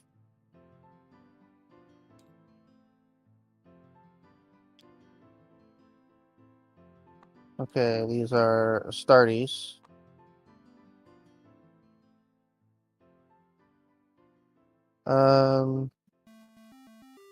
And then when the Thunderhawk gunship attacks, everything I control gains flying until end of turn. But I need a crew 2 to use it. And then I am going to tap this, play this, exile Hermes. Hi, Hermes. I don't like you getting birds. I hate Bird. birds. A bird. Especially since canonically that bird ends all existence. Wait. She's exiled. These two are dead. And then he's still tapped. So attack, attack, attack. I've got to let it through, and nothing I can do. What's your total? I can't use tokens when they Tokens. first come in, can I? I don't know if tokens get summoning sickness. Let's find out. MTG, do tokens have summoning sickness? Yes. Token creatures in Magic the Gathering are subject to summoning Okay. sickness. Okie dokie. So how much total? 3, 6, 9. Not looking good. I am struggling here.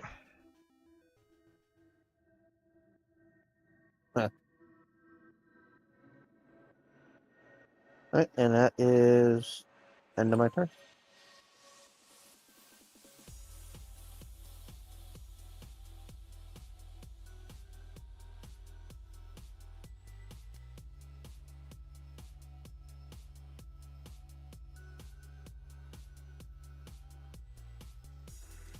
Okay.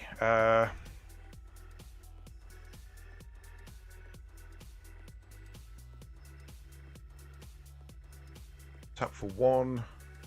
Oh no, I can't actually. Oh no, I can. I'll cast that as black, and that's blue.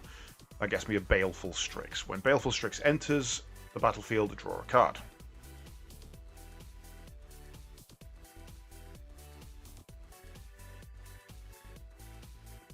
Damn. Okay, that's not going to help. Right. Pay. Oh, yeah. Pay a blue, a white, and a black to play Void Rend. This spell cannot be countered. Destroy target non-land permanent. I am taking out your Thunderhawk. I figured. That needs to be gone. Because I'm I pretty sure these played. two stay.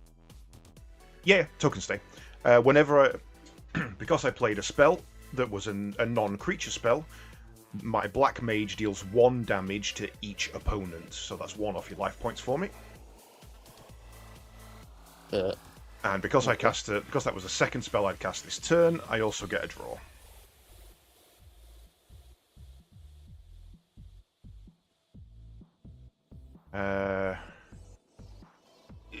Not great. 2 left to go.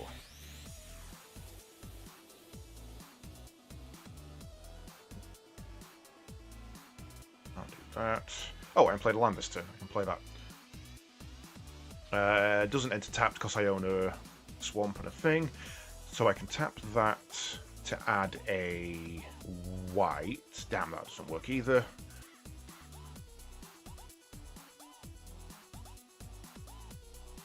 Okay, I'm going to have to do this a little dangerous. So I'm going to tap 1. That would be 3, 4.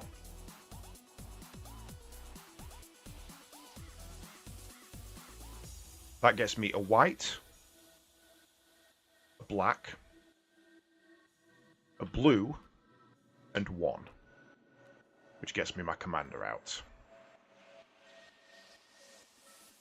At the beginning of each step, if a player lost 4 or more life this turn, you draw a card.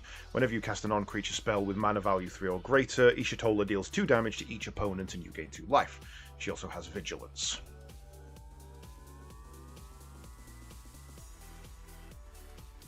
I will end my turn.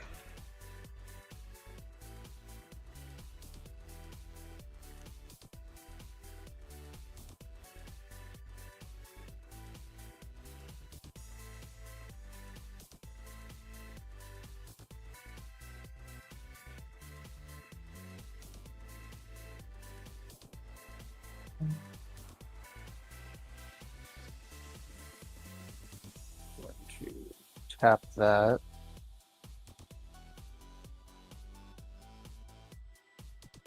It's a weird card, that, isn't it? Put this down, tap it, destroy it, replace it with another land. What?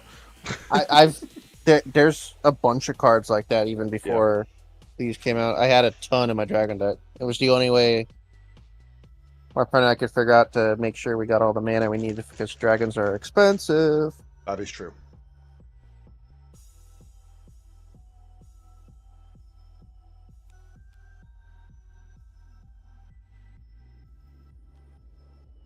And just tap, correct? Yes.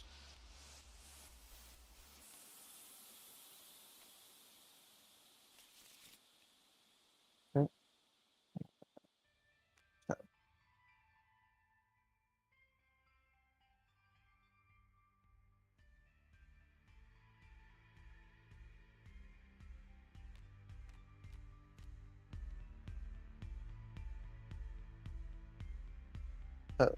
Did I? Yeah, whatever.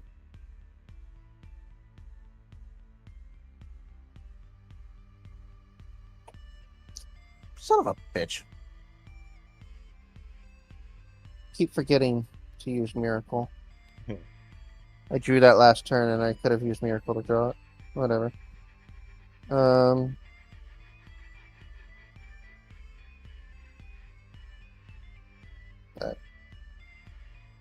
And then that thing has Death Touch, but you can't block everything. And the 2 tokens are 2, 4, 13. So let's have a look. 3, 4. 1 is going to kill it, whatever. So I will take out your Librarian with Death Touch. And you're a 2/4. And I will also take out your Primaris Eliminator by blocking it with Ishtola.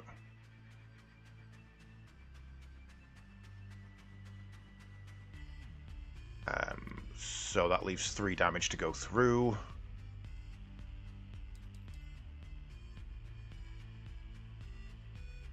Did you forget the Oh, 2 tokens? shit. Yes, I did. That's 4. 2, 1, 2. There we go. 5 health remaining. Okay. And that's my turn. If I pull this back now, it's going to be a hell of a game. Yeah. Right, I've got a land. I can play that. That's easy. Don't have to worry too much about that. Come off there, thank you. Right.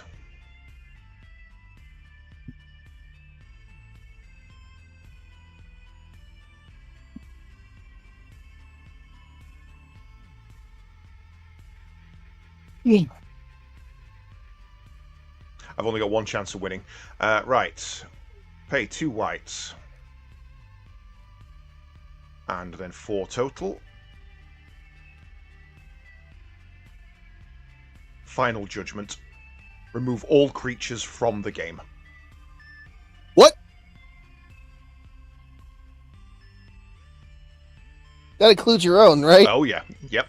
That is everything. Does that count as an exile or a... Yes, that is an exile.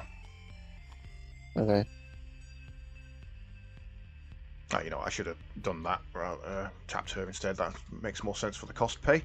I am then going to pay One, There. 2, 3, 4 to summon the Good King Mog. The 12th. Place a, doesn't really matter what token on it, and get myself 2 Moogle tokens. He has a small hat. He needs a bigger hat. Let's have a small hat. Leave his hat alone. 1, 2 It's a Moogle king. It creature should be bigger. tokens. Moogle, and they have life link.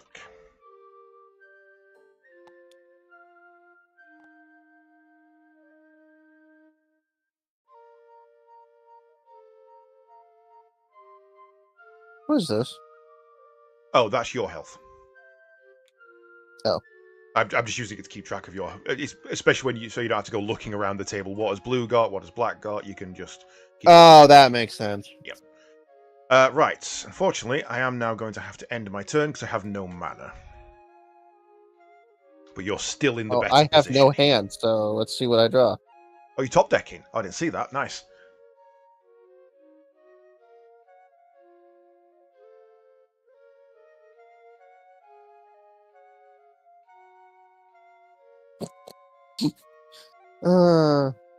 Freaking commissars. Oh shit! Give me 1 second. Ishtola. Oh, give me 1 second. I think my food's here.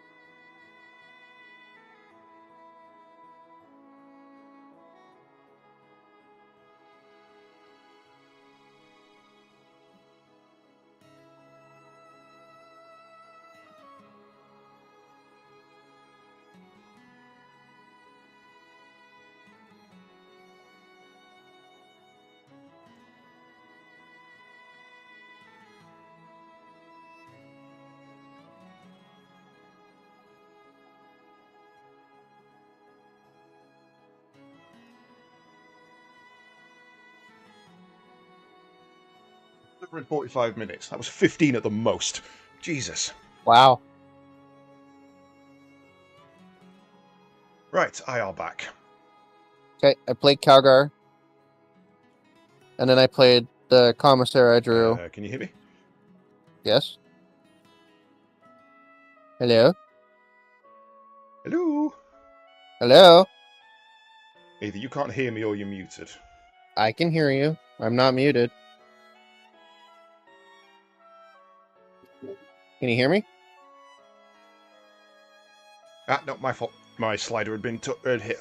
Your volume had been reduced on my end. Oh, you were making me freak. There we go. Got him. Computer is running so hot right now. Yeah. Looking down at the little LCD display on the coolant liquid, and it's like 45, and I'm like, 45's not bad. that's the liquid. That's not the. Yeah, true. It's not, but also my room is 93 Fahrenheit, so ambient temperatures. How much is that in freedoms per micrometer? Or... Let me push a button. 33.9. Yeesh. Yeah, it is not pleasant in here, but these games have been fun. Okay, so I played Calgar. Okay. And then I played the Commissar, so his Master Tactician takes place. So I get to draw a card. I don't know. I'm playing to the battlefield. No, he's not a token. What? It's a token? Yeah, the Master Tactician is whenever token. one or more token enters play. Okay, well then I've seen what this card is, so she's going on the bottom.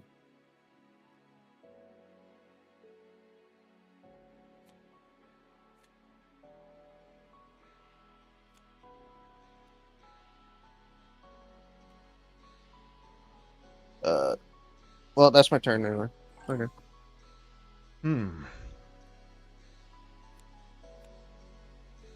Okay.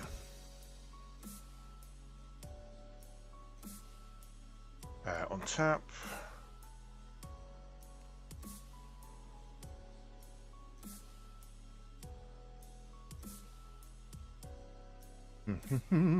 Don't know how I'm going to win this.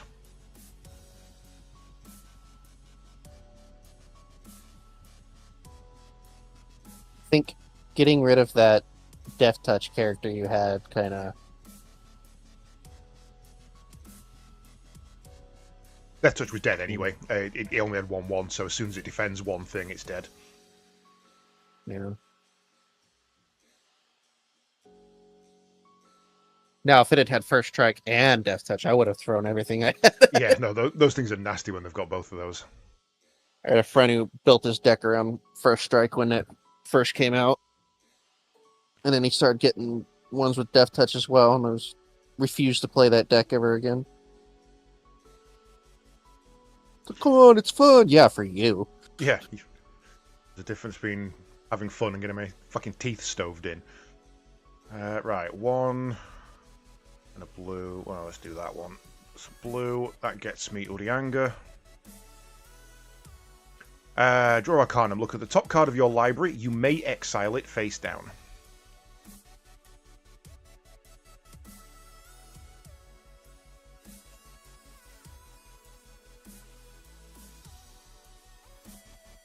No, I'll keep that on top of the library.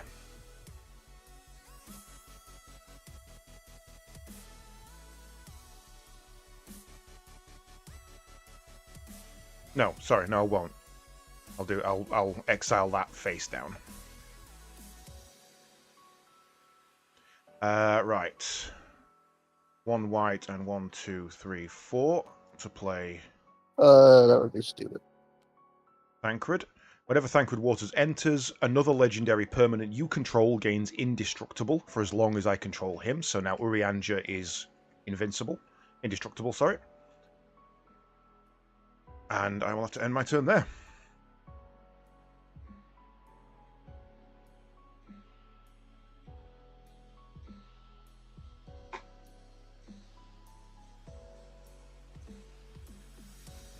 Final Fantasy have any ugly characters? Like, come on. I mean, yes. Queen Bren, Quina, Kefka. Locke from 6 was canonically not very pretty.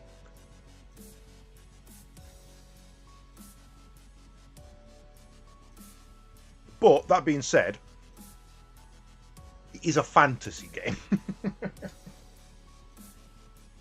If you're choosing to make a fantastical character, and you're making it pig ugly without a reason, you're just a hateful person.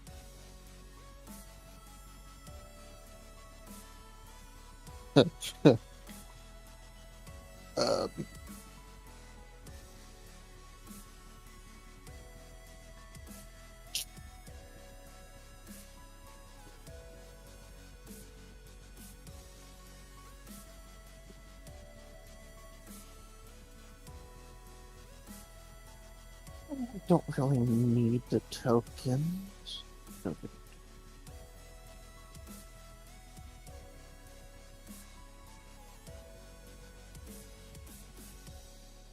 Okay. So, Company Commander. When Company Commander enters the battlefield, create a number of 1/1 white soldier creature tokens equal to the number of opponents you have. So just one. Is that you or monsters? Just you. Yeah. Opponents is players.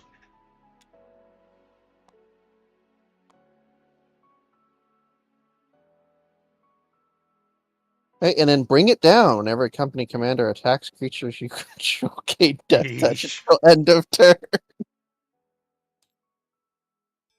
Oh shit, I just deleted your token. That's my fault. Oi! I'm not sure I'll manage that. Plus 1, Oh. 1.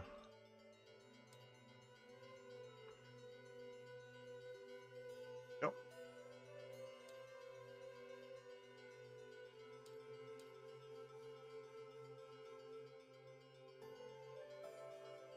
Oh, and that's a token, so that Master Tactician. Yes, so Master Tactician kicks in. Oh, and it's a land, and I haven't played a land.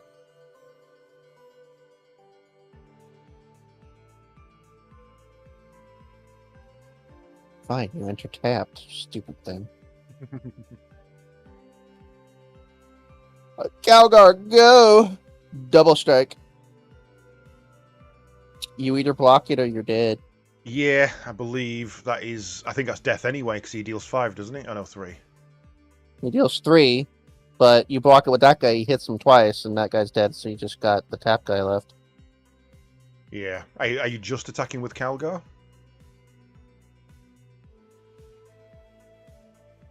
Yes. Because I don't want you to kill the commissar. Okay, I'll have to take the hit then.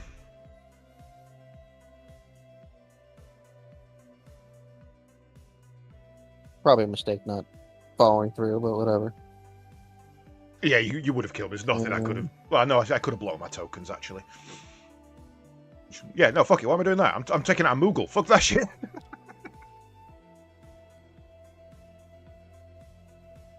I completely forgot about the tokens. You know what? Yeah, I am doing the commissar then. Screw it. Taking that one. Okay. Leading from the Oh, actually, no, sorry. No, I'm not doing... Attacks. Sorry. Each opponent loses X life, where X is the number of other attacking creatures. Yeah. So you lose 1. I'm going to block that with Thancred, which means your Commissar dies, but I do lose 1 life still. Fuck you, Commissar. No, that was X. Okay. That's it.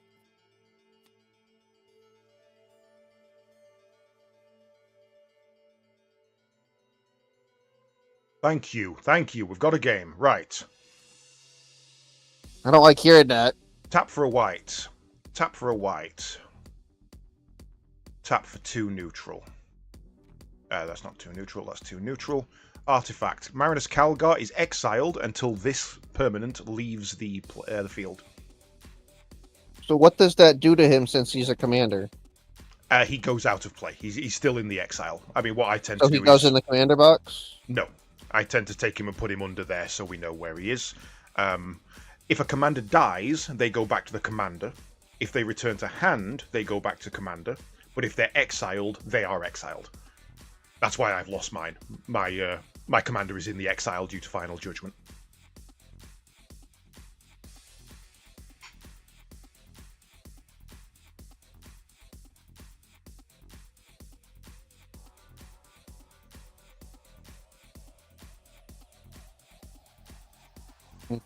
Okay, I stand a chance at bringing this back now. So, I'm going to tap Urianga to play his Play Arcanum ability, which allows me to play a spell from the grave, a spell that he has exiled, reducing the cost by 2. Or is it 2/2? 2, no, reducing it by 2. So it only takes a black to play. So I'm going to play Bastion of Remembrance. When this enchantment enters, create a 1/1 white human soldier token. Do that first.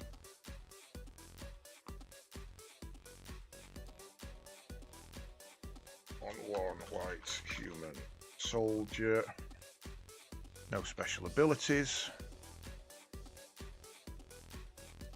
Get rid of that. Whenever a creature you control dies, each opponent loses 1 life, and you gain 1 life. Ah, shit, I should have done that later. Anyway, whenever I cast a non-creature spell, Thancred Waters gains indestructible until the end of the turn, so he now can't be killed. I get a token on that, which means whenever a non-creature spell is cast this turn, create a token that is a copy of a non-saga token you control. So that gets me a second one of those. I can't do the Moogle, I can only do the soldier.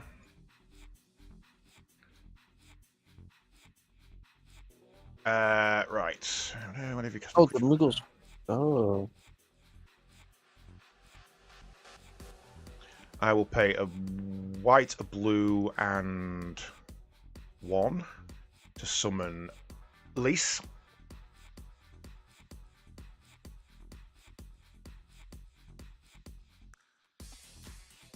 Damn, can't kill him. And unfortunately, I'll have to end my turn there for now.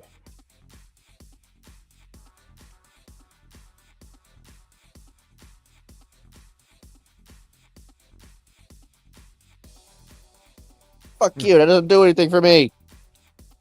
Sorry, timing's off. I can't get that token. Doesn't work that way. The spell was played after the token was generated, so it wouldn't work.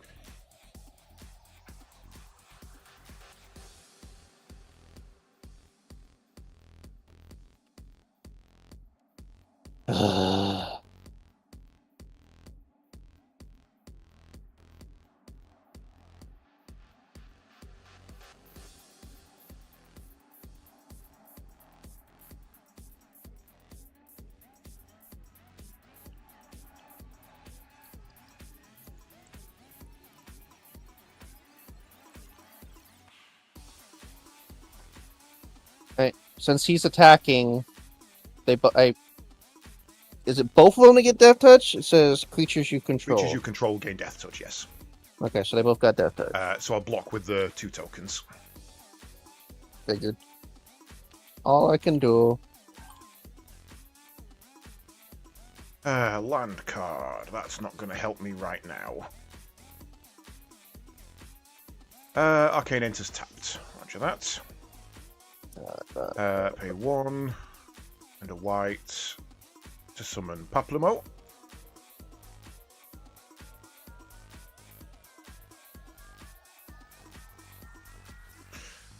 So he's the only one who can't attack. Everybody else can. You have nobody defending. But I need to leave a defender if possible.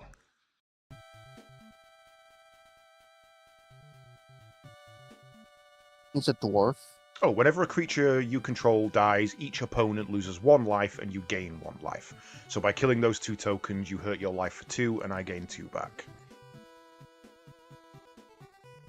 Yeah, they don't really have a rule for Lalafels in Magic, so they're just classed as dwarves. Just make him a Lalafell and just... Oh, rule for that one is put 2 +1/1 counters on each other Moogle you control. I don't have any. Oh, I forget that the Sagas are creatures. I forget that the Sagas are also creatures and can attack. This one is. Mine wasn't. Oh, was yours not? Mm-mm. Right, okay, well Mine was the vault itself, so... Should be using that then, so...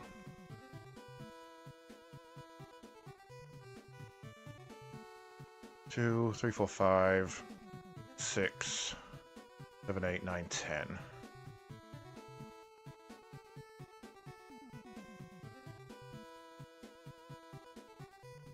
Give me Calgar back. I will attack with all for 10 total.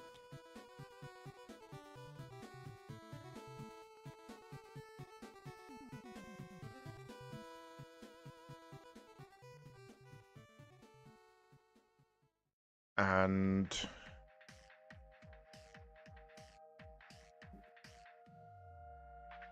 end my turn, which means Good King Moogle Morg goes away. Does it? Even though he's a creature? Yeah, this sacrifice after 4. So at the end of the 4th turn, you still sacrifice him. Fucking kidding.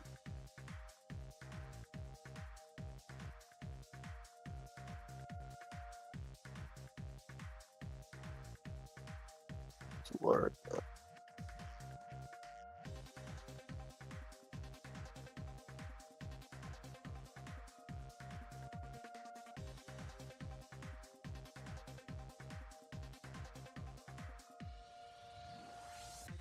Alright. I attack. With token as well? Mm-hmm. I'll block the token. Killing it. Really? Yep. Oh, yeah. I couldn't do anything to the company commander, so there's no point. And I take 2 HP.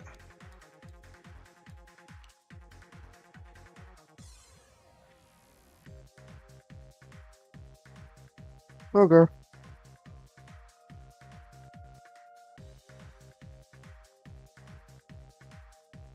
That is worthless. Go ahead. Right, mouthful of pizza.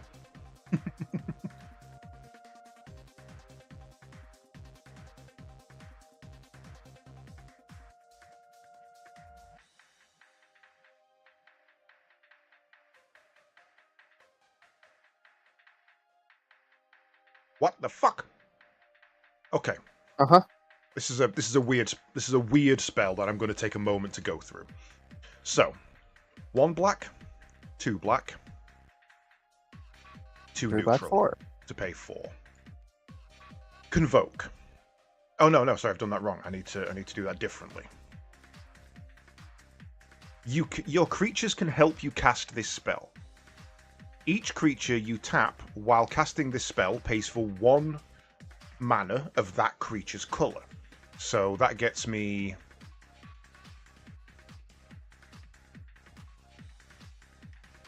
So I can only do it with 2 of them. So 1, 2. No, 2. Interesting. 1, 2. Destroy target creature or planeswalker. So there's only 1 creature I can destroy. That is your company commander.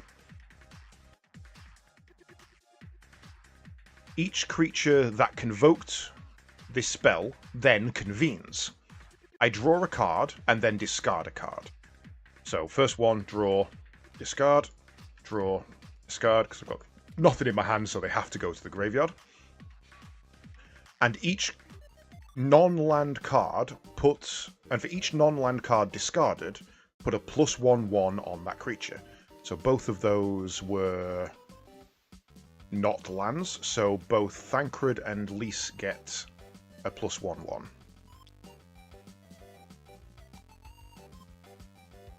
Making him 4/6.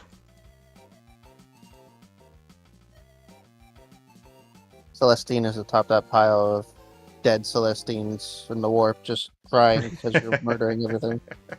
Good. Fuck that. I ate that bitch from Dawn of War. I hated her. And turns you into a 3/3. Okay. And then... Oh wait, you didn't even kill her. She's exiled, so she's just trapped in the warp somewhere. She's just trapped in the warp. She's actually... Worse. She's not dead in the warp. She's alive in the warp. Yeah. I'll then tap Orianja to look at the top card of my library. I may exile it face down. Shouldn't go to my hand. Job select, blah, blah, blah. Cost 2 less. Yeah, I'll exile that. That's going away. And then I will end my turn. How kind of you. Oh. Actually end my turn.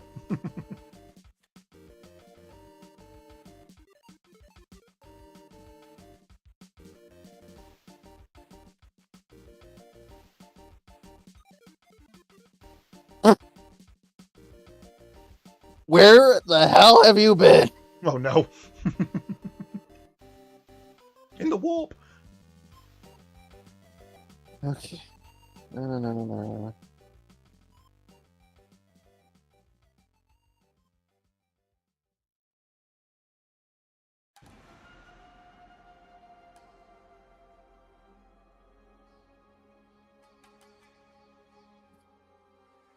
Look up squad, please.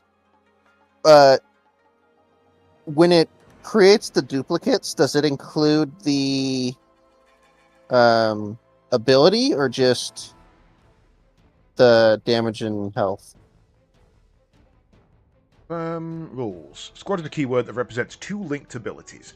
The first is a static ability that functions while the creature spell with squad is on the stack. Don't know what that means.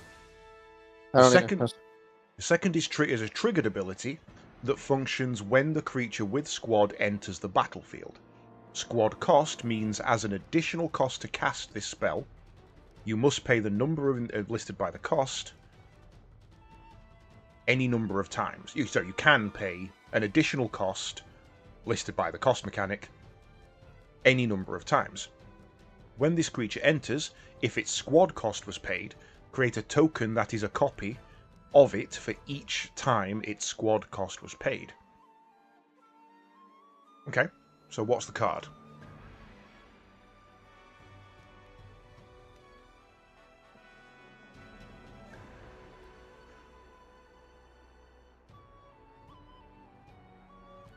Okay. So you're creating identical copies of it. So it costs you 4 to pay it, and then however many numbers of 2 afterwards you can pay, you get that many extra cards.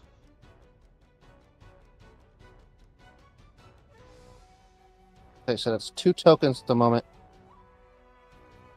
Add 1 mana of any color in your commander's color identity. So white. Does that work if he's exiled? Yeah. He still has an identity Okay. just because he's exiled. So that's 3. So you've paid 2 3 times. Mm-hmm. Okay, so 1, 2, 3. Cool. Ow. Yeah. So, destroying that artifact with his grav cannon. Yep. Which gets So you getting Calgar Calgar back. back. You can then destroy the Relic of Legends with the next one. And you can then destroy the Bastion of Remembrance with the next one. Okay, leaving... I did not hear anything in there about it duplicating the ability, but is it like a complete copy? When this creature enters the battlefield, create as many tokens that are copies of it.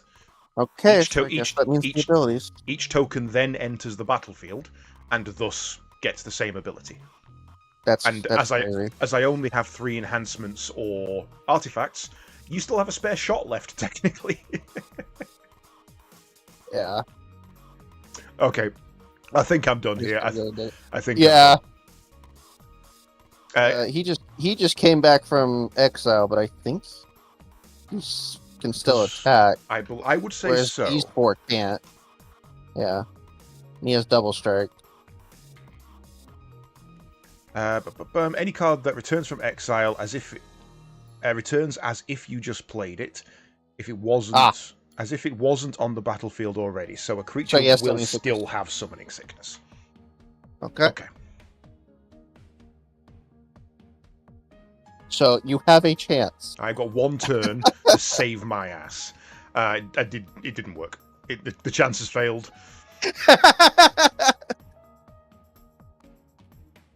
Right. I can tap Orianga to play that from the graveyard. It costs 2 less. It can only cost 1 less because it only has a cost of 1, so I pay 1 blue and that comes onto the field.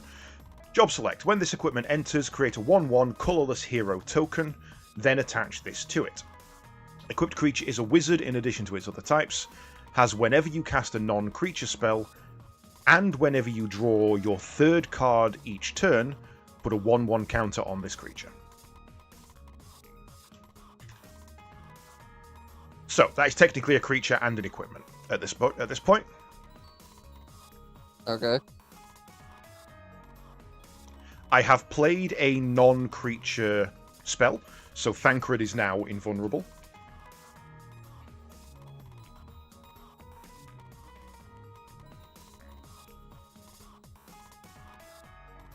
I'm an idiot. I could have won this. Anyway, I've got nothing left. I've got to end. I could have won this.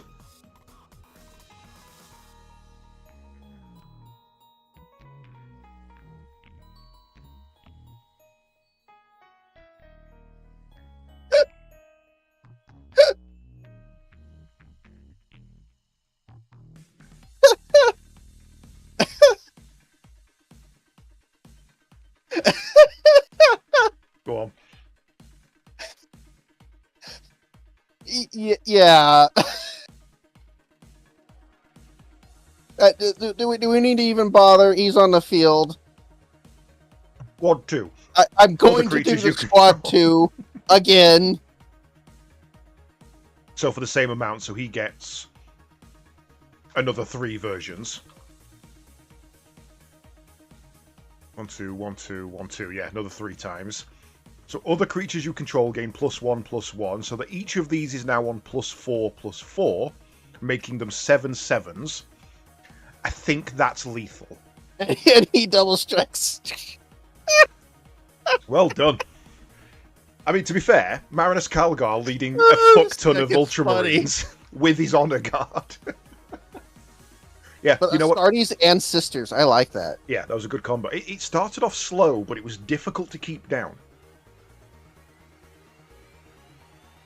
The thing I did wrong was Urianger is invulnerable, isn't he? He's indestructible. Oh, in here. I could have just kept using him as a block and kept tokens alive. I should have done that. That was silly.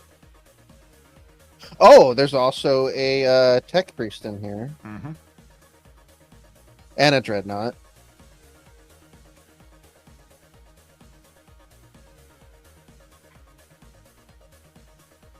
Well, I definitely like the Tyrannid deck better than the Scions deck.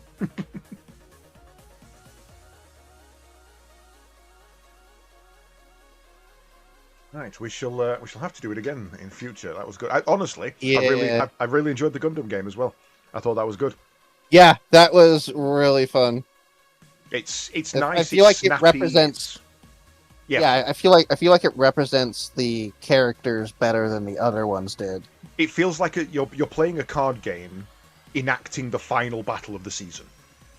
Inquisitor You know, you're taking out the bases, you're wiping out pilots, you're dropping units left and right. It feels like that final battle of the show kind of thing. Yeah. Right, well, I am going to have to bail because this is well past Oh! my... oh, hello. Belarius Cole. He's probably yeah. the other commander. Call is in there. Yeah, I have Eisenhorn as the Inquisitor. Oh, I didn't realise Eisenhorn was in there. What's his stats?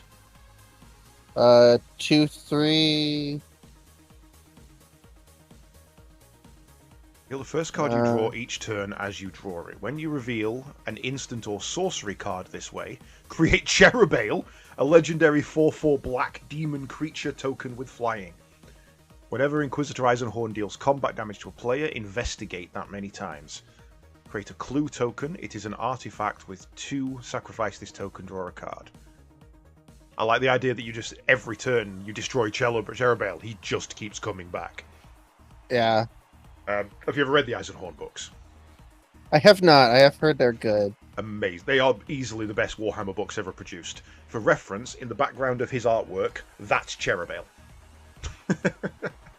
That is his personal demon host. I mean, but I've also heard Infinite and the Divine is really good because it's like a Yeah. comedy between two senile, almost Yeah. senile. A mate of mine has just finished reading that, and I do want to have a word with him and say, look, well, you don't like Warhammer, so what was it that drew you to that, and was it good? Yeah. I was devastated. It's a nasty late game. Got what was it? It's Trazen and Cesarin? can't remember the other guy. But they're like rivals, and I guess they go on almost like a buddy cop adventure going around the galaxy doing stuff. So they're constantly like messing with each other throughout the whole thing. And then they get called to trial against the other Necron Lords because they did something. It's like... Let's have a look at that. Yeah. I like some of the Horus Heresy stuff, but the first 3 Eisenhorn books are...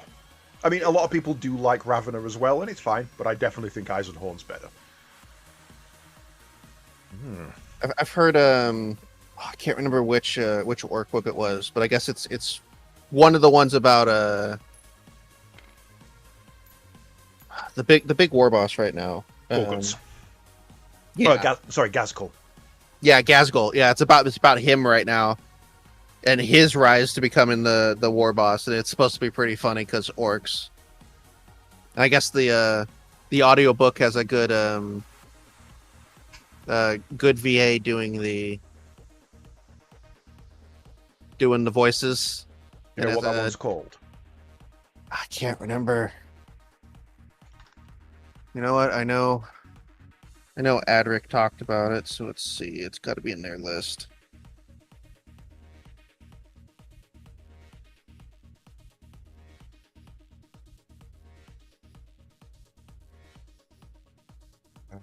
Warhammer 40k orc book about Book. the Beast of Armageddon.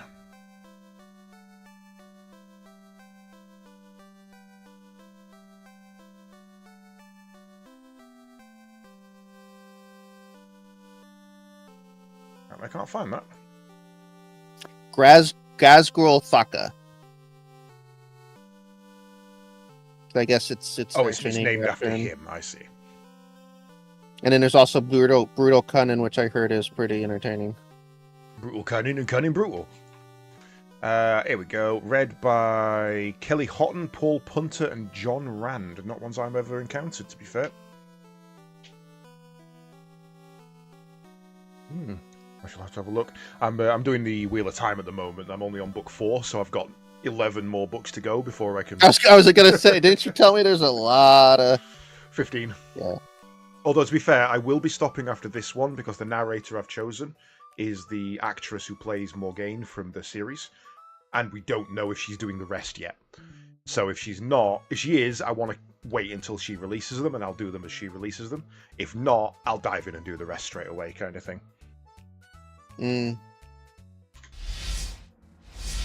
Right. Well, it has been a pleasure. I am intending on... Yeah. I'm kind of in talks with a couple of people at the moment to rearrange my stream schedules a little bit. One of the things I want to do is something like this on a set day. Obviously, with my rotation, that means that it'll be... it'll be 4 weeks without it, 4 weeks with it, 4 weeks without it, 4 weeks with it, kind of thing, because I rotate days.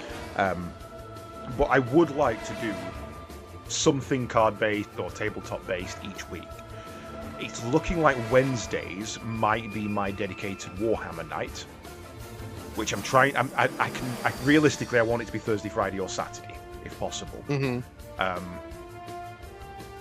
Because Wednesdays means one of my friends who played with me last game wouldn't be available, and I'd like to include him, kind of thing.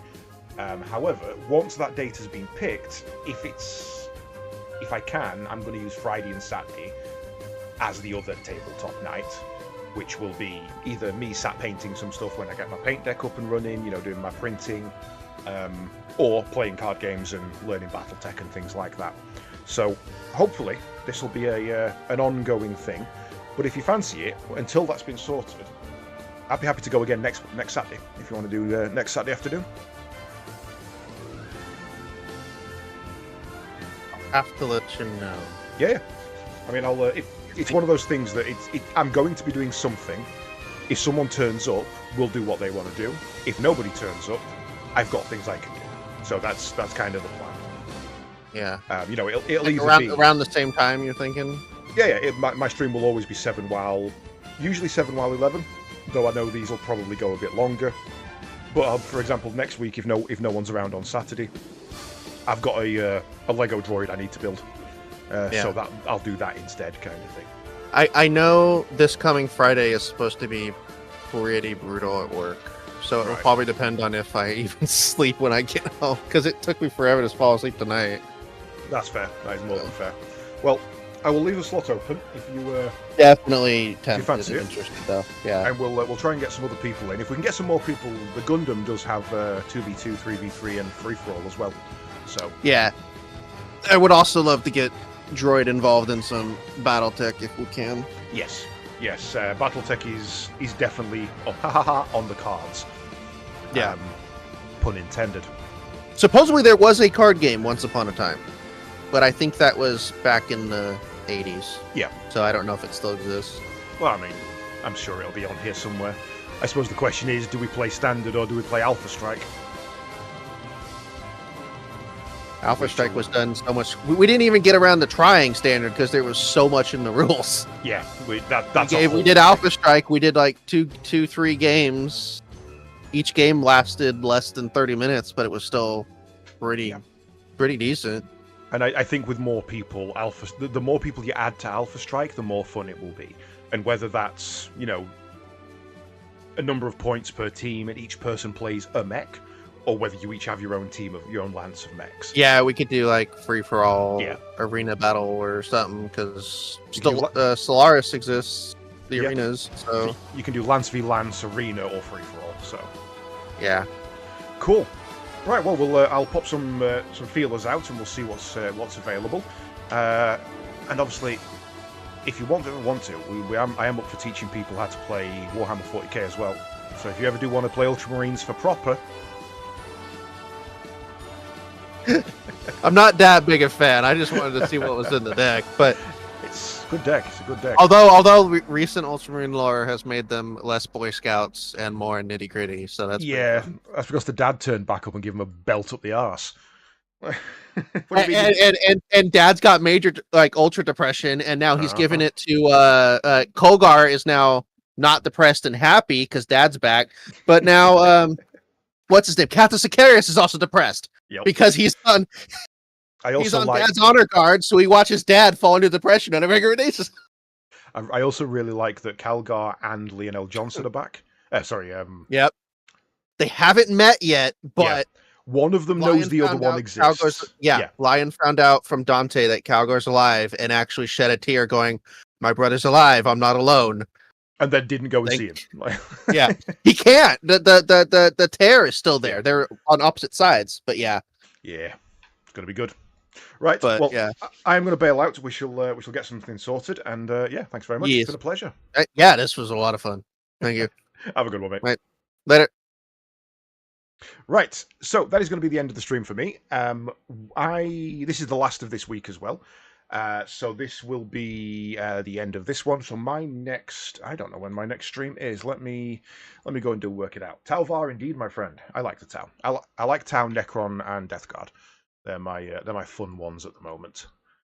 Right, so next one is going to be on Thursday the 14th. That will be the next stream. It will be a day shift stream and a night shift stream. Day shift will probably be a standard stream. Night shift, I'm going to see if Coatman or anybody else fancies another game of Warhammer. So we might have that. And Aegis, obviously, if you're about, if you want to play Warhammer, come join us. More than happy to play with you. And yeah, you can have your Tau get their asses kicked by the Necrons. That'll be a laugh. So yes, so I shall see you all on the 14th for either some Warhammer. No, either some Realm of Ruin and some 40k, or some Realm of Ruin and some Final Fantasy, depending on which way around we do things. In the meantime, I am going to send you all over to see who we got. Let's send you over to see Polite Canuck. He is currently playing some Xenoblade Chronicles. You can, as I'm not RPGing tonight, you can have some RPGs. So I'm going to send you all over there. Enjoy. Thank you very much for joining me, and I shall catch you guys later.